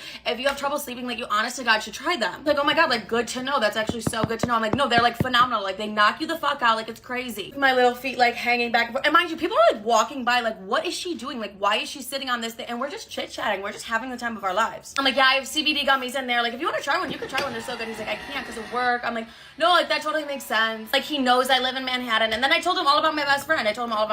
My best friend's a flight attendant, and like so like that's why I fly out of Newark and like all these things. He's like, oh, that's like so cool. Like we really deep dove on my life. And then he's like inspecting the bag. I was like, okay, like be honest, like do you like it? And I like told him the whole story of me getting the bag. I'm like, it was an investment, but like I knew I wanted it, like kind of thing. He's like, no, like you deserve it. I was like, I did deserve it. The whole time I was like, can I run and grab a coffee? Because I feel like you're gonna be doing this for a while. And he was like, no, I can't have you do that. I was like, okay, but like where's the nearest Starbucks? Like I literally need my fucking Starbucks. Like I just like, and he's like, you didn't drink coffee on the plane. I was like, no, I literally would have jumped out, babe. And I was like, oh my God, Livy, you shouldn't fucking say that to the man that's like working customs. And then I kept asking him, I'm like, so don't lie. He was like, why would you lie? Like you can't lie to customs. I was like, okay, so you're telling me not to lie, but I like couldn't tell if he was telling me not to lie or was like telling me not to lie. But he was like fully telling me not to lie. He was like, you know what, like you're good to go. I was like, can you zip my suitcase back up and stuff? Cause like honestly, it was a bitch getting me to do it myself. Like, can you help me with that? And he's like, yeah. And he's like, also like Starbucks is right upstairs because I know you want your pumpkin cream cold brew. I was like, thank you so much. And I just like really bonded. And I was like, I left. I was like, oh my God, like I love customs. Am I the arsehole for not letting my siblings come to my wedding? Story time. So all my siblings are significantly older than me, and I wasn't invited to any of their weddings growing up because they wanted a child-free wedding. So I of course thought I'd be an exception because I was their little sister, like I was part of the family. My older sister Amy got married and she was the first to have a child-free wedding, and then everyone like sheep just followed. When she got married I was 10, so I kind of could see where she was coming from, but you know, I was still really upset. Then my older brother got married when I was 12, and I obviously wasn't invited to that one. And then my sister got married when I was 15, so I was like, great, this is my time, I'm coming to this wedding. Because she had said that she wasn't going to have a child-free wedding. And of course, all my siblings chimed in and convinced her to have a child-free wedding. So she decided that she was going to cut out everyone from the wedding list that was under 16, which obviously included me. And at this point, I got really, really upset that I wasn't going to any of these weddings. So I screamed at my sister and my parents grounded me for 6 months. 6 months. Then my other brother got married when I was 17. So I thought, surely I'm in for this. But not gonna lie, at this point I was past the point of caring and I was assuming that I wasn't gonna be invited for some silly reason. And of course I wasn't invited, so I just sent him a really shitty text message that said congrats, and I didn't say anything else about the wedding. The wedding was happening, I just stayed in my room all day with my now soon-to-be husband. So I decided to get a little bit petty, and since I'm now getting married, I decided that none of them were allowed at my wedding. But when the invitations went out and obviously they didn't get one, they turned up at my house. Ariana, what are you doing here? So I very simply explained, you didn't want me at your wedding, so now I don't want you at mine. I explained that it really, really upset me that I didn't get to see any of my siblings get married and now they should feel the same way. Their excuse. Oh my God, their excuse was that there was alcohol at the wedding and they didn't want any young, impressionable eyes seeing people drinking. And all I wanted was to be included in the wedding part. I didn't have any bother about the after party at all. How long have I had powder in my hair? I'm so sorry. My mum then started screaming like I have never heard anyone scream so loud in my life. She was screaming about how she wanted all of her kids to be together on a beautiful day. It's very ironic, Susan. I very clearly said that if they wanted to be invited for the wedding, I needed a very good reason as to why I wasn't allowed to come to theirs, and not just because of my age. Explanation, no invite. It made no sense to me why they left me out of literally everything up until now. Bit of an awkward silence. Then the truth came out. I wasn't actually their sister. I was actually their cousin. My jaw hit the floor. So apparently my dad was raising me, but when he passed away when I was 2 months old, they had no clue who my mum was. And that was when I was passed over to be raised by my uncle, so my dad. And when I was young, apparently I required quite a lot of attention. So my brothers and sisters started resenting me quite heavily. My brother Steve even went as far as to say that he hated me for that reason. My parents admitted that they were really ashamed that they had never told me. And I just didn't know how to deal with this, so I got up and left. Drama was too much for me. So what do you think? Am I the arsehole here? Am I wrong for telling my father's affair partner that she married him and she can take care of him? My father was not a very warm and caring father when my siblings and I, all in our 20s now, were young. I'm the youngest and was only 8 when we all found out that he was having an affair with a woman he worked with. The affair only came out because the affair partner grew tired of our father staying married to Mom and showed no signs of being willing to divorce her. So she decided to tell our mom the truth, and my mom was completely blindsided. She knew he worked a lot, but he was always an attentive spouse and pretended that he cared about us. Their marriage fell apart and we moved out and started new, but my father fought for shared custody. His affair partner threw herself into the role of stepmom and acted like she was some new person with no history with our family. She even ignored the fact that she destroyed our mom's heart right in front of us. We did not like her, and within 2 years she told our dad she didn't want us around because we made her feel like an unimportant mistake. Am I wrong for telling my father's affair partner she married him so she can take care of him? She was bothered by the fact that none of us would acknowledge her as our father's wife or stepmom. And when asked, we would always say she was our father's affair partner. So anyways, we had no contact with our father for more than a decade, and I'm now 22. Recently, the affair partner made contact to inform us that our father suffered several health complications and is now ill and disabled. My oldest brother confirmed this is true and is aware of the hospital he's currently in. None of us had any interest in seeing him, and we expressed this, though not to her, our father's side. She decided that my siblings would never give in, but she knew a much younger me had a hope for a better relationship with my dad. So she told me she couldn't care for him and the 4 young children they have under the age of 7, and my family needs me. I told her clearly they're not my family and she married him, so she's responsible. Her response was full of anger, and I ignored her, but she again insulted me and claimed I was sick and cruel. My name is Peppy. I am 24 years old. I and this guy have been dating for the past 2 years. We moved in together, and 2 months of knowing this guy, I became pregnant. I told him about it. He said he was not ready to be a father. I aborted it, and 1 month later, I became pregnant again. And again, I had to abort it because it's obvious. So after this, I aborted again. I aborted 6 times for this guy. Guess what, guys? All the 6 times I aborted, they were all twins. I became very scared until this last one. I became pregnant again, and I started having bad dreams of babies chasing me in my dreams. I told him about it. He was scared too, but then he said that he wasn't ready to be a father again. We started quarreling, and then I told him that I'm going to keep this one. And so he started leaving the house more often. He would leave the house 2 to 3 days without coming back home, and when you ask him, he'll say he went for a birthday. At times, he spent the entire day or 2 days without even calling me. Later along the line, he started threatening me that if I should keep the baby, I should not come out one day to say he abandoned me and the baby. So I became very scared because I don't have anything that I will use to take care of the baby. After 1 month, I said okay, that he should give me the money. Let me go and scan to check if it's still twins. And after the scan, behold, I was pregnant with twins. And when I told him, he said that his friend directed him to one place that we should go there. And when we went there, the woman gave me drugs. And she gave me injections too. 1 week after, my pregnancy was still intact. I was scared, and then the woman said I should go to the hospital for them to help me. So we went to a local hospital. The woman did not tell us anything, but she asked for 60,000 naira. We begged and begged, and she agreed for 40. She accepted and did her work, but in the process, I lost my womb. I cried and cried and cried, but then there's nothing I could do. My boyfriend used the police to arrest this woman and did all sorts of things, but at the end of the day, nothing could be done. But right now, it's like he don't love me anymore. He goes out at will, comes back at will, and even when he have money, he doesn't let me know. I don't see a kobo in that money till the money finishes. Now I'm confused. How do I go about this after losing my womb for this guy? And now he's beginning to misbehave. Now some of the stories, as if I catch the person, tie am for room, use Oraimo cord. Because some of you will be seeing these red flags and will still be following this man. How will you abort 6 times for a man that you're not even sure of? And now it only takes the miracle of God for that man to get married to you, because you end up being with another man. As this prick thing they trend, I never knew it will have anything to do with me until last 2 weeks. I went to buy masa for my girlfriend, so I just said let me branch and see my friend. He was not around, but he said I should wait for him. He's coming now. I gave the Okada man the money. We had this little altercation, and he said I should look for change. That he's not going to look for change for me. So I started looking for change. I went to one shop. I asked for change. They said they don't have. So one brother was passing, and I asked him for change. That was a mistake that would have taken my life, in his words. Within seconds, everything turned up against me. This brother started shouting that I took his prick. How I take carry your prick? explain before I even talk, before I even like raise alarm, because that was what was trending. No one asked him to show them, no one asked him anything.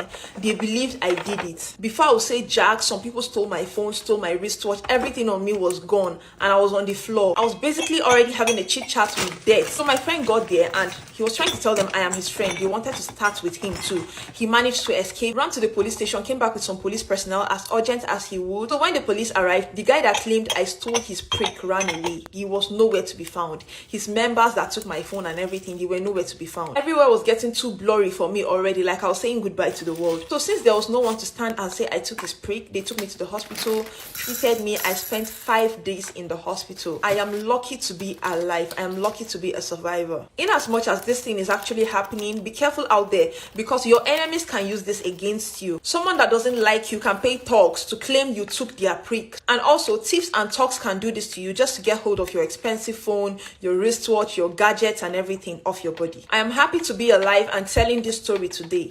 Thank you all for staying tuned. If you want me to tell your story, DM me your stories on Instagram at @it_joyray. Please guys, be vigilant out there. May God not make us enter gbese every day of our life where we come out to go look for money or look for our daily bread. Even on a normal stroll, anything can happen. Try to pray before you come off house so that your leg no go carry you go bad place. Am I the asshole for wanting to cut off my dad because he took me off his family's Spotify account? Ooh, shots fired. I, 29 female, am the second youngest out of my mom and dad's biological children. My mom and dad divorced when I was 7, and until my dad met and married his current wife, I was always daddy's little princess. When he met my stepmom, she had 2 kids from her last marriage, which ended because her husband passed away. Even though I was hurting because my once happy, carefree life was torn apart, I was happy because we got to see my dad on the weekends and sometimes stay with him for a whole week because my mom still wanted us to have our dad. My stepmom was from Arizona and moved to San Diego to be with my dad because he didn't want to move away from us. A few years went by and we noticed we weren't going with my dad as often. When I asked my mom why we weren't going to my dad's house, she said, "Baby, I don't know how easily I can put this, but your dad moved a month ago to Arizona because he had a job opportunity there." I should note that my mom lied because the truth was my stepmom didn't want to live in San Diego anymore because she missed Arizona. I was hurt because he didn't tell us he would be leaving, and I was sad because I would really miss my dad. When I tried to call him, he was never available, and I would ask him to call me back no matter what the time was. I even asked my mom if she could wake me up when he would call. She would smile and promise me she would. On the rare occasions he would call back, he would tell me and my brothers to pack and get ready because he would come pick us up and take us to Arizona for the holidays. I would pack my bags so fast and wait in the living room.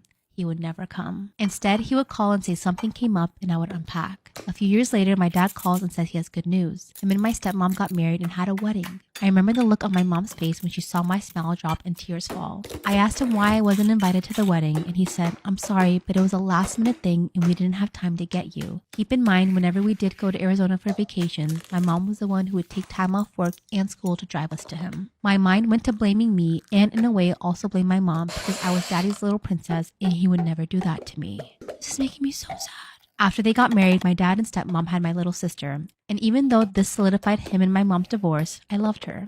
When we would visit, I loved having a little mini-me. But my stepmom made it apparent to tell my dad, "You need to tell Alicia she cannot play with the baby 24/7. She would get mad at me for doing her hair and for dressing her to match me. I would be playing with her and if she got hurt, my stepmom would ask me, "What did you do to her?" It got to the point where even my step-siblings would tell her to stop picking on me. When I was 12, I had to live with my dad for 1 year because my mom was having financial difficulties and needed to save so we could move to Las Vegas where my oldest brother had been living and told my mom it was for the best. I was sad because I wouldn't be with my mom, whom I'm so close with, but I was excited I was going to be with my dad. The whole year was the hardest time for me. He would buy my little sister whatever she wanted. My stepmom was still fighting with me. My dad would take her side more and would leave us at the house while she took my stepmom and her kids out because it was cheaper for them to go and we'd have to wait for our turn to go out, which was never. Wow, that is unbelievable. How can you take your stepkids out but not... What the... Guys just get whipped. It's so sad to see. My mom called me though every night to tell me goodnight and she would tell me how much she missed me. I remember asking her one night if she could hurry and get us a house in Las Vegas because I wanted to leave Arizona so bad. She said she was trying her hardest and that she missed us and would come soon to visit. When she did visit, I ran to her with tears saying please take me with her because my dad's wife was hard to live with. My mom had a talk with my dad and said she needs to realize that you had 7 kids before you met him and they mattered just as much as her kids. They didn't like the sound of that, so they both limited my calls with my mom and even would tell me that I couldn't call her. When the year was up, we moved to Las Vegas. But the pent-up aggression I had was still there. I acted out in my early teens. I made it hard for my mom and she didn't know how to handle me, so my dad took me back. This time, he was a born-again Christian and was super strict with me. I had a dress code and was not allowed to talk to boys. He would physically punish me and my little brother because my older siblings moved out and it was just my stepmom's kids. He would buy her and her kids whatever they asked for. If I asked for something, it was always met with, they need it more than you. Fast forward, I shaped up and moved back with my mom and distanced myself from my dad. When it was my 25th birthday, my dad called to tell me happy birthday and even apologized for how he treated me and my little brother, even stating he treated us harsher than her kids because she told him to. So, unbelievable. I forgave him and asked him if he could just treat my kids as he treated his other grandkids from my step-siblings, then we would be fine. He then doesn't call to ask how his grandkids are. He posts pictures often of step-siblings' kids, but none of my kids. When I brought this up with him, he said, well, they don't call me. I then told him they're kids. They shouldn't have to. Now that my kids are older, he asked for their phone numbers and he even told me to join his Spotify family plan so I can listen to music without ads, and I agreed. He also put all of the kids in a group chat. When I would talk to him, it was very short with me and he gave me one-word answers. I one time posted a picture of me and he ignored it. When my little sister posted a picture, he showered her with compliments. Even though that hurt, I ignored it. It wasn't until the other day when he asked me if I still use Spotify and I said yes, I do every day. He asked, can your niece, my stepsister's daughter, take your spot? I lost my mind. I put my phone down and cried. I cried because to me, Spotify was a gift. Years of hurt, trauma, and betrayal kept flooding over me. My mom said she was very sorry for giving me a father who traded us for a new family, and finally I realized all of the times my mom would lie for my dad to protect us from heartbreak. I want to leave my dad for good, but deep down my inner child is making excuses for him. So I want to know, is it justified to cut him off? My heart is breaking. My mom just told me her and my dad won't come to the wedding. Posted in r/wedding planning. I'm devastated and looking for advice. I am a Muslim American bride marrying my future husband who is raised Catholic. Many Muslim families in the West hold their traditions close and are culturally conservative, expecting their kids to marry other Muslims. How Catholics were supposed to only marry Catholics in the US 70 years ago or risk being ostracized by their community. Future husband and I have been engaged for almost a year, which my parents have known. Pre-COVID, future husband would visit my parents with me about once a month, and things were pleasant on these visits. However, my parents' refrain, and especially my mom's, was that he's nice and all, but he needs to convert. It's taken us a long time just for future husband to comfortably visit, so I thought it was another wall we could pull down. Well, I was wrong. I told my parents yesterday about our wedding plans. We were originally going to get married in a small museum in the winter this year with over 100 people. I didn't ask my parents to chip in. Obviously, due to COVID, that can't happen right now. We since decided to get married in October in my future mother-in-law's backyard. It would be only family, 10 people total. I told my parents about the new date, and my dad stayed quiet, while my mom again told me future husband had to convert. I made it clear I like future husband the way he is. It was a messy conversation, but I eventually asked directly if they would come, and my mom said no. She didn't see how they could. That just because it's a civil marriage, it's not actually a valid marriage in the eyes of God, and that if we have kids, they would be illegitimate. I asked if she seriously wouldn't want to meet her grandkids, and my mom said, that's not the point. I started crying and said, quote, I can't believe you would hold your convictions in higher regard than your own daughter. And my mom said, that's not what she was doing at all. It's just that Christians marry Christians and Muslims marry Muslims. I told her that if they didn't really come, it would cause irreparable damage. I'm currently on vacation from work and staying at my parents' house since I haven't seen them in 4 months. They live near me, but my dad is high risk, so I haven't visited except to sometimes drop off groceries on the porch. I'm taking today to be sad. But what now? I will marry future husband no matter what. I've already talked about this exchange with future husband and future mother-in-law. They're obviously so upset. I just don't see how we can move past this with my parents if they don't really come. I don't want to be estranged from them, but that's what they're ensuring. My older sister thinks my mom is bluffing, but understands why I am so hurt and has always supported me. Basically, what do I do? How do I make it clear that this is not okay? And it's not just another thing we can sweep under the rug. The ultimate answer is, and I know the weight that's on her, but the answer is, do what you set out to do, marry this guy, live your life, Whatever happens with your parents, understand that that was their decision. It's not on you. Not at all. No. Are we ready for the update? A couple of months ago, I posted about my parents telling me they wouldn't come to my wedding because future husband wouldn't convert to their religion. Thank you for those who replied. I found the encouragement and support so lovely and necessary. Well, 1 week after that awful conversation, future husband got into a chainsaw accident. He cut his thigh above his knee. Miraculously, he didn't hit a tendon or artery or bone. So he just needed a lot of stitches. He couldn't walk well for 2 weeks, but after that, he didn't even need physical therapy. Thank God future husband's neighbors heard him yelling when he got injured. They were able to administer a tourniquet while waiting for the paramedics. Because it's COVID times, only one person could go to the ER with future husband, and his mom went with him. Future husband's mom lives an hour away, and that's where future husband was chainsawing. When I told my parents what was going on, they were horrified. I said I needed to get down there, and my parents said, of course, but we're driving you. So after future husband got out of the hospital, several hours later, we got him and his mom dinner and drove down to check on them. And my parents and his mom really got along. When my mom first heard about the news about future husband, she cried. This all led to a series of conversations between my parents, future husband, future mother-in-law, and myself. And my parents finally listened. In the end, a compromise was made. My future husband decided he would culturally say the Shahada.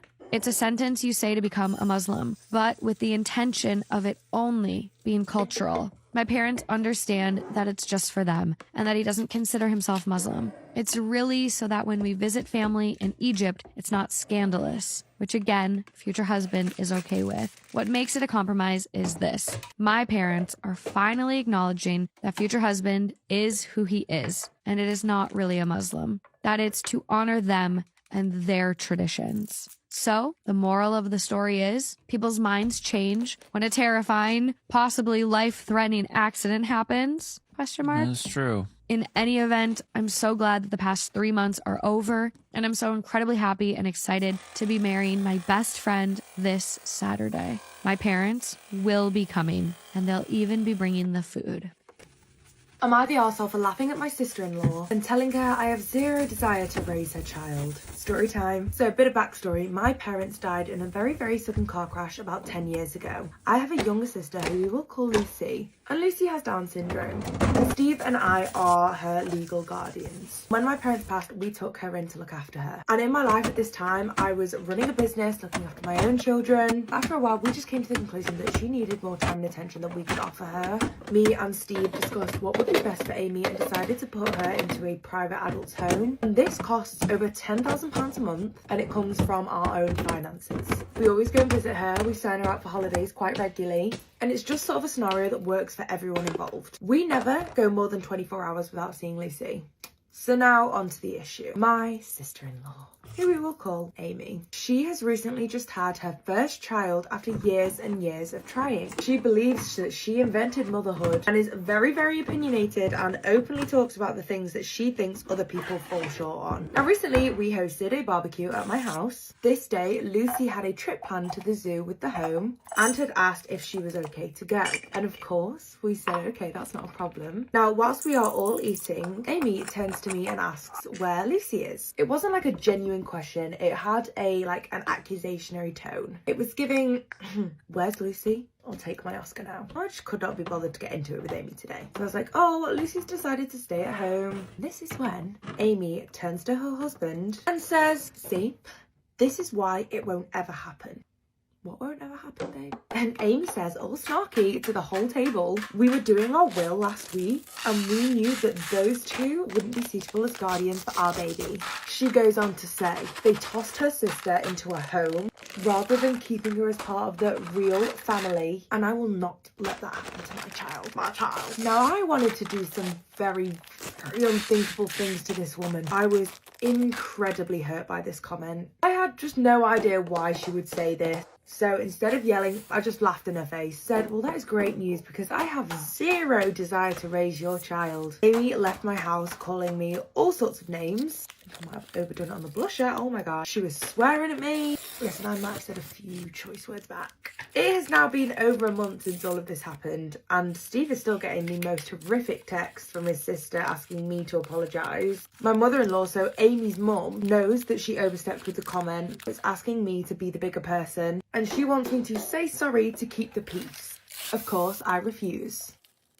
Do I tell a girl that her boyfriend cheated on her with me? For some context, I'd been friends with this guy, let's call him Adam, for about 6 years, but there was always something a little more than friends, if you know what I mean. We had kissed a few times, we've always been really flirty, but it was just never the right time. We were never looking for a relationship at the same time, so we always just stayed friends. But about 2 years ago, he got into a relationship with somebody else, and so after that, out of respect for that relationship, we stopped talking. So you can imagine my surprise when last week, out of nowhere, Adam reaches out to me and asks if I want to hang out. I go and check his social media and see that he hasn't posted his girlfriend in a super long time. So I'm like, oh, well, they must have broken up. I mean, that was my logical conclusion. We haven't talked because he had a girlfriend. Now he's reaching out after 2 years. I'm assuming, it was on his mind. So we go out to dinner and it is a full-on date. We kissed. He's sitting at this dinner table telling me that he just never stopped thinking about me after these 2 years. It's always been me, that he's just always been in love with me. I'm like, wow, maybe it's our time. Like, maybe it's finally our time. It's not our time, okay? I'm telling you right now, and it will never be our time. I mean, I am not suspecting a thing because before I even agreed to go on the date with him, I clarified with him that him and his girlfriend weren't together. And he told me that he had broken up with her because he realized that she just wasn't the one, that he couldn't get me out of his head that I was the one. Ugh, I'm so dumb. I'm literally so dumb. The next day, obviously, I tell every single one of my friends about it. And one of my friends actually follows his ex-girlfriend on social media. And she said, Kels, I need to show you something. Not only were they still together, but there was a picture that she posted on her social media from 3 weeks ago of them getting engaged. 3 weeks ago. A proposal! She's his full fiance. And she also had a story up from the day before showing that she was on a week-long vacation with her family. So that's why he reached out to me, because she wasn't around. And you might think, well, maybe they broke up 2 weeks ago. You know what I mean? But no, because she had posted a photo on Instagram the day before, literally the day of our date, and he was commenting heart eye emojis all over it. So they're fully together. They're fully engaged. And I had absolutely no idea. Adam has not posted his fiance in over a year. I mean, he uses social media actively. Who uses social media actively and doesn't post a photo that they're engaged, like a photo of the proposal? It makes no sense. So I immediately call Adam and I'm like, okay, what is going on? And he comes right out with the truth. He said, yeah, you're right, I am engaged. Then he goes on this long tangent about how proposing to her was the biggest mistake of his life. He regrets it. He realized really soon after that he wanted to be with me and that he actually envisioned a life with me all this time and that he doesn't want to marry her. And I'm sitting on the phone just like, okay, well, you lost your chance with me. I'm sorry. I'm not going to date you. No. Not only did you fully cheat on this girl, but you lied to me and you put me in a situation where I feel horrible. He was like, Kels, I am going to tell my fiance everything. I'm going to end the engagement with her. I want to be with you. And I was like, yes, you need to tell your fiance everything, but I just want to make it clear, like, me and you, no, but you are not going to be with me. And the next day, I was blocked on everything. Any form of social media this man had, blocked. But his fiance is still posting stories of the two of them together, holding hands, being coupley. So obviously she has no idea. And she doesn't have me blocked on anything. So obviously she has no idea about the situation. Because if he has me blocked on everything and she had any idea, she would probably also have me blocked. So I don't know what to do. She's supposed to marry Adam in November. So I don't know what to do. Because if it was me, I would want to know. But on the other hand, maybe I should just mind my own business. You know what I mean? Just stay out of it. This whole situation is such a mess, and I just don't know what I should do. During our vacation in Vegas, I, 28 female, woke up at 2 a.m. to find my husband, 34 male, missing, his location off, and thousands in charges from a strip club on our bank account. Oh my God. Where to go from here? My husband and I booked a last-minute getaway to Vegas for a couple of nights. We arrived yesterday. We had tickets to see a show last night, but after a long day of drinking in the heat, I wasn't feeling well, and I needed to end the night early. I encouraged my husband to still go so he could enjoy his evening. So he did, and I went to sleep. 2 a.m. rolls around, and I wake up to find that he never came back to the room. The show is literally at our hotel, so I start to panic. I go to check his location. It's off. Then I text him asking where he was. He reads it and doesn't respond. Oh my God. I call him several times and he sends me to voicemail. While I was trying to get a hold of him, I see there are 2 separate charges for $1,000 plus from a strip club. Oh my God. He didn't respond to me until nearly 3 a.m. and just texted me that he was on his way back. 30 minutes later, he stumbles into the room, absolutely obliterated. He tries to lie and say he was just gambling down the strip, that he never went to a strip club, even though the charges were literally made with Apple Pay and he hadn't lost his phone. After going through his receipts, I found he had been at the strip club for nearly 5 hours, essentially confirming that he went straight from the show and left 40 minutes after my first "Where are you?" text. You don't go to the strip club for 5 hours and not have some funny business go down. I also checked all of our accounts, and if all of the charges made there settle as they are, he'll have spent nearly $6,000 there.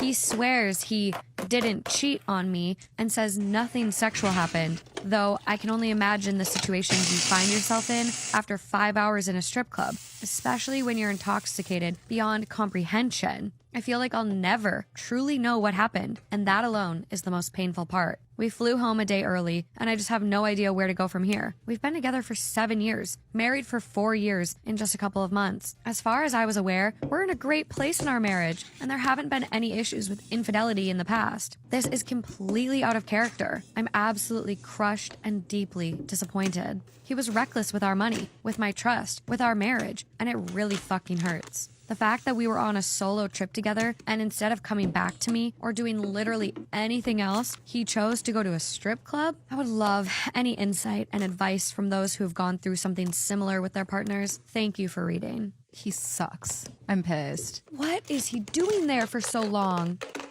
Am I the arsehole for not quitting my job at a strip club? Story time. So I was recently fired from a managing position at a spa. Now I have rent due, I have bills, so I needed another job ASAP. So my roommate, who is like 28, she works in a strip club doing bottle service. So one night I spoke to her and asked if there was any positions available, and luckily there was. I was hired right away on the spot and I started my first day a few weeks ago. Now, I am in no way a stripper. All I do is serve drinks and it is really, really good money and I enjoy the work. So my cousin, who we'll call Amy, is not the biggest fan of my new job. When I told her about my new job, she just looked at me in this really judgmental way and was like, be careful with that attitude, more like Amy. Now, a little bit of context. Amy has 2 daughters, a 3-year-old and a 5-year-old. So, flash forward to yesterday. Amy texts me out of the blue and she's like, so what do your parents think about you working at a strip club?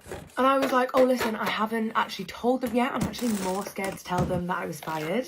Amy then has the absolute audacity to send me this lengthy paragraph lecture. She's telling me that I need to find a new job and that I'm not going to find my forever man working in this industry. And then a really random comment she makes, she goes, this isn't you. Amy's like, this all comes from a place of love, you know, I'm not judging. You're not, Amy? So I tell her, like, I'm not going to be working at the strip club forever, it's just to help me get back on my feet. She then says, well, listen, there is way more ways to make money than selling your body. First of all, we shouldn't be judging people's work. Second of all, I'm just serving drinks. Anyway, the conversation gets a little bit catty there. She just ends it with, well, I wish you the best of luck. She says, I pray that you find what is best for you soon. So I said to her after that, I appreciate that, love you. To which she just liked that message and didn't reply. A few hours later, apparently the conversation not done, she sends me another message and this one did not make me feel loved at all. Buckle in. She starts the message with, listen, I am now aware more than ever of who I am exposing my daughters to, and I really don't want that lifestyle around my girls. She says, I hate that you decided this for yourself and you chose this path, but it is my choice to decide what I put my girls in front of, and I will have none of that near my daughters. So I go back and I'm like, listen, I completely understand where you're coming from, but this is my personal and professional life and they're never going to mix. The girls never need to know what I do for work. To which Amy replies, I have made my own mistakes in life and the girls will never follow in my footsteps. She says, I know that industry very well and I will do my best to make sure that they don't even know it exists. Amy is now threatening to tell my parents where I work. So what do you think I should do in this situation? Am I the asshole for refusing to go to my little sister's high school graduation? I, 24 female, am the oldest of 3 sisters, 23 female and 17 female. My middle sister has extreme disabilities that required pretty much all of my parents' attention as a kid. Time, money, and any extra resources were all given to my middle sister so that she could have doctors, tutors, a special school, etc. From the age of 5, I was pretty much left to raise myself, and when my youngest sister was born, I pretty much raised her too. I struggled a lot in high school as I also have a mild version of my sister's disability, but it was ignored since hers was much more severe. My parents did not help me at all. They ignored my concerns about my grades, rejected my request for a tutor, and did not seem to care at all that I was pretty much failing. I did not even have time to study on my own, as much of my life at home revolved around taking care of my sisters. I managed to graduate and immediately took a retail job that I'm still at today. My youngest sister graduates this weekend and my parents asked me to attend. The thought literally makes me want to throw up. By the time my youngest sister hits high school, my middle sister no longer lived at home and she was on state benefits. That meant my parents suddenly had all the time and money in the world, which they used to get my youngest sister in an amazing private high school. They gave her tons of support and she is graduating with honors and has an offer to attend an Ivy League college. It may be childish, but I do not feel like it is fair at all. I don't hold a grudge against my sister and I've sent her a graduation card. But the thought of sitting through a whole ceremony and hearing my parents talk about all of her accomplishments is too much. They are extremely upset about the fact that I said I won't go. I haven't talked to my sister yet, but I assume she will be upset as well. So, am I the asshole? There's a little edit she has to before I get in. I've seen a lot of comments saying that choosing not to attend the graduation is some revenge plot against my parents. That is not it at all. I'm trying to protect my own feelings as well as not ruin my sister's celebration by being negative or jealous. I'm not good at hiding my feelings and I'm afraid she would be able to tell. I could care less about what my parents say or think. Also, my sister and I are not very close anymore. I moved out after I turned 18 and our contact has been limited. I truly don't know how she would feel about me missing the ceremony. Regardless, I will take your suggestions about taking her out for dinner separately from my parents so we can talk.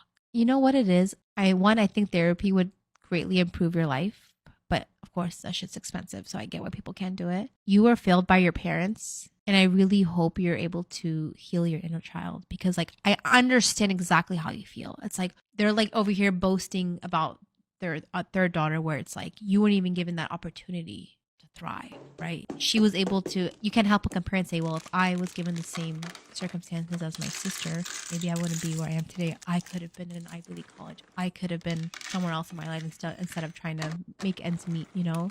I completely understand parents treating children differently. It sucks.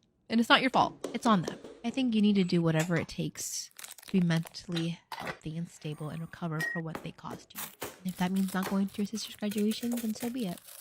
Am I the asshole for making my daughter pay back a $1,000 dress she was supposed to wear in a wedding? I have a daughter, Emma, 16 female, who was supposed to be a bridesmaid in her older sister's wedding. My oldest wasn't planning to have Emma in the wedding party. It was Emma who really wanted to be a bridesmaid because she was excited and wanted to be involved. My oldest agreed to include her, even though it meant extra costs and adjustments. The bridesmaid dresses, shoes, and fitting were around $1,000 each, which we agreed to pay for since Emma did not have the cash. The wedding is in a month. Emma suddenly changed her mind. She's refusing to wear the dress since she thinks it is ugly, saying it is unflattering on her. It is, but didn't speak up at any part. She said she felt uncomfortable and wasn't close to the other bridesmaids and didn't want to participate anymore. I reminded her that she had been the one pushing to be a part of the wedding, but she was firm and backed out. Now we're stuck with a $1,000 dress that can't be returned. I told Emma that since she was the one who wanted to be in the wedding and then backed out, she would need to pay us back for the dress, either by working part-time or payment plans using her gift money. Emma is upset and says it's unfair,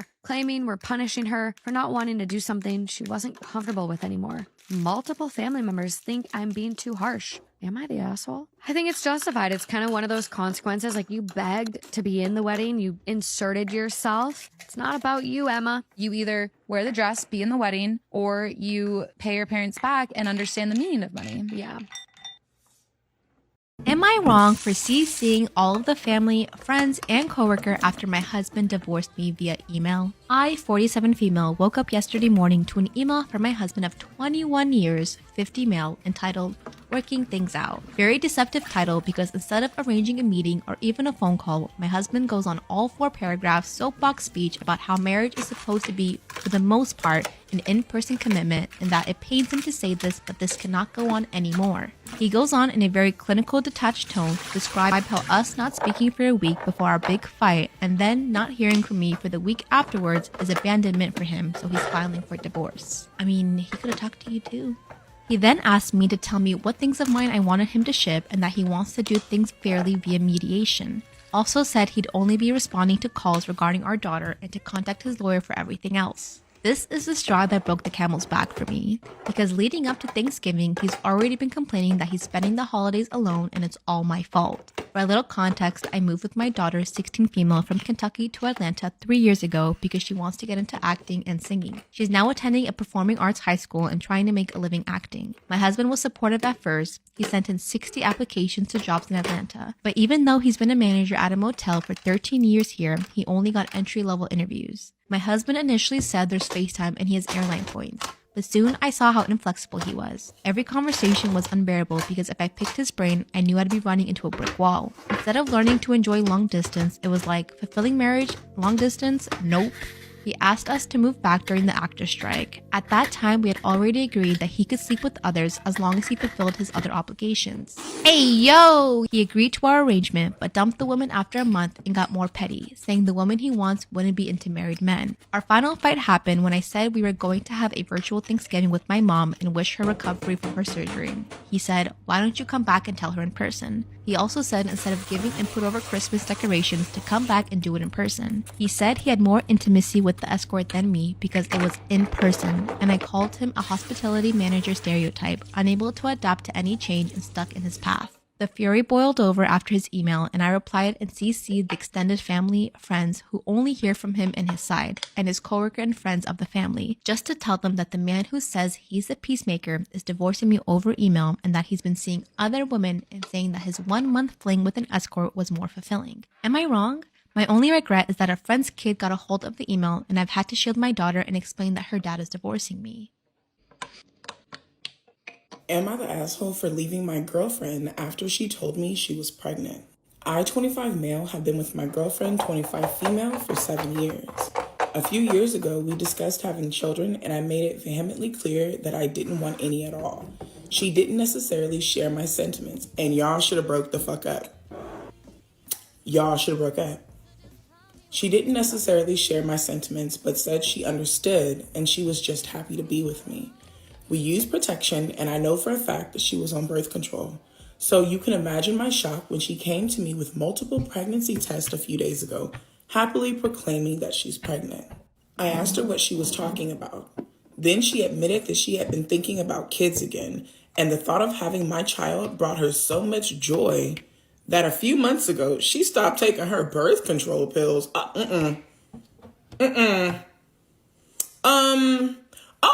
And began poking holes in the condoms. No, you're not the asshole, because I would have left her too. I was completely taken aback, and for a few moments, I just sat there in silence. She asked me if I was happy, and I responded, I'm done with you. Don't call, don't text, nothing. I told her to get out, and she left my house sobbing. I guess she went to my mom because about an hour later, I got an angry call from her. She asked how the hell I could treat my pregnant girlfriend like that, And when I tried to explain that she betrayed my trust, betrayed your trust, baby, no. Why are you trying to save her reputation? Absolutely not. You need to tell them exactly what it was that she did. She stopped taking her birth control pills and then sabotaged the protection that we were using as a backup. Absolutely not. Do not try to say it in a different way to save her reputation. No, you need to drag her fucking name just like she's doing to you. My mom dismissed me. I've been getting angry messages as well from my girlfriend's friends and family, and even a few of my own family members. My brother and sister are the only ones on my side. I've been reflecting and wondering if I was wrong for what I did. So am I the asshole? You are absolutely not the asshole, and you need to start telling people exactly what it was that she did. Tell them that she chose to stop taking her birth control even though you and her already had this conversation. All she had to do was let you know that she was starting to feel a certain type of way, and she could have broke up with you. But no, she decided to manipulate, and make it happen whether you knew it was happening or not. That is absolutely fucking disgusting. Y'all know I always think about things from both sides. If OP was female and the man removed the protection because he wanted to knock her up, everybody would be pissed the fuck off. Everyone would be livid.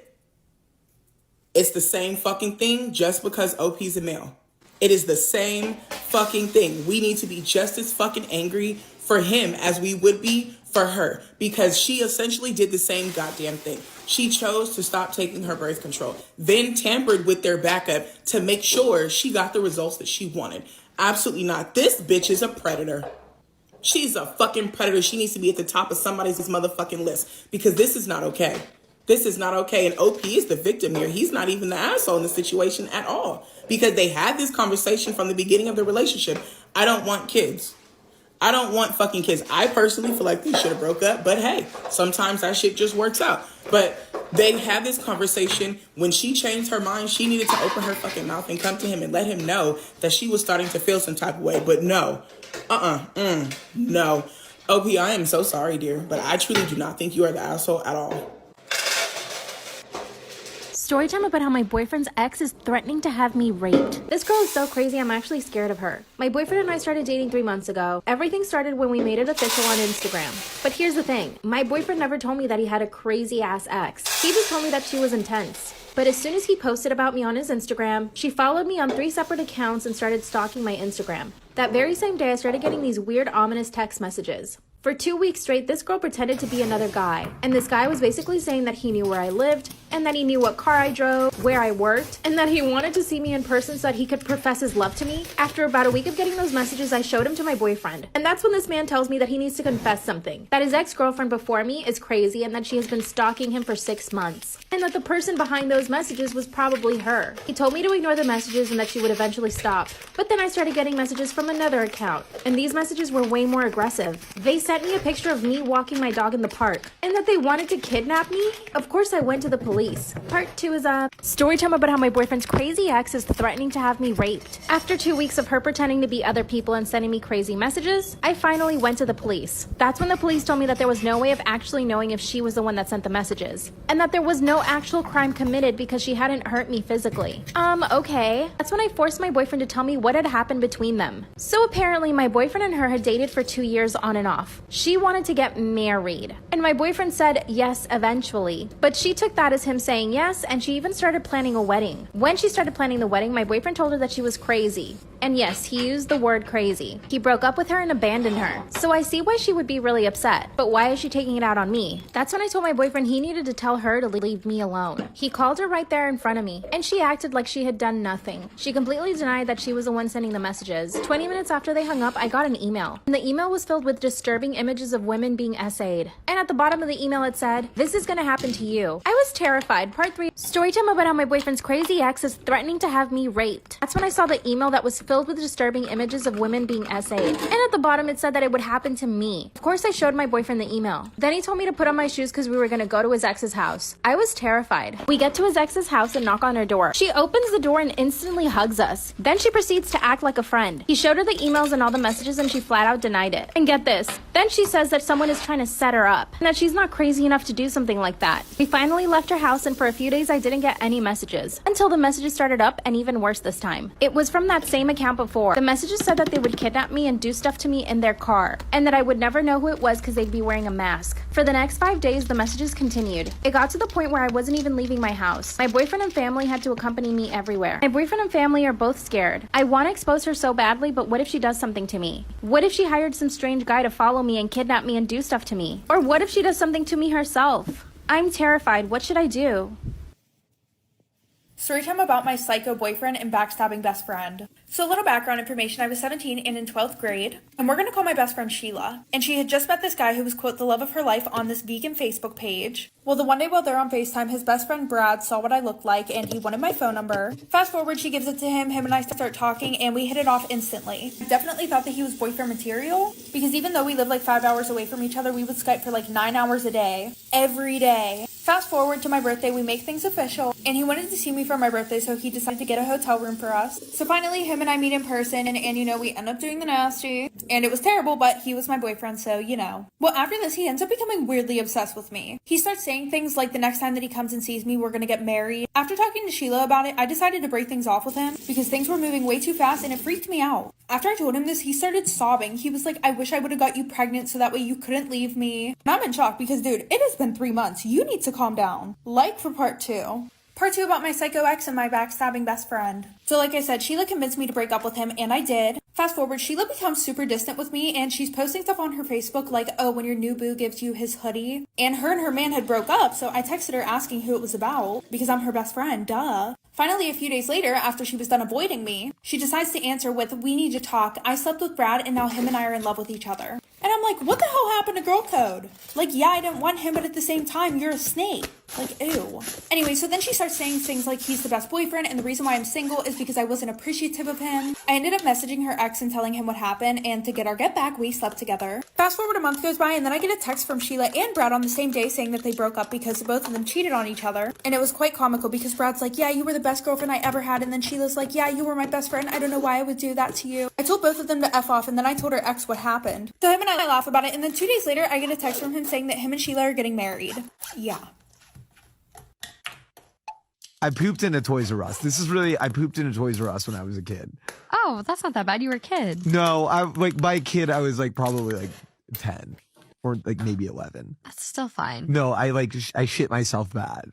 Like I dropped an absolute log on the floor. Oh, you like pulled your pants down and pooped? No. It was Fell out of your pants? It was. What happened? I don't know if this is a guy's thing. There are other people I know that have this. Okay. Maybe it's a guy thing. Maybe it's an everything thing where it was like when I was a kid. And I think there are people that have this when they're adults too. But like I was like, oh, like I need to shit at home. Like I was like, I needed not only to shit at home. Damn, I'm gonna get into the story. I needed to poop naked at home as like a child. Like I needed to be like, that's where I think this weird poop. I'm like, I need to be naked because I was like, I can't have my clothes get near poop. Poop. I was like, they got to be clean. They got to be very clean. And I can see. Yeah. We were shopping for my sister's birthday party. I think it might have been in her 10th, so that would have made me 12, which is way too old for this to happen. And we were like going from like Toys R Us to Toys R Us. We were looking for these like pink slippers, and we had to go to like 20 of them. And like finally, like I needed to shit the entire time. Like I like needed to shit, but like I wasn't at home, right? And I was like, finally, got to the point where it's like, oh my god, I'm going to poop. I had gone to the hospital before from not pooping. Oh my god, you were an impacted child. Yeah, as a child. So like this time, my mom was like, you need to go like poop. Like I had weird poop things my entire life. And so like I needed to go shit. And so like I went into this Toys R Us bathroom where I like what felt like the 600 Toys R Us, but it was probably like the second. And I like go in there and like the bathroom is disgusting. Like there's like the way I remember it is like there's ants and cockroaches everywhere. Like that's definitely not how it was. It was definitely like just a normal public restroom, but I was like, there's a dead body. And so I was like, I am not going to shit here. So I go back into the Toys R Us, and I'm like, I found my mom. I'm like, oh, I shit, and she's like, okay, great, like, and I didn't poop in that bathroom. There was like no way in hell I was pooping in that bathroom. So I'm like, okay, great, and so like I start walking around the store as like she's looking for all of these things, and I'm like, oh my god, I need to poop so bad, and at some point, I'm wearing black cargo pants.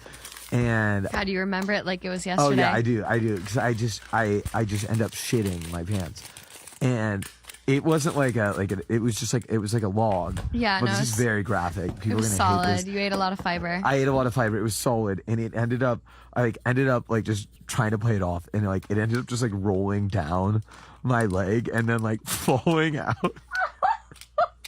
Falling out of my pants and just in the middle of an aisle, like there's a full human turd in this Toys R Us, and I just walk away like nothing's happened. I'm like, I've gotten off scot-free. Like I didn't have to shit in that bathroom. I shit. My pants are shitty, and so like I walk up to my mom like nothing's happened, and I'm playing it freaking cool as a cucumber. I am, and I think my mom, I think I probably smell like shit because yeah, because my leg is fully covered in shit. So like, I think I smell like shit. Oh yeah. So my mom's like, kind of like, oh, you're acting kind of weird. I think she like smells. And Did then she she's roll like, by it? No, she rolled by it. She looked at me, and I was like, she like saw this shit and looked at me, and I just like burst out into tears, and she's like, Grayson. And then this poor Toys R Us like 18-year-old kid had to come sweep up my human turd that night, and it was so bad, it was traumatizing. Am I the arsehole for not wanting a relationship with my parents now that they've cut me off? Story time. So my parents do pretty well, and when I was going through the student finance system, I found out that I could only get the lowest amount because of how much money they earn, which is just over £3,000 a year. I just find it so bizarre that there's this assumption that your parents will just help you out. Like, some people don't get that. I'm on a high intensity course, right? And I wasn't too sure how I was going to juggle schooling, working, studying. So when I found out about how much money I was entitled to, I told my parents that I would rather take the next year off and save up and go to my first choice school, or go to my second choice school now. I just would not be able to afford to live in the city that my first choice was in. So where is my parents said that they would pay for my rent if I went to my first choice school on schedule, aka this year, which I was like, brilliant, worked for the both of us. So they set me up in this gorgeous studio apartment in the city. So all I would have to do now is get a little part-time job to cover the cost of food and bills. Then 2 months ago, they called me and told me that they thought I was relying on them too much. They said that they felt it was about time that I find out what the real world was like and that I find my own way. They said that they were going to cover me till the end of the month, and then after that, I was on my own. They said that they were still my parents and that they loved me and they hoped that we could stay in touch as much as possible. So now I had 11 days notice of when my rent would be stopped being paid, my phone bill would stop being paid. I went to my uni and begged them to help me with some emergency housing, but they said I had no proof that my parents had actually cut me off. So I emailed my parents asking if they could write an email to the school to tell them that they had actually cut me off financially. They said no. I asked work if I could pick up more shifts to help pay, but they said due to my contract they couldn't give me anything. So I am now sleeping on my best friend's sofa and I'm looking for a second job. I hadn't heard anything from them in a little while actually, and then on Facebook I got a message from my dad saying that they were both really disappointed that I hadn't called for my mum's birthday. Oh, are you disappointed? So am I. So I just gave it to them straight. I was like, listen, you've done me so dirty. I can't have a relationship with people that disrespect me and leave me in the position that you have left me in. I'm getting a bunch of messages from them. My brother's even got involved and asking if I could reconsider my decision. And my friend is saying that I shouldn't feel bad, but I feel so bloody guilty. So what do you think? Am I in the wrong here? Am I the asshole for telling my son I won't be attending his wedding? I have 3 kids, 25, 23, and 16. I think I'm okay here, and a few relatives who know what's going on agree. My kids, however, are saying we're wrong, and my 16-year-old introduced me to this forum to post. My eldest, Jack, is in med school. Jack's always been a great student and graduated top of the class, and he's overall very charming and social. In 2021, he met a girl, Beth, through a tutoring program. Me and my wife had only met Beth twice. in larger groups of Jack's friends, and it wasn't anything serious. A few months ago, Jack dropped the news that he and Beth were going to marry and he would take a leave of absence from medical school at some stage. I'm sure you can imagine our shock, but he insisted this is what they want to do and he wants to support Beth. My wife tried to explain to him they're both young, especially Beth. She's only 21, and he's considering leaving med school on an emotional impulse. I said this is a mistake. We barely know Beth, and he wants to throw away his future like this? Well, Jack's stubborn, and he's going through with this. The wedding is in a couple of weeks in a very small ceremony, and we won't be attending. I told Jack we'll send a gift, but that's all. He got very angry and said it's his choice, but I said I'm not restricting him from doing anything. Not attending is also our choice because I don't want to encourage his nonsense. So the thing about this post is the account has now been suspended. Reddit took it off, the person deleted it, whatever is happening, but it's gone. So you can't use the Wayback Machine. I'm going off screenshots, but in a part of when you're filling out a post, like this Autobot generates like a description of like why you might be the asshole. And the top comment that's on there currently saw it. And I think before we give a judgment, we need all the answers. And OP left this information conveniently out of the post, and I don't think it's fair for us to give a judgment on this one unless we really know everything. So the top comment says, you conveniently leave out that Beth is terminally ill in the main post, but not in the judgment bot reply. I'm guessing that the leave of absence from medical school is planned for her late stage illness where she'll be, you know, dying. You're the asshole. Edit to add, I see you made a quick little edit to now include that Beth has terminal cancer after getting called out for not putting it in your original post. OP, you are an absolutely cold-hearted asshole. A lot of women dream of having a wedding their whole lives, and he's making sure she gets that before she dies so very young. Instead of understanding that and being compassionate, all you can think about is how this might impact, and let's be real, it won't, your son's lucrative career. Gross. His choice, his decision. Yeah. This is a no-brainer. I could see what's going on here.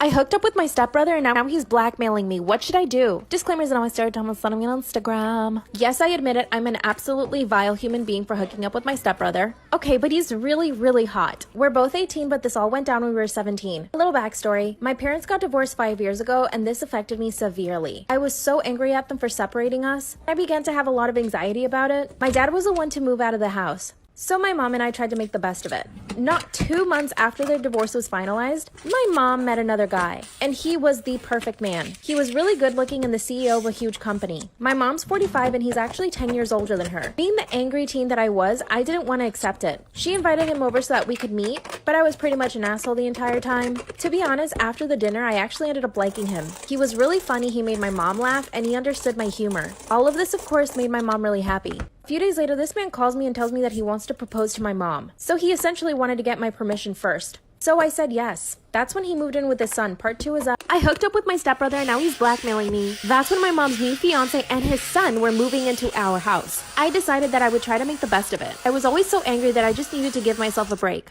And the first time that I met him was when he moved in. As soon as he came in through the door, I was literally speechless. He was so hot. Like the best looking guy that I had ever seen in my life. I'm sorry, you guys, I have hiccups right now. And we couldn't stop looking at each other. We all sat down to have lunch, and he and I just stared at each other the entire time. That's when my stepdad told us that after the wedding, we were all moving to a new house. Like I said, he has a lot of money, and I was actually really excited about this. A new house meant a new start. But guess what? My stepbrother started coming to the same school that I did. So we would basically go to school together every single day. That's when we both found out that we had so much in common. While we drove to school, he would always turn to look at me, and I would ask what's up, and he would say nothing. But one night he came into my room and he kissed me. Part 3 is up. So there I am making out with my stepbrother in my own bed. Mind you, I was asleep when he came in. As soon as I realized he was kissing me, I got out of bed. That's when he told me that he knew that we were both attracted to each other and that we should just do it. I stayed quiet and I didn't know how to respond. I felt super shy and embarrassed. Then he grabbed me and kissed me again. I told him to leave my room and he did. But after that, the sexual tension was real. I always caught him staring at me. Even at school, he would stare at me. And he would go out of his way to bump into me. One day we were driving home and he pulls over on a deserted road. He started kissing me and I couldn't resist. We ended up making out in his car for like an hour. After that, he told me that he wanted me to be his girlfriend, but in secret, and that he didn't want our parents to find out. But I said no because it's wrong. We live in the same house and our parents are married to each other. Of course, he got angry. Now he just grabs me and kisses me whenever he wants. And he says that I am his girlfriend even if I don't want to. And he told me that if I don't accept, he'll tell his dad about us. I really like him, but I think it's wrong. What should I do? Story time. My father called me a poor roach. This is not my story, it was sent to me on my email. Alright, so my father is from Tijuana. My mother is from Guerrero. My mother and my father met in Tijuana, and they fell in love in high school and got married when they were both 21. When they were 24, they both moved to Los Angeles and got married. The following year, they had me. I was born and obviously, I don't remember shit. Well, the next following year, my parents gave birth to my little sister. 3 years later, my father left us. He decided to leave us for another woman. Back in the day, supposedly, let's call the side chick Jasmine. Jasmine was tall, slim, had a lighter complexion than my mother, with short brown hair. My mother was short, brown, but very dark, and had beautiful long black hair. Well, my father fell in love with the side chick, and the side chick got pregnant a couple months later, after he left my mother. My mother couldn't take the pain, so my mother decided to go back to Guerrero. My father stayed in LA to raise his kid. For part 2. Story time. My father called me a poor roach. Part 2. This is not my story. It was sent to me on my email. So you know what they say, your partner's family is not your family. As soon as my mother left back to Guerrero with us, my father's side of the family invited the side chick Jasmine to their house 2 weeks after my mother left. So me and my sister were both American, so my mother decided to come back to LA. She took my father to court. The judge ordered for my father to pay child support. Growing up, I remember being bullied. I remember my father bullying me. He would constantly call me a little roach, a little frijol, or a little bean, and he would always call me negra, which is black in English. I didn't understand these nicknames, but now that I am older, I remember the face of my father, always neglecting me, and when I would cry because he would call me names, he would scream at me and talk to me in a mean way. He would get completely irritated when I would cry. He would raise his hand at me and my sister each time we cried. My sister got treated a little better. Her skin tone was way lighter than mine's. My father wouldn't hit her as much as he would hit me. This happened for so many years. Mother took him to court. She threatened to take him to jail if he ever called me another slur or made fun of my skin tone. My stepmom was worse. Go to part 3. Story time. My father called me a poor roach. Part 3. This is not my story. It was sent to me on my email. Like I said, my stepmother was worse. She is what you called a mosquita muerta. In English, it's referred as a dead mosquito. It's basically a person who does bad behind people's back. Every year around the school time, I would tell my father to please take me school shopping, and he would never take me and my sister. I always wanted my father to take me to spend some quality time with him and my sister. He would always wait till the last minute so my mom could take me shopping. Looking back, I don't know if this has to do with the child support. I'm not sure if my stepmom and my dad had some type of resentment towards my mom. Basically, they would take me shopping, spend money, but then the child support money, you know? So one time I overheard my dad planning a Disneyland trip with my stepmom, her 3 kids, and my brother. I asked my dad if he was gonna take me and my little sister. He said, and I quote, "No, yo no quiero ustedes cucarachas, pobretonas, que vayan conmigo. Aparte va a ser mucho calor y se va a poner más prietas." I was around 10 years old, holding back the tears. I started scratching my own skin, and thank God that same day he had to take me back to my mother's place. I never spoke to my father again. It's been 11 years. He's only 40 and he looks 70 now. Am I the asshole for wanting to tell my stepdaughter that her dad installed a tracking device in the new car he bought her for her 18th birthday? Disclaimer, this is not my story. I, female 36, have been married to my husband for 3 years. He has one daughter, Christine. She'll soon be 18 years old, and he's bought her a new car as her birthday gift. Here's the thing, Christine's mom is deceased. She has a good relationship with me. In fact, not too long ago, she told me I was like a second mom to her. This, of course, means everything to me. However, she and her dad don't get along that much. I have to say that he's incredibly overprotective of her and has done things that affected their relationship. Like how he caused her to break up with her ex-boyfriend after he got diagnosed with multiple health conditions. Because of that, Christine has grown distant from her dad. For her 18th birthday, he wanted to throw her a big celebration and buy her the car she always wanted as a way to reconcile with her. They're on okay terms, but he says he wants to gain her trust back. 2 days ago, I overheard him speaking with a friend of his about installing a tracking device in the new car. I was shocked. Am I the asshole for wanting to tell my stepdaughter that her dad installed a tracking device in the new car he bought her for her 18th birthday? Disclaimer, this is not my story. I brought it up with him later at night and told him how wrong this was. He said that it was none of my business, but I told him that if and when Christine finds out, then there's going to be trouble. He got upset and went on about how he's just doing this out of concern and protection for her and said that it was none of my business because I didn't buy the car. I said he's unreasonable, and if he didn't back off, then I'll tell her at the party when he hands her the keys. He called me crazy and said that I shouldn't have been snooping and listening to his private talks in the first place. I said I would tell her, but he told me to stay out of it since it's his daughter, not mine, and that if I wanted to parent my way, then I was free to have my own children. This stung because he knows I can't have kids due to infertility problems. We argued about it, and I said I would still tell her. He called me unhinged and said I get no say, nor do I have the right to get involved whatsoever. I talked with my mom, and she agreed it was none of my business. She told me to stay out of it and not try to stir drama and cause a scene. Am I the asshole for not allowing my in-laws to come to my kid's birthday party? My second child was born on my in-laws' anniversary. Mother-in-law seemed kind of annoyed, and I thought that was a childish thing to be mad about, but I let it go. Mother-in-law did attend my first kid's birthday because we did a big party, but I could tell she didn't want to be there. After that, she said she wouldn't attend any more birthday events on the actual day, and that I can't reasonably expect her to prioritize anyone or anything over her marriage. The issue is, she comes to my other two kids' parties. She isn't particularly close to any of them, but she does show up, and my middle child has begun to notice. I explained to him that his birthday is her anniversary, but I don't think he gets it, and I don't know how to make him get it. I know she isn't really playing favorites, but to keep it from appearing like that, I told them they can come to all three parties or none. She rolled her eyes and said that I was being dramatic, and that my son should be able to understand that she isn't going to give up her anniversary. Am I the asshole?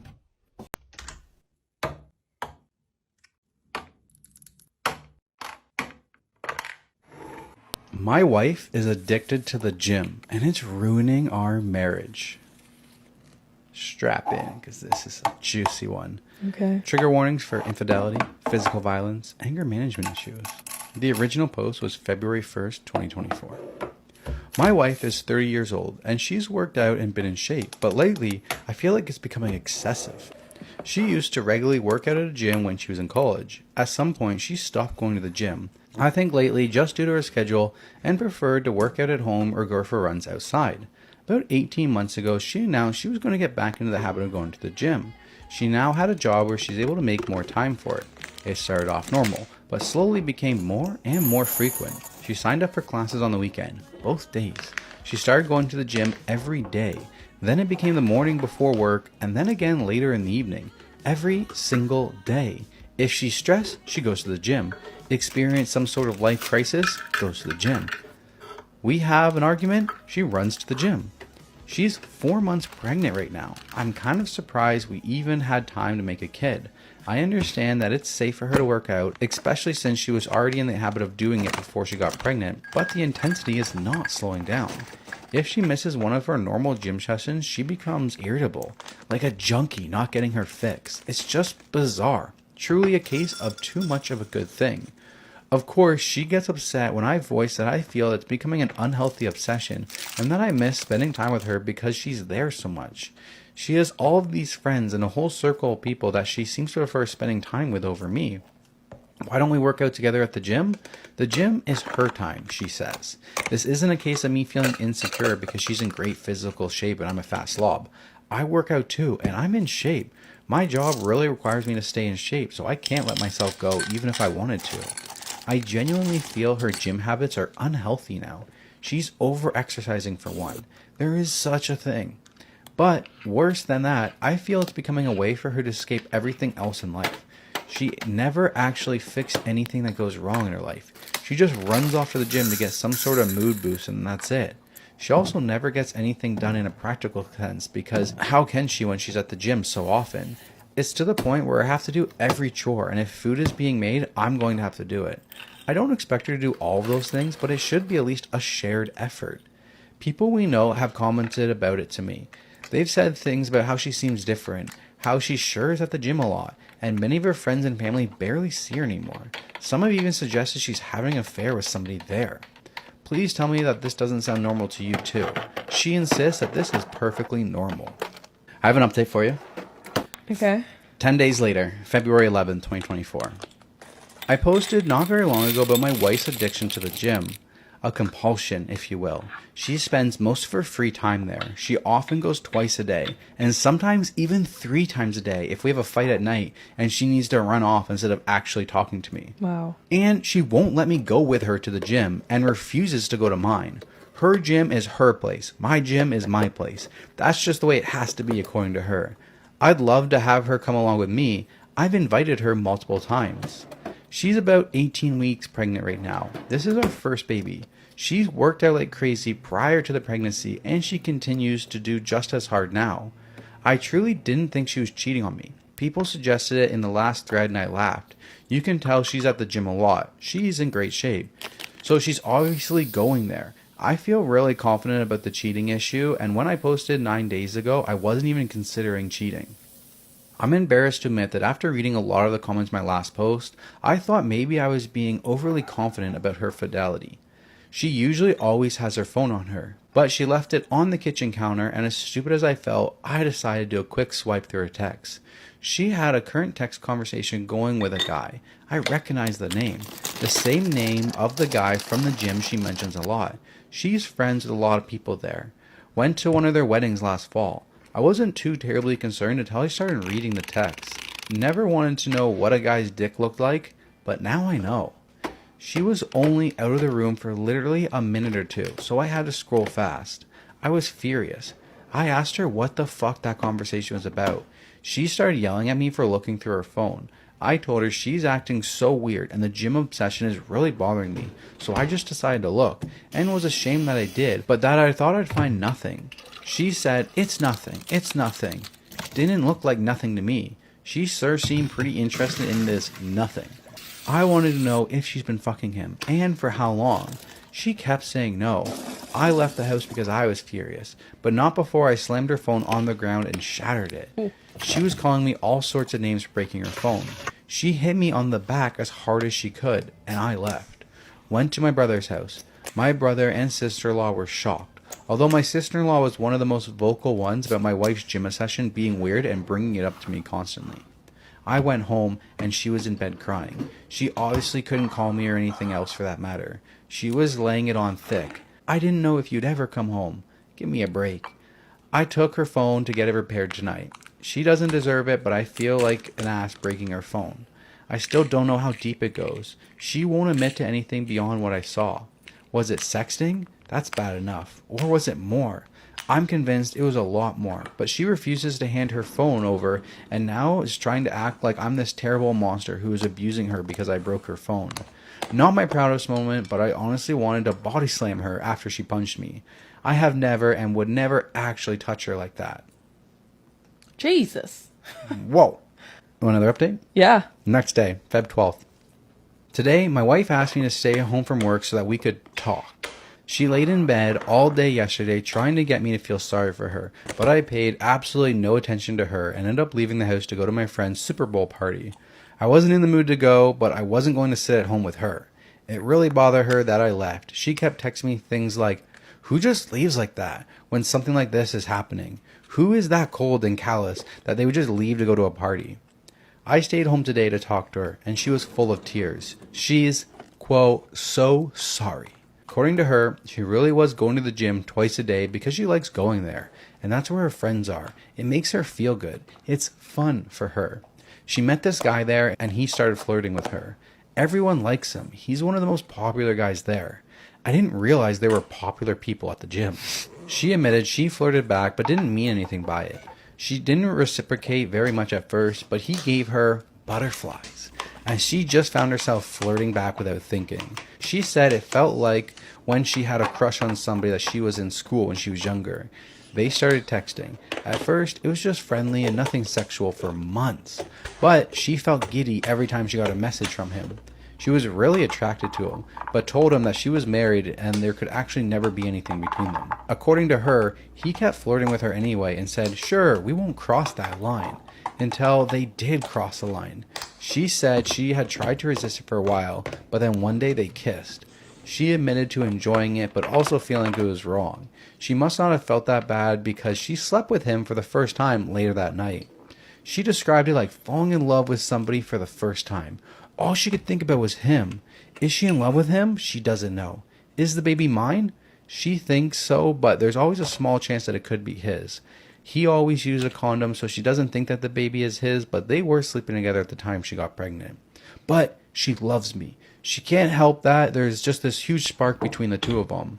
She doesn't know if she loves him. She doesn't know if the baby is mine. She doesn't know why she did this. She doesn't know what she thinks we should do. The nail in the coffin is when she said, "You would really leave me if the baby's not yours, wouldn't you?" She had the balls to ask me that. I told her of course I'm leaving her, and I wouldn't raise another man's child. She seemed shocked. She said, "Really? With everything we have and all of our history, you wouldn't even consider it?" She can't be serious. I told her, "No, I would not consider it." She agreed to get a DNA test. She tearfully agreed, like I'm supposed to feel sorry for her about that. I don't know who this woman is. She was crying the whole time, but not tears of an ashamed or sorry person. They were tears for herself and meant to try to make me feel bad. Feel bad for what? That her heart is... My son's school is mad at me for telling him to hit a girl. Am I the asshole? So I, 32 female, have a 12-year-old son. We'll call him L.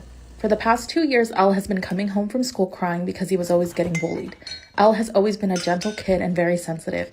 I encouraged him to use his words and to tell the bullies to leave him alone and to tell the teachers what is happening. The past few months, he's been having problems with these 2 crotch goblins that are girls. Now, normally they would just make fun of him, but one has taken to physically hitting him. So I changed the rules. I had a meeting with L's teachers, the principal, along with the girl and her parents, and L. I told them straight to their face that I will give 3 warnings. First warning, he will confront her. Second warning, he will confront the teacher. Third warning, he will tell the teacher he is going to handle it, and if she passes that warning, then he is going to punch her back. They all looked at me like I was crazy. So 2 weeks ago, I had a session with his therapist, where he looked at me like he was scared, and he told his therapist how he got into a fight at school. Part 2. My son's school is mad at me for telling him to hit a girl. Am I the asshole? They all looked at me like I was crazy. So 2 weeks ago, I had a session with his therapist, where he looked at me like he was scared, and he told his therapist how he got into a fight at school, where he threw hands with a girl and got sent to the principal's office. 2 days before, he never said anything. I was obviously really upset about this, and Al started crying because he could see that I was mad. I got up and gave him some ice cream and told him we were going to speak with the principal the next day. So the next day I go to the school, still livid, and let myself into the principal's office and demand to know why I had to find out about the fight from my son and not the school. They told me that they had contacted his father to tell him. That's a whole other fuck topic that I may or may not post about. I then proceeded to tell them that 1, Al had to wait 2 days for his ice cream because I sure as shit was going to reward him for standing up for himself. And 2, I have primary custody of him for a reason. They said they prefer not to deal with me, so they contacted his father instead. By the way, I believe he gave the girl fair warnings, and I have a daughter too, so I don't play the whole but she's a girl game. So, am I the asshole for telling my son to hit a girl? Let me know your thoughts in the comments. Am I the asshole for yelling "just leave me the F alone" during a family dinner at a crowded restaurant? My brother, 26 male, and I, 18 female, have never got along. He spent my entire childhood controlling everything I did, watched, and even ate. At Christmas, he pissed me off because I was proud of myself for buying my first vehicle, and he called my truck a POS. Then said to our parents, insurance companies statistically have higher rates for female drivers than males. Absolutely insinuating they shouldn't put me on their policy because then he'd get booted off. And this past weekend, it was our brother's birthday, and he asked me when I'm moving out. I said, excuse me, and he said, you're 18 now, you need to get your own place. Am I the asshole for yelling "just leave me the F alone" during a family dinner at a crowded restaurant? I said to him, you're not even on your own yet since you haven't bothered paying a single penny of rent in 7 years. He was fuming and tried to change the topic. But my mom made a comment about that changing soon, and brother's girlfriend was like, what? So I told her he moved out at 19 and hasn't paid our parents a penny of rent all these years. She was livid because we didn't know it, but she'd been paying my brother's rent for 2 years because he led her to believe he was paying rent. Wow. My brother then said that I should focus on my current job and forget about wasting time with college. He then made more comments and I told him to shut the F up. Am I the asshole for dropping my daughter off at daycare early so her teacher could do her hair? So I'm a newly divorced dad of a 3-year-old girl and I have her every other week. My daughter has very curly hair that my ex-wife used to take care of. Now that I'm alone with her, half the time I have to figure it out. I do try, but on my weeks, her hair is mostly a frizzy, tangled mess. A teacher at my daughter's daycare has very similar hair to my daughter's, so I asked if she could help me with my daughter's hair. She said she could do my daughter's hair in the mornings if I dropped her off earlier. She also gave me a list of curly hair products to buy and what to bring to school. Am I the asshole for dropping my daughter off at daycare early so her teacher could do her hair? She gave me a list of curly hair products and also gave me some tips for washing and caring for it at home. I guess my daughter told my ex that her teacher does her hair for her and she goes to daycare early. Because now my ex is calling me asking if I really drop her off 30 minutes early just so I could avoid doing her hair. She called me a bad parent for relying on a teacher to do my job and for messing up the morning routine. The usual routine was that we'd wake up, give her a bath, attempt to do her hair, have breakfast, and then go to school. And now we do breakfast in the car. And I just want to know, am I wrong? Am I the asshole for refusing to get a job and pay rent at my parents' house? I had my 18th birthday 3 days ago, and on the day after my birthday, my stepdad said he wants me to pay rent to live in his house. My stepdad is quite Christian and conservative, and I don't expect to live rent-free forever, but I know my stepdad is coming from a spiteful place. Him and my mom have had 2 kids and 9 years of marriage. I'm a reminder that my mom was a non-virgin divorced woman before him, so of course I'm treated like a guest and my mom is allowing it. Why? Because she thinks the sun shines out of his ass. He doesn't need my money to pay rent, plus I don't have much and he wants £100 per month. Am I the asshole for refusing to get a job and pay rent at my parents' house? My A-level exams start mid-April and last up to July. I'm doing STEM subjects and I'm hoping to fulfill my offer for a medical course at a good university. I'll need to do a lot of studying, and if I have to get a job, it'll be difficult to maintain the level of studying I need. Out in September. It honestly just feels vindictive, and it's not like I'm unproductive. I'm trying to save the money I had at my last job for when I do move out, and it just feels spiteful and like he's pushing me and making my life harder. My aunt, who isn't too fond of him, is saying he's being ridiculous and told me to come live with her. Took her offer, but my mom's crying. Am I the asshole for taking my girlfriend's daughter on a motorcycle ride? So I've been dating my girlfriend for just under a year and we don't live together yet, but do plan on moving in together around April. She has a daughter 14 from a previous marriage, but I don't really interact with her daughter that much. We obviously say hi to each other, but we've never actually spent one-on-one time together. But on Tuesday, my girlfriend called me and asked if I could pick her up from school and take her to lunch. She had to stay late at work and I was free, so I agreed. And I decided to take my bike because the weather was pretty decent. Like, it was cold, but it wasn't raining, you know? Am I the asshole for taking my girlfriend's daughter on a motorcycle ride? I decided to pick my girlfriend's daughter up in the bike because it was really nice outside. Like, it was kind of cold, but it wasn't raining. So I picked her up and we did go to lunch, but afterwards she still wanted to ride around on the bike with me. I didn't know she was into motorcycles, so I thought that this might be my opportunity to bond with her. So we drove around on some countryside roads for about an hour and then I dropped her off. Well, that same evening, my girlfriend called me and she was furious I picked her daughter up from school on my bike. But I said she never said that I couldn't, and we had a small argument and she called me selfish and irresponsible. Am I the asshole for dropping out as my brother's best man days before his wedding? My 36 brother, 30, got married this past weekend and I was supposed to be his best man. The wedding was 12 plus because they didn't want to deal with toddlers, which is fair. Many people did have young kids, so they decided to have a venue nearby with a professional sitter if parents wanted to drop their kids there. My wife has injuries that make her slow to respond or understand what other people are saying. She also needs help with her food, but she's a very capable woman. Well, at the rehearsal dinner, sister-in-law said that if my wife had any food preferences, they would order extra food for her at the second venue, the one with the babysitter. Am I the asshole for dropping out as my brother's best man days before his wedding? I was extremely confused and said we already gave our meal choices, but she said my wife would be better suited at the second venue.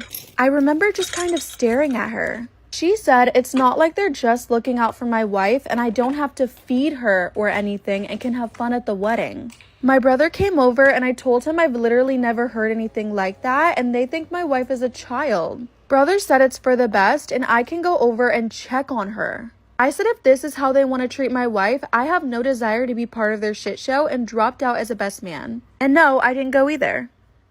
Am I the asshole for moving to a hotel because my wife's family insisted I sleep on the couch? My wife and I got married last summer and her family lives across the country from us. So I'd actually never visited, but I did meet them a handful of times and we've always gotten along fine. They invited us to come and stay with them for a few days and we took up on the offer. We flew in yesterday and everything went well. Her dad and I watched football and I caught up with her mom and sisters and then we had a nice dinner. But then they let us know they don't want us sharing a bed while in their home and they wanted me to sleep on the couch. I thought they were joking, but they insisted. I had a problem with the implication that I shouldn't be allowed to sleep next to my wife. Am I the asshole for moving to a hotel because my wife's family insisted I sleep on the couch? I also have a bad back and the couch did not look the least bit comfortable. After arguing back and forth, I decided to leave and book a hotel. I did tell my wife she did not have to come and she chose to stay and I said I'd come back the next day. The next morning, I called my wife asking when I should come by and she said her parents want me to apologize. I said I'd do it to keep the peace, but they need to acknowledge it wasn't appropriate to insist I can't share a bed with my own wife. She told me that not only will they not apologize for it, now they're insisting I come back and stay on the couch for the rest of the visit. And if I don't agree, I'm not welcome back. Am I the asshole for not buying a drink for my friends? I was out with a few friends the other day and we went to a restaurant for dinner. One of my friends is Muslim and is very strict about everything. For example, once one of her coworkers was smoking in the break room and she asked her to do it somewhere else. My friends wanted drinks and I saw that she looked to the ground and grimaced. So when the waiter came, I only asked for a few glasses of water and nothing else. My friend then interjected and asked for beer and I stopped the waiter and told him no. Just water, please. Am I the asshole for not buying a drink for my friends? My friend asked for beer and I said no, actually just water. When he came back with the water, all of my friends piped up at me and started an argument about it. My friend who is Muslim, Fatima, was being silent but later told me she appreciated what I did. After dinner though, my friends left me with the bill and drove home.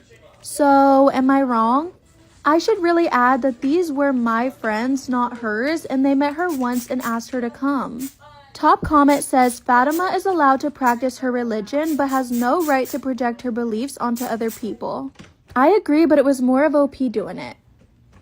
I told her that's chubby. You're chubby. Am I the asshole for telling my girlfriend she's not curvy, she's chubby? Oh my god, buddy, you're running on a thin line right now, and that line snap for sure. I'm already calling you an asshole for this, but let me hear you out. So my girlfriend, 23 female, and me, 26 male, have been together since 2019. She used to weigh about 125 pounds at 5'8". She was pretty thin. The past 13 months, she gained 25 pounds and now weighs 150 pounds. She continuously calls herself curvy, and that's just not true. Her boobs did not grow with the weight gain, and she is still a 34 A cup. Her thighs and butt area did grow a bit, but she's still not an hourglass. You're an asshole. Holy shit. What? Stop. I wouldn't be bothered by this if she didn't heavily identify with it. When she was 125 pounds, she kept identifying with how thin she was. At 125 pounds, she was proud that they couldn't see anything on her CT scan when she had an appendicitis because she was too skinny. She wants to make a TikTok fashion page dedicated to curvy fashion. I got annoyed with her identifying so much with a body type that isn't even hers that I said, "You're not curvy, you're chubby." She looked at me stunned. I told her curvy was like Beyonce, for example. She said that she felt that she was curvy because she's not skinny anymore and not fat. I told her that's chubby. You're chubby. And she began to cry and left my apartment. Oh my god, wow, that's so mean! It's been 12 hours and we haven't talked since. I know this was mean, but it was true. I was so frustrated with the idea of her making this fashion TikTok account for a body type that's not hers. See, let's get to the root of it. Why does that bother you? It's like her own personal TikTok. Like, why do you care? Why does that bother you? It's her life. It's her body. It's her TikTok. Like, why does that? It doesn't affect your life at all. Also, she hasn't had an eating disorder or anything. I think she just naturally gained weight as she got older. Am I the asshole for stating a fact? Am I the asshole for locking the door to prevent my husband from getting involved in my job interview? I, 33 female and unemployed, but God knows I have been looking for jobs. I'm a sales rep for well over 5 months. My husband has a high-paying job. First, he suggested that I leave my career as a sales rep behind, not up to his wealthy family standards, they'd mock me for it a lot, and stay home, but I refused because I love my job and want to grow in it. He suggested he finds me a better job since he has a lot of connections, but that's not in my field. I've had several job interviews and my husband has ruined all of them for me, and here's how. He'd walk into the room whenever I'm having a potential job interview and he'd introduce himself and take over the conversation with the interviewer. He'd tell them about how good I am but slip up in some bad stuff that eventually cost me the job. He's sabotaging you, let's get it straight. He does not want you to be working. Wait, hold up. Before all that, he walks into her interviews like, who does he think he is? God forbid if you had ever done that to him, he would have been pissed. So why does he think he can do that to you, let alone anyone? Like, no one should be in there when you're interviewing. His argument was that he's just making recommendations since he has connections and influence, but I told him to stop and let me handle it. He sulked, saying he was just trying to guide me and whatnot. Several days ago, I'd gotten a job interview, and after getting inside the room and before the interview started, I locked the door. My husband tried to come in and started knocking on the door, asking why I was locking the door and telling me to let him in. I put my headphones on and used noise canceling, but he kept knocking, telling me to open the door. After the interview was over, I unlocked the door and walked out. He went off on me, calling me disrespectful and awful to lock him out like that. I said I was sorry, I wanted to work for this company so badly and I couldn't let him ruin it for me. He got offended and said that I was being petty and childish and also ungrateful because of the stunt I pulled, and said that he was just trying to help me get the best deal out there. I said I'm not a child, and he said yes I was, especially with how I behaved and for excluding him from my interview. Oh my god, forget about this interview, woman. This guy has control issues. If he's doing this just over your job, imagine you later down in life when you want to make other decisions. This is just screaming obsessive, screaming red flags, screaming get out of here, screaming this guy thinks he's an alpha male and listens to a lot of podcasts about male domination and shit like that. Get out of there. Lilac is a good sister to him, but as a person, truthfully, I can't stand her. Am I the asshole for accidentally telling my fiance I hate his sister and she won't be a part of my wedding? First of all, I don't like that statement because it's not just your wedding, it's your husband's wedding too, and that's his sister, unless she's done something really bad for you, but like, get this bitch out. This situation is literally ridiculous, but this whole thing has caused almost nuclear warfare across the family, so I'm here to get a consensus. I, 26 female, have been with my fiance Chris, 26 male, for 4 years now. He and his sister, 21 female Lilac, are very close. They had a pretty traumatic childhood and always promised each other to be there no matter what. Lilac is a good sister to him, but as a person, truthfully, I can't stand her. She is literally the textbook definition of a bubbly blonde. She's overly charismatic, always giggling, and in general just acts too immature for my taste. She likes to pull pranks every once in a while on my fiance, and he gets her back, but the whole ordeal just seems childish and obnoxious to me. Okay, you sound like an only child, because that's what siblings do. Okay, first of all, she's 21. She's gonna be a little immature. She's not that old. 2, doesn't matter how old you are. Whenever I see my siblings, that's what siblings do. We just go back to being kids. We're gonna act immature just as how we are. You're only seeing her in a setting when she's with her brother. That's her older brother. Sibling relationships are different. Like, oh my god, like, so she hasn't done anything to you. You're just being a bitch. You literally just said she hasn't done. It's just her personality you don't like. So she's not gonna be in your wedding party. Like, suck it up, grow up. Talk about immaturity. Look at yourself. Mira!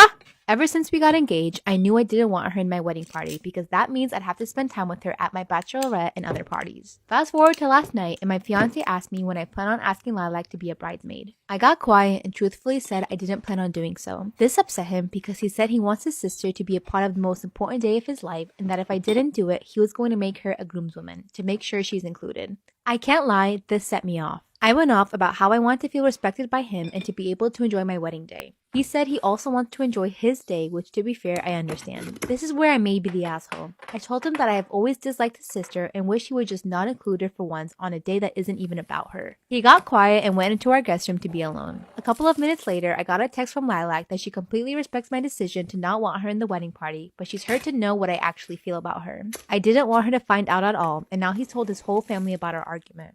Half of them are attacking me, and half of them are saying it's my day, so I should be able to enjoy it. Honestly, this whole ordeal is stressful for no reason because Lilac isn't even upset I don't want her in my wedding party, yet the whole family is upset and my fiance has been very short with me all day.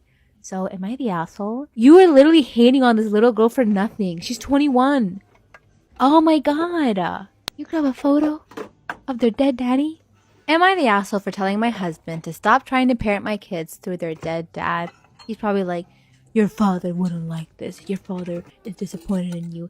And that is traumatic. That is not okay. That is bad parenting. But let's see what's going on. I, 36 female, lost my late husband years ago. I'm now married to my husband of 2 years, Jason. He loves his stepkids 9 and 6 and does a lot of things with them. However, he started doing something lately that I find weird and unacceptable. Whenever one or both kids do something wrong, instead of giving out proper punishments that we both agreed upon, he'd grab a photo of my late husband and start addressing it, complaining about the kids' behaviors while the kids stand and listen. You grab a photo of their dead daddy and tell them they're being bad kids? That is like next level fucked up. That is like traumatic. That is going to cause them psychological issues in the future. He then proceeds to tell them that their dad is mad at them and is disappointed they did this or that. I'm aware of the psychological impact this type of discipline can have on them. The kids would sometimes feel so guilty they'd start crying, then ask if dad is really disappointed in them because their stepdad told them he told him that. So now he can talk to the dead too? I told him to knock it off several times, and last night I blew up on him after I found out he told my daughter that her dad said he'd disown her if she did X thing again. Her dad's dead! Why are you weaponizing his death to his kids? That is so fucked up. I told him he was going too far and is causing huge damage to the kids and tainting their memory of their deceased father. He was like, this way they'll learn, and if they really love their dad, then they'll behave. I said, listen, the kids love and will always love their dad, and what you're doing is causing damage to their love and remembrance for their dad. He said I was overreacting, but I argued that I already warned him. He said something about him being a parent too, and that I have to respect his parenting and stop trying to act like the cool parent and to step up instead. He then went outside and stayed gone for hours. My sister said I'm being unfair to my husband and that he clearly cares about the kids, otherwise he wouldn't care about them correcting and never repeating their mistakes. So, am I the asshole for my reaction? Okay, I'm sorry. If anyone agrees with this type of parenting style, you need help.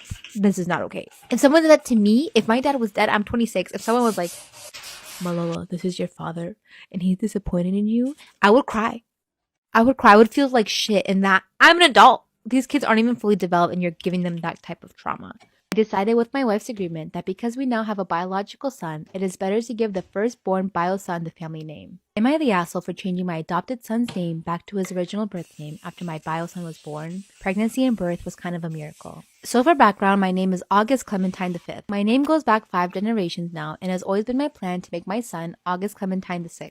Well, wife and I were horrified to find out I was essentially firing blanks and was told I would essentially never be able to father kids. Heartbreaking. We started the adoption process right away, looking in mostly foreign countries so it would go faster, and we were able to adopt a baby boy from Vietnam. His first name was Tien, but my wife agreed to change his name to August Clementine VI. We also agreed we would let nature take its course because miracles can happen. We always called Tien by his birth name, so did family, school, church, etc., even though his legal name was my name. Well, 7 years later, a miracle did happen, and my wife turned up unexpectedly pregnant. We have a healthy, beautiful, amazing biological son who we love just as obviously much as we love Tien. We like a biological son. Like the fact that you keep referring to him as bio son, just a lot of red flags right there. Like when you adopt a kid, like you shouldn't bio or not, like that's your kid now. I decided with my wife's agreement that because we now have a biological son, it is better to give the firstborn bio son the family name. We have gone through the procedures to get Tien's name legally changed, and our bio son has August Clementine VI on his birth certificate. Tien doesn't understand or care. To him, it was a fun day, and he liked playing with the judge's gavel. We didn't really tell anyone, but we had to tell the school. Somehow, word got out from the busybody at the school and made it back to Tien's soccer team, and we are now essentially social pariahs at the subject of massive gossip. R-word, W supremacists, accusations of not loving Tien enough. We've heard it all through closed mouth and hushed tones. It's gotten so bad we are considering moving Tien to a new team, but his 3 best friends play on the team and he would be heartbroken. Am I the asshole here? Yeah, you for sure are. You can't use your child as a placeholder. And when you adopted him, you should have looked at him as your son regardless of biological or not. To carry on your family name bullshit. Oh my god.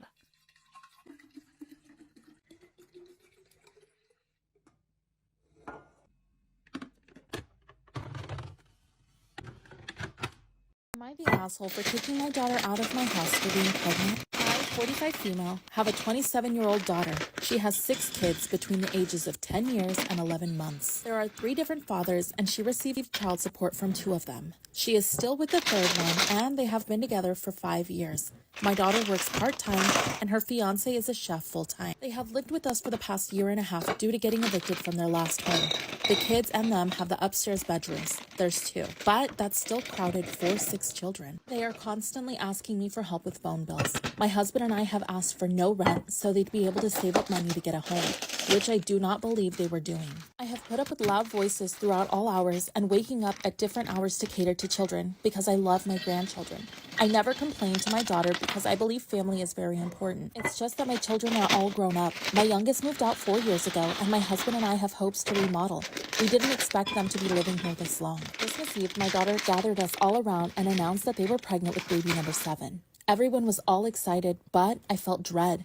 That would mean another child in our house, with not much room. I looked over at my husband and could tell he felt the same. We discussed later and decided we were going to have a talk with them and ask them to move out. Last night at dinner, I brought it up to my daughter and her boyfriend, and we told them they have 2 months to find a place because we cannot have another child here. My daughter started crying, saying that she couldn't believe I'd throw her to the streets for having a baby, that this was completely unfair and not enough time. I told her I was sorry. It was painful for me as well, but these living conditions were impossible. She demanded I give her more time or she'd go to the courts.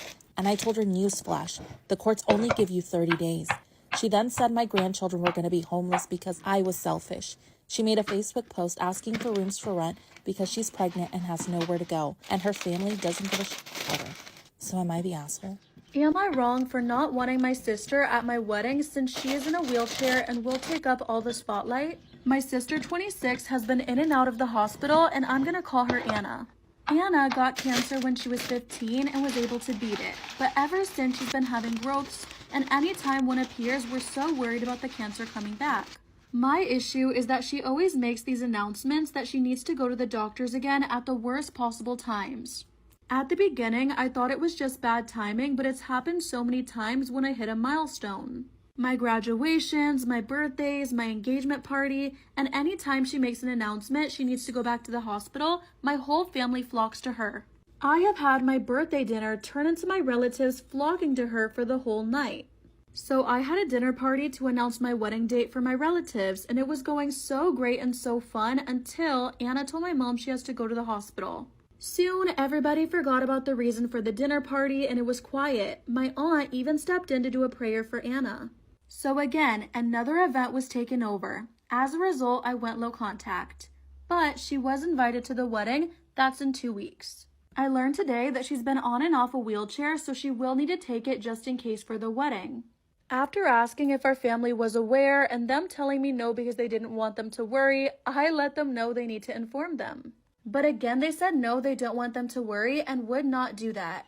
I had enough and told them you need to tell them before my wedding, but again, a no.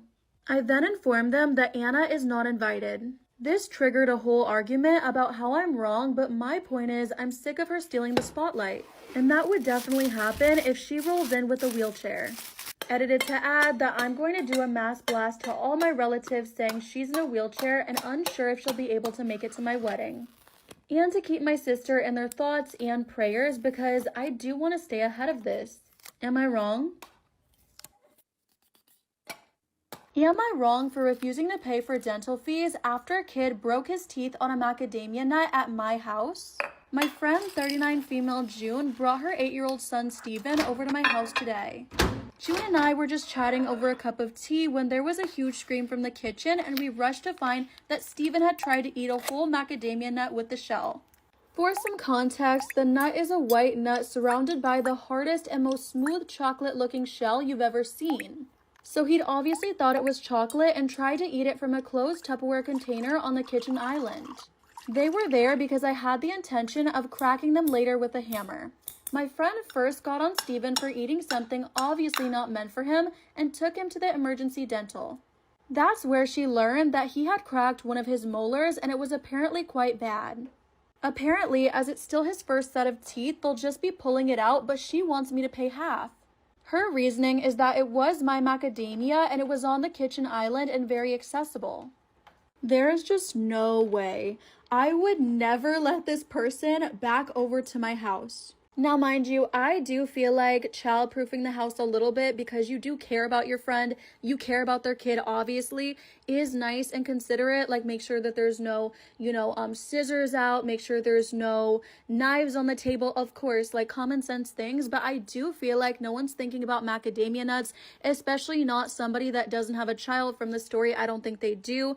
I wouldn't think that. And everybody's eating the mom up on Reddit about not even watching her kid. I feel like things do happen, mistakes do happen, but trying to put it on your friend is actually insane to me. Like, baby, if you need help with a bill, you weren't expecting to pay that big bill, you don't have the money, you need me to loan you some money, that's a little different. Like, go ahead and let me know that, and I mean, I'll always help you if I can, but trying to put it on me because I did something wrong is insane.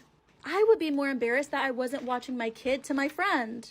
Story time. I broke up with my boyfriend of 4 years after the worst day of our lives. And he is calling me to be cruel. Do I owe this man a conversation? About a year ago, I broke up with my boyfriend of 4.5 years. Just a few days beforehand, we had discussed marriage and kids. The day of the breakup, he got belligerently drunk, SA'd my best friend, and then put both of our lives in danger. I won't go into detail, but later on, he said he was thankful that I didn't call the police on him. I broke up with him that night and he had his brother pick him up from my house. He claims he does not recall anything that happened due to being blacked out drunk. Like I mentioned, previous to this day we had a great relationship. But once I broke things off, I realized how toxic it was. I was codependent on him. My only priority was his happiness and safety. I was fearful of him and tiptoed around topics that he was sensitive, mainly having to do with stability, like when would you get a job, when will we move in, what plans do you have for the future, etc. When we broke up, it's like the goggles were off and I was seeing the relationship for what it truly was. The day after the breakup, he was blowing up my phone asking why I had broken up our 4.5-year relationship over one bad day. I asked him for space and we didn't talk for a week. At the end of the week, we had a 20-minute phone call conversation where I explained why this relationship was toxic for the both of us and how we neglected parts of ourselves to force it into happen, like two puzzle pieces that don't fit. By the end of the phone call, we were on the same page and agreed that we didn't need to have further conversations about the relationship. Over the past 2 weeks or so, he has kept messaging me, begging to get back together and bringing up all different ways that he will change. I would reply but keep the message short and to the point, that we would not be getting back together. Last night really irritated me because he said I was being cruel for being short with him and not willing to discuss further why our relationship went downhill so quickly. He also said that he would be blocking my cell phone number and overall just made me feel like crap. Do I owe him a conversation? I can't help but feel lousy about how things ended, even though it was perhaps the most fearful day of my life. Just to let you know about my friend, she is okay and it was not rope like a previous commenter mentioned. It was unwanted touching. After I kicked him out, I went to get her from where we were and we spent the rest of that weekend at her house discussing, processing what had happened. We've had no contact since. Am I the asshole for reporting the pizza delivery guy for sliding a note under my girlfriend's door? Disclaimer, this is not my story. I, male 28, was spending the weekend with my girlfriend at her place. We decided to order some pizza and she ordered from her usual restaurant. When the delivery guy arrived, I opened the door. He looked at me confused, then proceeded to ask where my girlfriend was. I said excuse me, then asked where he was asking. He said nothing, it's just that he's used to delivering pizza to her and this is the first time he saw me, so he thought she moved. I told him she was busy, then took the pizza and gave him money. While I was turning, I saw him still standing. I said, how can I help you? And he said, don't mind me, I'm just standing here waiting. I told him he shouldn't keep standing outside like that, and he rudely told me it wasn't my property. I got angry and didn't want to escalate, so I said this wasn't public property and he should leave. I then went inside and shut the door. 10 minutes later, I caught a note getting slid under the door. I opened the door and saw the pizza guy going downstairs. I stopped him immediately, then read what the note said. He kept calling my girlfriend with her name and said that he was worried about her and how sad he was that he didn't see her this time. I asked if he left the note just to confirm, then told him I'd report him to his boss for this behavior. He said this wasn't for me and I'm not the owner of this place, so it was none of my business. We argued loud enough for my girlfriend to come out. I told her what he did and she told me to leave it alone and go back inside. I said alright then, but as soon as I walked in, I called his workplace and wanted to speak to the manager. I told him what the guy did and he promised to take care of it and said he wasn't working for them anymore. When I told my girlfriend, she got mad saying I shouldn't have done that. I wanted to know if she was okay with what he did. She said no, but she can no longer order from the restaurant as they block customers that complain. I said good, but she said I overreacted and had no right to do this when it's not my apartment. Am I the asshole for asking my sister to stop fostering dogs so she could help me with my kids? Disclaimer, this is not my story. I, 38 female, have 4 kids, ages 11 months, 3, 5, and 10. I love them all more than anything, but I'll be the first to admit that our house is constant chaos and it can be very exhausting. My sister, 33 female, is child-free and loves my kids and was happy to watch the older 2 or 3 sometimes to help me keep my sanity. This has been extremely helpful and I tell her all the time how grateful we are for her help. The kids used to go over to her house, but right now they can't because my sister is fostering an elderly chihuahua. She claims she can't have them over for the time being because they would stress the dog out. Her dog is extremely frail and timid, so I think this was a fair assessment. But this was the 4th dog she's fostered, all of which couldn't be around my kids. The most recent dog took 8 months to find a home for, but most of her dogs took even longer. When she told me she found an adopter, I knew I could finally breathe again and joked about how I was glad she could babysit again. She then told me there was a 2nd dog that desperately needed a new foster, and that she planned to take in that one as soon as her current dog was gone. So she couldn't do any more babysitting than she already is. I told her about how much I've been struggling since she got the dog, about how little sleep I get at night and how my husband hasn't been helping as much as he should. I then asked her point blank to not get another dog. She comforted me but didn't agree on anything and said she needed some time to think. I know I'm asking a lot, but I don't have anyone else to help me. I can't afford a babysitter long time and my friends all have kids of their own to look after. My kids will always come before a dog and that's the reason I was willing to request it. I've told different people about the situation and have gotten a wide range of heavily biased opinions. I would never demand her to do this if she didn't want to. Am I the asshole for kicking my pregnant sister and her husband out of the house 8 months earlier than we planned? Let's see, sis, because this already sounds crazy. The title sounds super bad, I know. Using filler names, so this isn't linked to me. So my sister, she's 40, Sophie is 26, and her husband Ben is 28. Have been trying for a kid recently, and about 3 months ago, her sister confirmed to the family that she was pregnant. I also have 2 kids, my son Max, who's 17, and my daughter Amelia, who's 11. Max is gay, which I have to point out because it's pertinent to the incident, and he is currently dating another boy named Charlie. If I'm being honest, I don't completely understand everything about his sexuality, but I support him unconditionally and try my best to keep an open mind and listen to his problems. I can tell he's happy with Charlie, and they often hang out at the house together watching movies or playing games. As long as they're being safe and responsible, I frankly don't mind what they do, and I've really gotten to know Charlie pretty well with how often he's here. I don't think he's out to his parents yet, so the boys will usually come here after school. We love a safe space provided. Okay. Okay, now on to the problem. So my sister and her husband recently got evicted from their apartment, and they didn't have a place to stay. We've never been close, so I suggested she try our parents first, but she was adamant that she stay at my house since we have a guest room. And if they stay at our parents', they'd have to sleep on the couch. I gave in, of course, because I'd feel terrible if I didn't. And we agreed that she and her husband could stay a year to find a house to get their life together.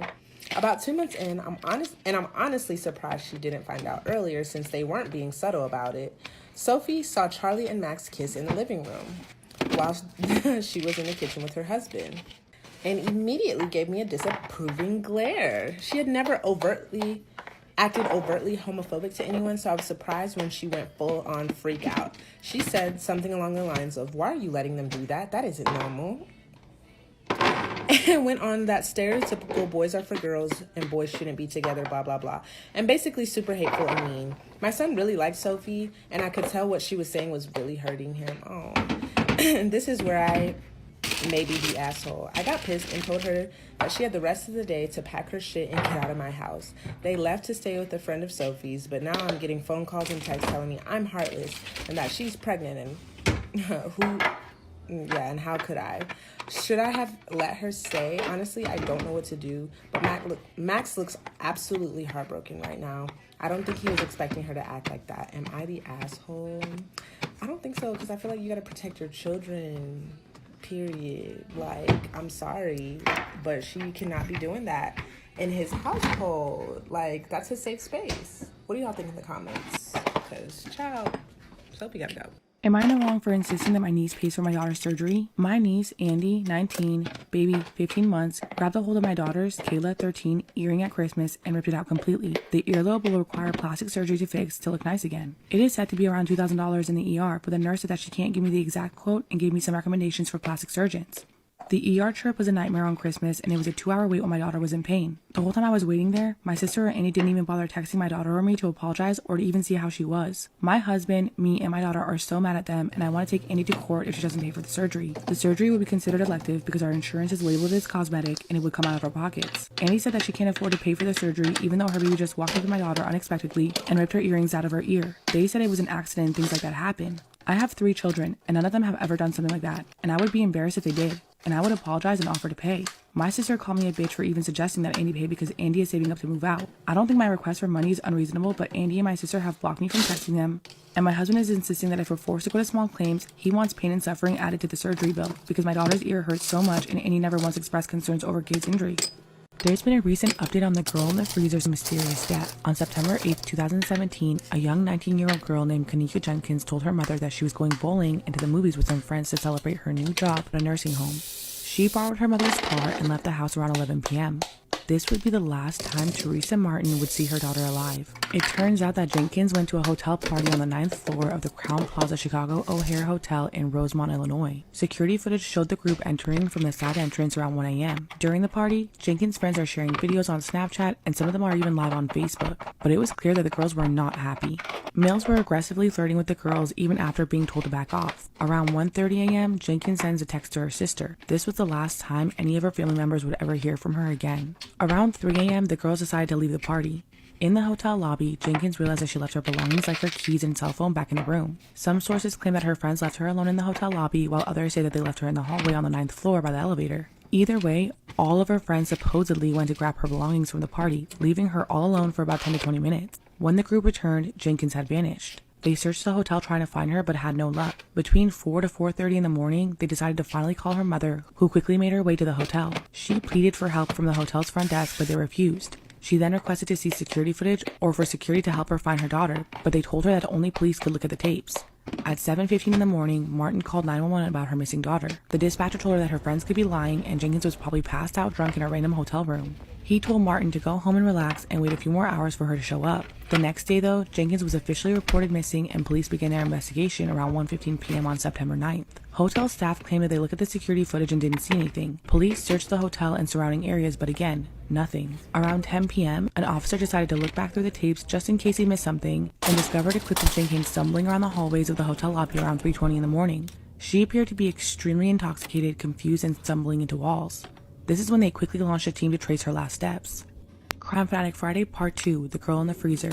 New updates in the case. When police retraced Kanika Jenkins' last steps, it showed that she had gone into an elevator and taken it down to the lower level of the hotel where she stumbled out and down the hallway. The tapes show her walking upstairs into another hallway and at one point walking into the men's bathroom. She eventually finds her way to the kitchen, which was under renovation, and the last known footage shows her walking through the back towards the double freezer. The video doesn't show her walking into the freezer, but it's speculated that she opened the door, walked in, and couldn't find her way out again. While the kitchen was under renovation and not in use, the freezer was still running because it was being used for extra storage for food for an upcoming new restaurant in the hotel. On September 10th, 2017, at roughly 1 in the morning, Jenkins was found dead inside the freezer unit, lying on the floor, hair messy with one shoe off. She had been wearing ripped jeans, a crop top jean jacket, and a white bra. The police described her as frozen solid, but didn't suspect foul play. The autopsy came back inconclusive, however later reports said that she died from hypothermia. She also had some scratches and wounds on her foot and her ankle that were exposed from not having a shoe, but other than that, no wounds or markings were found. No signs of struggle or fight were found either. However, people online and her own family think and speculate theories of what happened,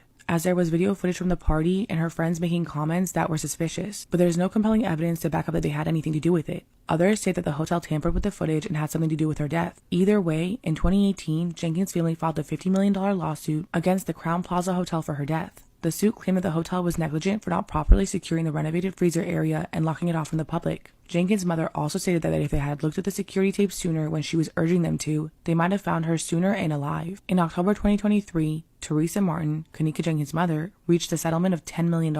The terms and agreements won't be made public as Jenkins' family is seeking to keep the deal under seal, citing safety and privacy concerns. Am I wrong for ruining Christmas and being upset that the only gifts I got for my family were joke gifts? My family got mad and told me not to go and just stay because it wasn't serious, but I still left and put my phone on Do Not Disturb. I had several missed calls and texts from my family calling me names like ungrateful, sensitive, and childish. They said that I ruined Christmas and made my parents upset because I left. Well, the next day, I exchanged and opened gifts with my boyfriend and his family, and one of the gifts I got was the book I wanted. I decided to post it on Instagram story, and not even 0 minutes after posting it, my sister sent a screenshot of my story to the family group chat. They basically got mad at me for leaving and told me I ruined Christmas over some presents. Then they said I owe everybody, especially my parents, an apology. Because my mom spent New Year's sad because of my actions. So now I want an outside party to tell me if I'm wrong. Am I wrong for being upset about the gifts and for leaving? Am I wrong for kicking my daughter-in-law out on New Year's Eve for calling me mom? My eldest son and his wife are called Ed and Edna, and my youngest son and his wife are Sam and Kat. For context, I've known Edna her whole life. Because when she was 7, her mom got diagnosed with cancer, so I started to help take care of her. Her and Ed were best friends, so it made it easy, but when she turned 10, her mom passed away, so I took over all duties of raising a daughter. Then she started to date my son in college, and they got married later on. I genuinely look at her as my daughter because I basically raised her. Her dad drank himself to death when she was 19. She would spend all holidays and all breaks with us. When they got married though, they bought the house 4 houses down and have been living there. Now Kat is very sweet. She can cook well and we bond in the kitchen and get along great, but I really don't like being called mom by her. I don't like it when people or children call me auntie or nicknames, and I don't mind Edna calling me mom because I do feel like I raised her and earned that title. Now I've talked to her and my son so many times about this, saying it doesn't make me comfortable, but she says that it should, and that it's awkward for her to call me by my first name. This New Year's dinner, she made it a point to call me mom in every single sentence, and I was annoyed. So I pulled her aside and told her to knock it off, and she said it's not fair Edna can call me mom, but she can't. I responded that I raised Edna, so it makes sense. Edna has no other family other than us, but you have a huge family with a mom that loves you. But she said that she feels that I'm rejecting her from the family. So I said, if you feel after all I've done for you, this is the thing that makes you feel isolated, you need help to be grateful. Among other things, I paid half of her college loans and helped her for the house they live in. She said that I'm a bitch and Edna can be my favorite daughter-in-law, and it's creepy that I will babysit pups and not my grandkids because she and Sam will never come back. I told her to get out and be a brat somewhere else, and that's when Sam got involved and dragged Kat away. Kat lives 6 hours away and I can't drive well, and they don't have a guest bed for me to stay in at night. I pay 25% in childcare though. Sam sent me a text asking me to apologize because it's such a small thing and Kat is serious about her threat. Even my grandchildren call me by my name. Am I an asshole for kicking my brother and his family out after his son stole my engagement ring? Disclaimer, this is not my story. The reason I, 26 male, know is because I literally caught him in my room going through my things and it's on camera. My nephew is 9 and has a habit of stealing things. They've gotten in trouble a few times at stores because he'd leave with something in his pockets. But he's a kid, so they usually say he just forgot he had it. Even at school, my brother has had to talk to the principal multiple times. It doesn't seem like they've done anything to stop it. They had to come stay here with me because my brother lost his job and they weren't going to make it with all their bills, including rent. He's doing Uber right now while he searches for a job. A month ago, I finally bought an engagement ring for my girlfriend that I was planning on proposing to soon, but now I don't know. It's a $4,000 ring that I spent over a year saving up for. It's been hidden in my room under one of my drawers. I found my nephew snooping in my room and I told my brother to control his kid. I then got a cheap spy cam just in case. Last week, I noticed it was out of its box. After checking the camera, it showed he was in there again when I wasn't home. My brother and his wife have yelled at him. He says he left it by the TV in the guest room, but it's not there. They looked through all their stuff in his too. I know for a fact he's lying about not having it because that's the same thing he said about one of my watches he took then ended up finding. By the second day, my brother tells me they can't find it at all. I told him either they find the ring or he repays me the $4,000 I spent on it, and if not, they can't stay here anymore. My brother got really upset and said that I know how their situation is right now. It's a tough spot, but I can't ignore the fact that his kid he can't parent took something extremely important that cost a lot of money. They were given a week to leave my house if they don't find the ring. They're now staying at a cheap motel, but my brother won't stop begging to come back. What they're paying right now each night is coming directly out of their savings. He won't stop calling me heartless, and my nephew keeps saying he's sorry. It's just hard right now. Am I the asshole for switching from non-dairy to dairy milk and accidentally making my flatmate shit herself at an interview?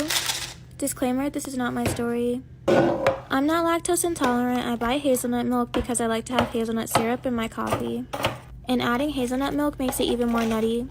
My flatmate is severely lactose intolerant and has been drinking my milk ever since she moved in a few months ago. I don't have an issue with sharing milk with her, but the issue is that she drinks so much of it. I'll only get a single cup of coffee out of an entire carton. Sometimes she'll drink the entire carton before I've had a single drink. She never replaces it, refunds me, or even acknowledges that it wasn't hers to drink. At some point, she stopped buying her own milk and I was having to buy new milk daily. I asked her multiple times why she was drinking my milk and said if she does, can she buy a new carton? She would say sorry, she just grabbed the first milk she saw, and that she'd get me a new one but just never would. She started getting annoyed when I brought it up and would say I was being dramatic when I mentioned how much it cost.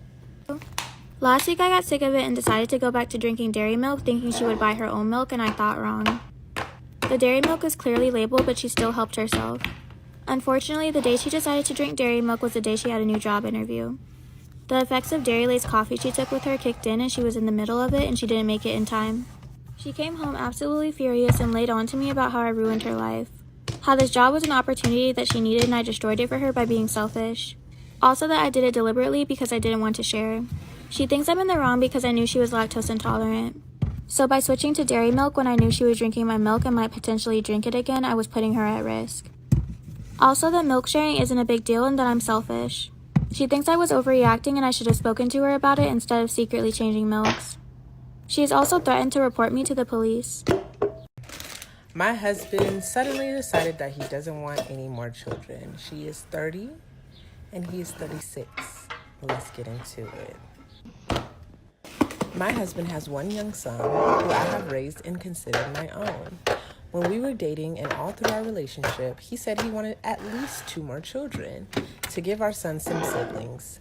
We started trying to get pregnant early this year. We got pregnant and suddenly he changed. He wasn't excited and said that it was definitely our last and didn't want to announce it publicly. Unfortunately, that pregnancy ended in a miscarriage. Oh man. He is now saying that he doesn't want to try again. And this is now my chance to leave him before I end up stuck and unhappy forever. Frankly, I'm stuck and I love him. And leaving him means leaving our son too. It feels like both staying and leaving would ruin my life in different ways. Bro, damn, I feel for sis because it's like, for real. Like, I don't know how long they've been together. I don't think she said that at all in the post. No, she didn't. But like, for real, like, honestly, like, why did he put that on her? Why did he put that on her? I wonder what it is. It sounds like something deeper.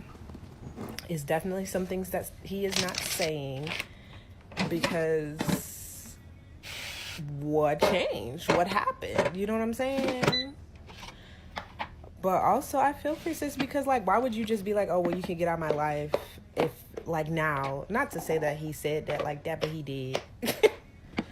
But like, as if she hasn't raised this whole child that she now feels like that's her child, because shit, that's her child. Am I the asshole for breaking up with my girlfriend because of a caught cheating prank? I, 26 male, broke up with my girlfriend, 25 female, of 2 years because of something that happened recently, and now my friends are saying that I massively overreacted. So a few days ago, my girlfriend and a close mutual friend decided to play a prank on me. The prank was that they would film a scenario where I caught them in bed together, pretending they were hooking up. They set up a hidden camera in the bedroom, and when I walked in, I saw my friend in just boxers and my girlfriend in her bra and panties straddling him like they were mid-hookup. To make it more realistic, they even made some noises and tried to act like it was happening for real. You're not the asshole.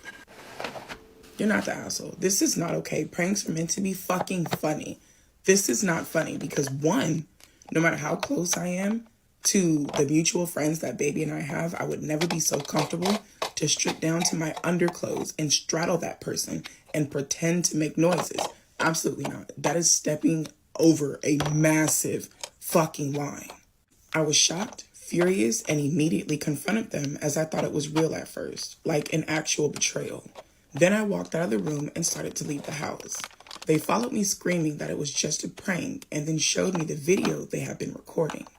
To be honest, I felt completely betrayed, not just by the idea of the prank, but Also because they had gotten undressed to film it. Exactly.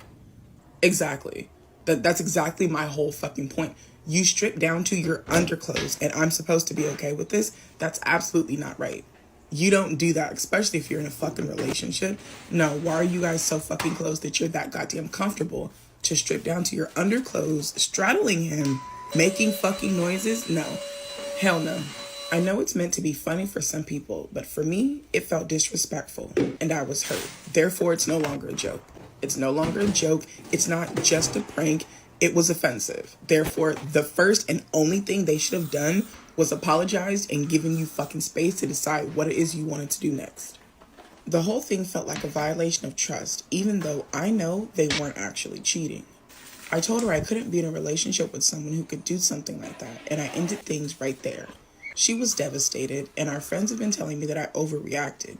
They think it was just a harmless prank and I should have taken it better, but it wasn't. 1. 2, you don't get to fucking tell me how I'm supposed to take something that's happening to me. That's not how that works, because you found it funny simply because you were not in my position. So of course you're going to see it fucking differently. You did not walk into your house to find your friend and girlfriend damn near nude in bed together. So of course to you, it's harmless. It's funny. You should have taken it better. Absolutely the fuck not. You don't get to tell me how I'm supposed to take something that someone has done to me. If I'm hurt, it fucking hurt me. If I feel like it was disrespectful, I felt disrespected. That's it. How you feel about the situation does not matter. I can't shake the feeling that it crossed a line for me, especially with how intimate and uncomfortable it felt seeing them in that situation, even if it wasn't real. Now I'm left wondering if I made the right decision. I'm starting to doubt myself because everyone seems to think that I blew it out of proportion. You're absolutely not the asshole.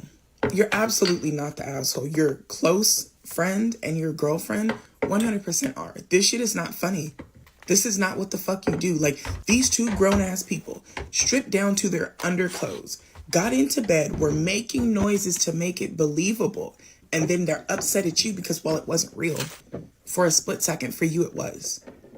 For a while, for you, it was very real. You can't just go back and pretend all of that didn't fucking happen because, well, surprise, it's a joke. That's not how it works. Pranks are supposed to be funny. They're supposed to make you laugh. They're not supposed to hurt, harm, or stress you out in any fucking way. At all. So apparently, the ex-girlfriend made her own Reddit post. But, unfortunately, your girl missed it. She took it down before I had an opportunity to even fucking read it. But, based on the comments that I left behind, Reddit chewed her motherfucking ass up. Update. My ex-girlfriend was really upset with all the hate that she received online and blamed me for painting her in a bad light. Bitch, you did that all by your fucking self. All alone. I told her I did no such thing. She just didn't like that she was getting called out for her behavior. The mutual friend who was a part of the prank is now also pissed off at me, saying that I went way overboard. I told them both to fuck off and I've blocked their numbers. Our friends since have started taking this more seriously after reading some of the comments on here, with a few taking my side and saying what my girlfriend and the friend did was horrible. Others still think this was all unnecessary and I should have laughed it off and moved on. Get rid of those friends. Get rid of those friends. Anyone that can tell you that you're overreacting about something that happened to you is not someone that has your best interest at heart. Because you don't get to tell me how I'm supposed to feel about what the fuck happened to me. I walked into my home to my friend and girlfriend, damn near nude, in bed together. There is no way to laugh this off and move on. Because 1, even if it was just a goddamn joke, what the fuck made you think I would find something like that funny? You motherfuckers get in relationships and don't know your partners. You don't know that your partner wouldn't find no shit like that fucking funny? I know for a fact baby would never try no shit like that because he wouldn't have nowhere to live afterwards. I'm gonna flip the whole motherfucking house on his side. The whole goddamn house. And if it's a prank, you're not gonna own anything because why are you playing with me like that? Let me show you what I do to make me fucking laugh. Like, y'all be doing shit to people and then fucking surprised that the outcome is not something that you expected. Y'all don't know the people you're fucking dating? I'm not invited to my significant other's company party. How do I navigate this? My significant other and I have been together for 3 years now, and we've officially lived together for 1 year. He has recently started working for a new company, and their annual holiday party is coming up. He's been talking about it for weeks, but he never asked me to go. This weekend I finally brought it up to him, and he said, no, I'm not going with him. I tried to play it off as best as I could, but this really upset me, and I'm honestly really hurt by it. I didn't really ask him any further questions, but I do know that spouses and significant others are allowed to go, so it's not that he can't bring me, but more so that he's just choosing not to bring me. I really don't want to say anything to him that is gonna like guilt him into bringing me, because at that point I wouldn't even want to go, and I probably just wouldn't go at all because I would know that I'm not wanted there. And that's like the worst feeling. It just feels so off to me because we do literally everything together. Like, he's the type of guy that even wants to go grocery shopping with me. I'm just extremely hurt and honestly really confused, and I don't really know how to navigate this. My boyfriend's girlfriend, like just a girlfriend, was literally obsessed with him and almost ruined our relationship. Get ready with me. Let's talk about it. There's a little bit of a backstory. My boyfriend and this girl became friends in high school, and he had friended her because she was getting bullied by these girls, and a lot of it had to do with him, and he felt bad that that was happening. And so a friendship had formed, but like between them, it wasn't fake or anything. Like, he wasn't doing it just because of that reason, but I know he did feel bad. Anyway, they formed a friendship. That moving schools in high school, so when him and I met and got together, she wasn't around. She lived in a different area, but they had like stayed in touch. Here and there, he would update her on his life, and she would update on his life, and they remained friends. I was also in high school when I first met her, so he had like brought her to this cabin trip, and this was like really early on when we were first starting to get together. And for the longest time, I thought he liked her until he explained the whole situation to me, and I was like, you know what, okay, like, it's cool, you guys are friends, whatever. But as him and I are getting closer and closer and like dating for longer and longer, him and her just don't really talk as much. Like, they don't really have any contact. When he goes off to college, because he was a little bit older than me, I find out that she's going to the same college as him. Found a little weird, but, you know, coincidence. At this point, we're kind of having our own issues because, you know, we're doing the whole long distance thing. His brother's still there. Like, there's all this weird tension. There's this, like, underlying stuff that's happening. Her, like, popping back in the picture is just adding to it. Like, one time she was in the same class as him, and they got paired for this project, and she was trying to talk to him, and he's just like, you know, like, I have a girlfriend. Like, I'm glad that we were friends when we were friends, but we really don't need to have a friendship now. And she kind of just kept popping up different places trying to talk to him. She ended up being one of his friend's dates to something, and I just found it weird that, like, they never really knew each other before, but now all of a sudden that, you know, he's there, you're talking to him, you're all of a sudden with one of his friends. Very strange. One night, I'm going to surprise him at his college. It's a few hours away from where we live. I drive like almost all night long. I'm excited to go see him.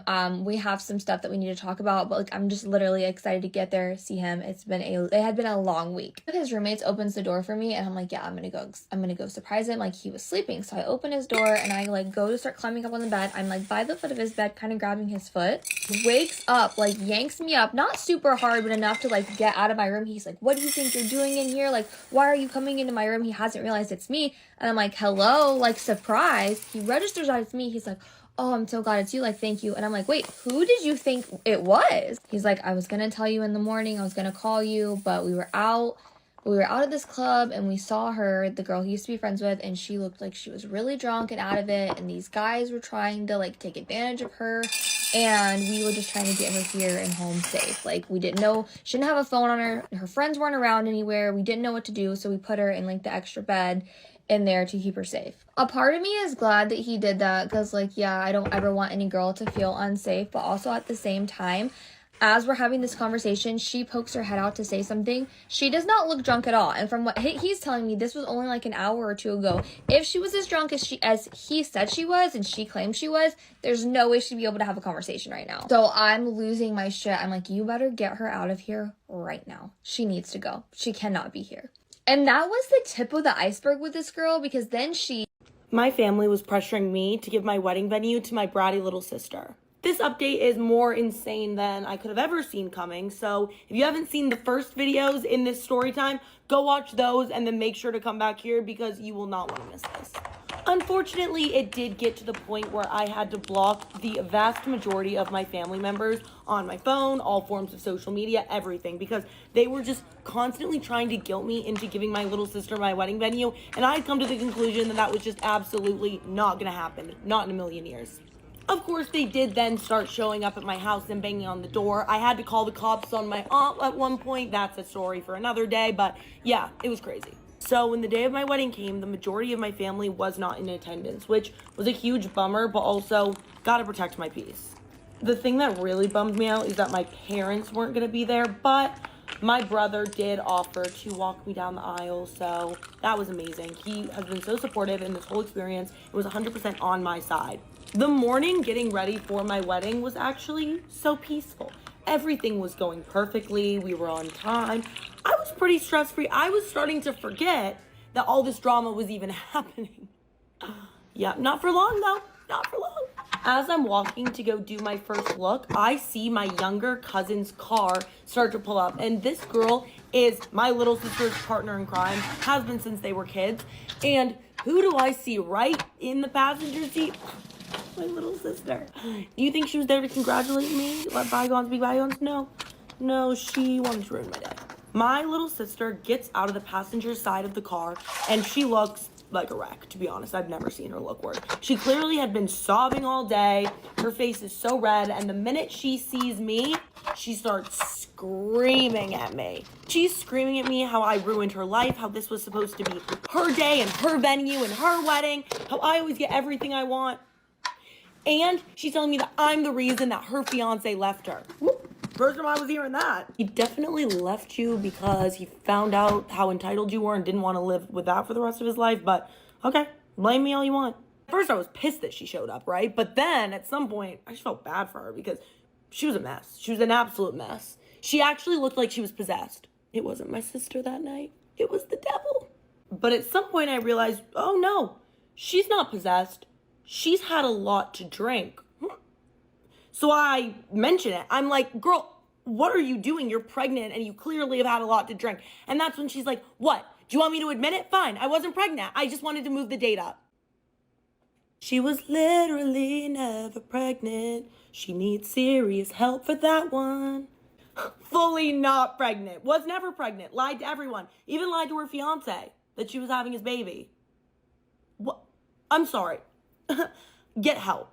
Get help. But here's where things started getting not so good for me. There was a sprinkler system that had gone off that morning, so the ground where we were was a little bit muddy, and everything at this point started happening in slow motion. I see my little sister bend down and pick up a wad of mud from the ground. I feel like I'm actually frozen in place at this point, and I'm just thinking, I'm cooked. I'm done. My wedding dress is ruined. This is how she's getting her revenge. She's actually gonna ruin my dream wedding dress that I spent so much money on. But out of nowhere, actually out of nowhere, I have no idea where this girl came from. My maid of honor comes running, body slams my little sister right on the ground. My little sister actually eats it. She's covered from head to toe in mud. It's all over her face, all over her clothes, everywhere. My maid of honor, on the other hand, I don't know how she did it. She had like one speck of mud on her dress that we were able to just get out with warm water.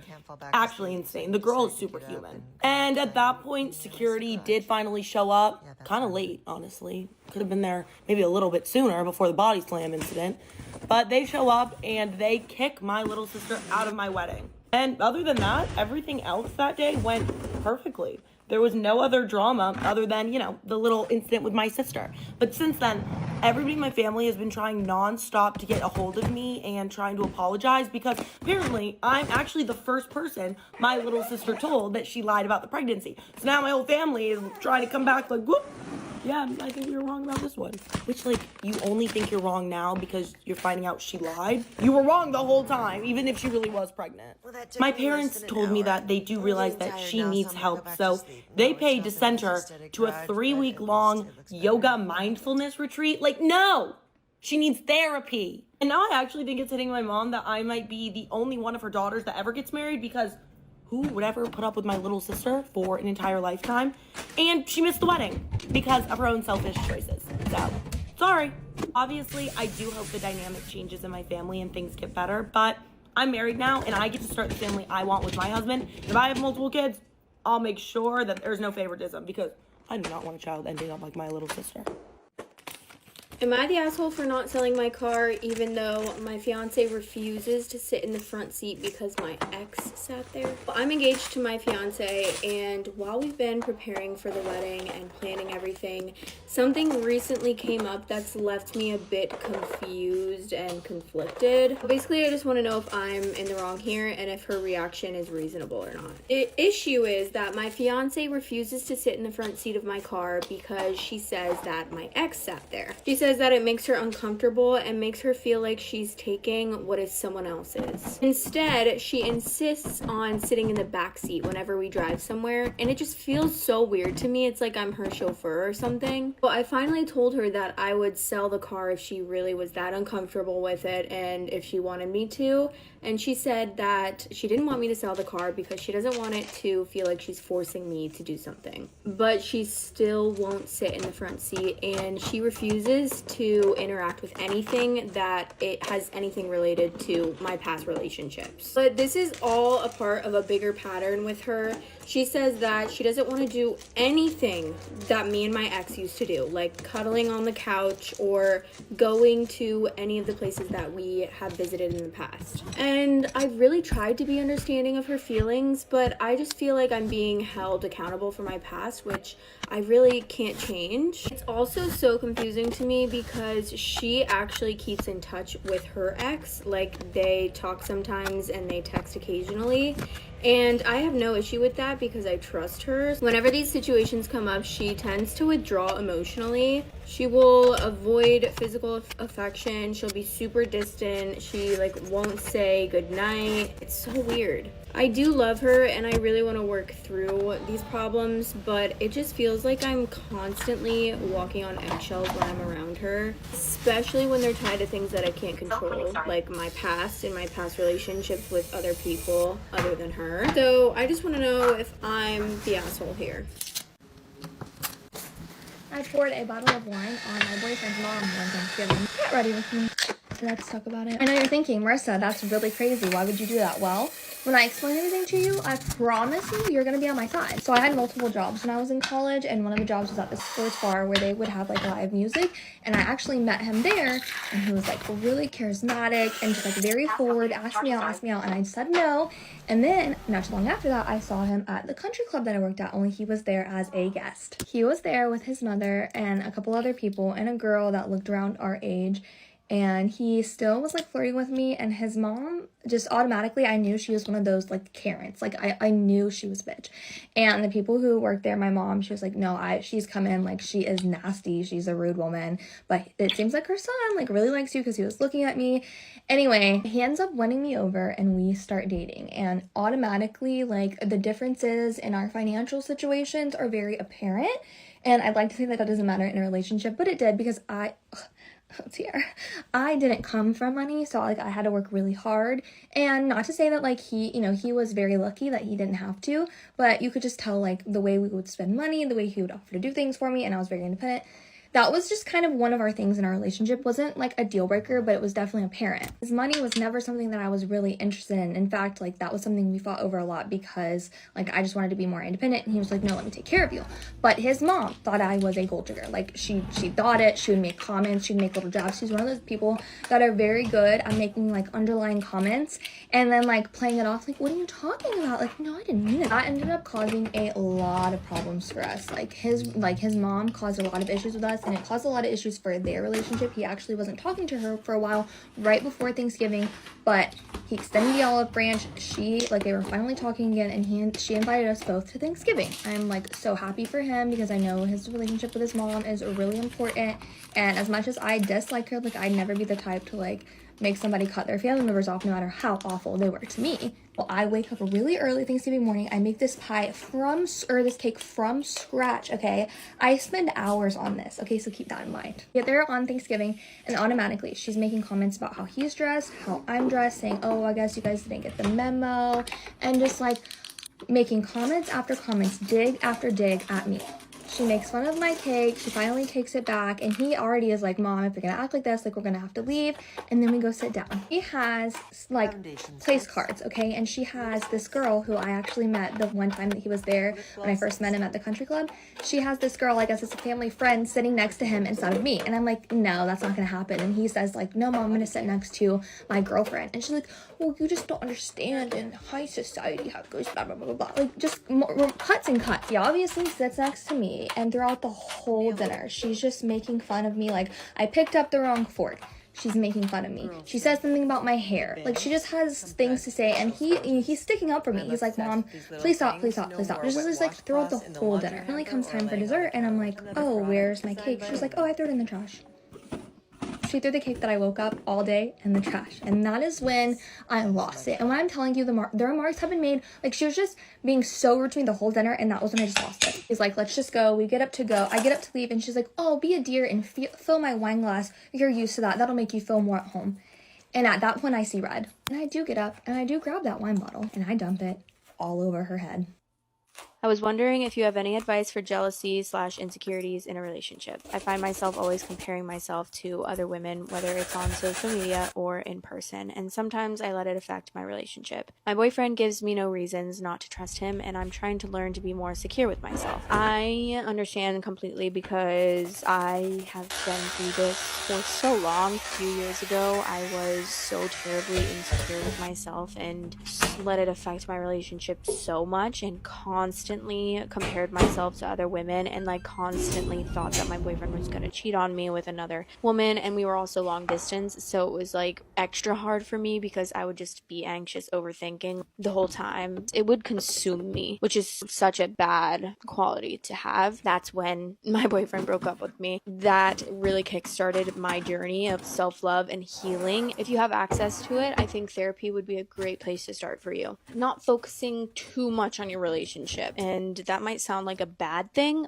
but you should be nurturing all your relationships and not just the one with your boyfriend, because this is like huge, and not losing yourself in the relationship, which can cause so much anxiety and so much insecurity, is when you feel like the only thing you have left is your relationship because you kind of neglected everything else. Am I the asshole for refusing to let my fiance's ex give a speech at our wedding? No. Because, bitch, you better go find something safe to do, because coming over here playing with me is not it. My fiance dated Katie for years, then they broke it off. She still comes around since she's close to his family. Because of how much time they spent together, Katie seems to know my fiance really well. That didn't bother me at first, but it's become an issue when she came and asked that I let her give a speech at the wedding because she knows him so well, and that she wanted to tell a few funny stories about him. First of all, I think it's laughable that you thought you were invited to the wedding. Let's just put that out there. So no, you can't tell a speech because you're not going to be there, Bookie Butt. No, you're not telling a speech, a few funny stories about my husband at my wedding. Ma'am, you're not coming. I felt extremely uncomfortable, and I told her that I was sorry, but I didn't think it was appropriate for her to do that. My future mother-in-law got involved and started lecturing me, saying I needed to stop being negative, and claimed I was making this about me. You're right. You're absolutely right. I am making this entire wedding about me. Because it's my wedding. Fucking duh. My fiance is choosing to stay out of it, but the pressure is on me now. I'm being called oversensitive and being told that I needed to loosen up, as this could be a good opportunity to add more laughter and joy to the event. No, I don't give a fuck about how happy and how hard you guys are laughing when it makes me uncomfortable. This event is not about the fucking guest. It's not about the guest. It is about the bride and the fucking groom. If the bride says no, it's fucking vetoed. That's it, and that's all. It's about me. I'm not being oversensitive to something that fucking bothers me. Why? Because it fucking bothers me. That means it has no place here on my goddamn wedding day. To be completely honest here, I don't want his ex to take any part in our wedding, even if she's a friend of the family and they've known each other since she was a teenager. So am I the asshole? You're absolutely not the asshole. I can tell you that right now. But I am letting you know your fiance is letting you know where your place is in his family. You will always come second to his ex-girlfriend. You will always deal with his mother telling you that you're wrong for bumping heads with the ex-girlfriend because she's a family friend. She's been here for fucking ever. Her feelings are always going to matter more than yours. Your fiance is flat out refusing to say anything. He's refusing to take a side, but by not defending his fiance, his future wife, he is taking a side, and it's not yours. He's not on your side. If he was, he would not hesitate to shut this shit the fuck down. The moment his bride-to-be states that she's uncomfortable about something, his job is to ride in like a white knight on a goddamn horse and shut that shit the fuck down. By standing back and telling you, well, I don't want to be a part of it, he's letting you know that he's not going to support you. That he would rather it go down the way his mom and his ex wants it to go down than the way you do. You need to make a fucking decision. This is not the relationship you need to be in. This is not the man that you need to marry. This is your future. It's not going to stop at the wedding. It's not going to stop at some fucking speeches at the wedding. Next thing you know, the bitch is going to demand a dance because she's a friend of the family. I'm a friend of the family. I can dance with the groom if I want. Girl, you better knock this shit the fuck off. Shut this down. Call off this wedding. This is not the family that you want to marry into. Am I the asshole for not selling my car even though my fiance refuses to sit in the front seat because my ex sat there? Hi everyone, I'm 27 male engaged to my fiance, 26 female, and while we're preparing for our wedding, something recently came up that's left me confused and conflicted. I want to know if I'm in the wrong here or if her reaction is unreasonable. Here's the issue. My fiance refuses to sit in the front seat of my car because my ex used to sit there. She says it makes her uncomfortable and feels like she's taking what's someone else's. Instead, she insists on sitting in the backseat whenever we go somewhere, which honestly feels strange to me, like I'm her chauffeur. I offered to sell the car if it truly bothers her, but she told me not to because it would feel like she's forcing me to do something. However, she still won't sit in the front seat and avoids interacting with anything related to my past relationships. This is part of a bigger pattern. She's mentioned multiple times that she doesn't want to do things I've done with my ex, like cuddling on the couch during a movie or visiting places I've been to before. I've tried to be understanding of her feelings, but I'm starting to feel like I'm being held responsible for my past, which I can't change. Am I the asshole for not selling my car even though my fiance refuses to sit in the front seat because my ex sat there? It's also confusing because she keeps in touch with her own ex, occasionally texting or calling him, which I have no issue with as I trust her, but whenever these situations come up, she tends to withdraw emotionally, avoiding physical affection, not saying goodnight, or being distant. While I love her and want to work through this, I'm starting to feel like I'm walking on eggshells around her emotions, especially when they're tied to things that I can't control, like my past. Sorry, that's one of the most insane stories I've ever read. I've told you guys before, and a lot of you guys have said that you felt the same way about thinking about your current partner's relationship in the past, and this just takes that to a whole new level. Because obviously that's normal to feel think about randomly, they hooked up, or you get sick feeling thinking about your partner hooking up with people in the past or being in love in the past. That's so rude. I can't believe you were in love with someone other than me, but it sometimes makes you feel some type of way. Not to the point where I'm don't say you love me because you told your ex that you loved her in the past. So Am I the asshole for abandoning my daughter on vacation?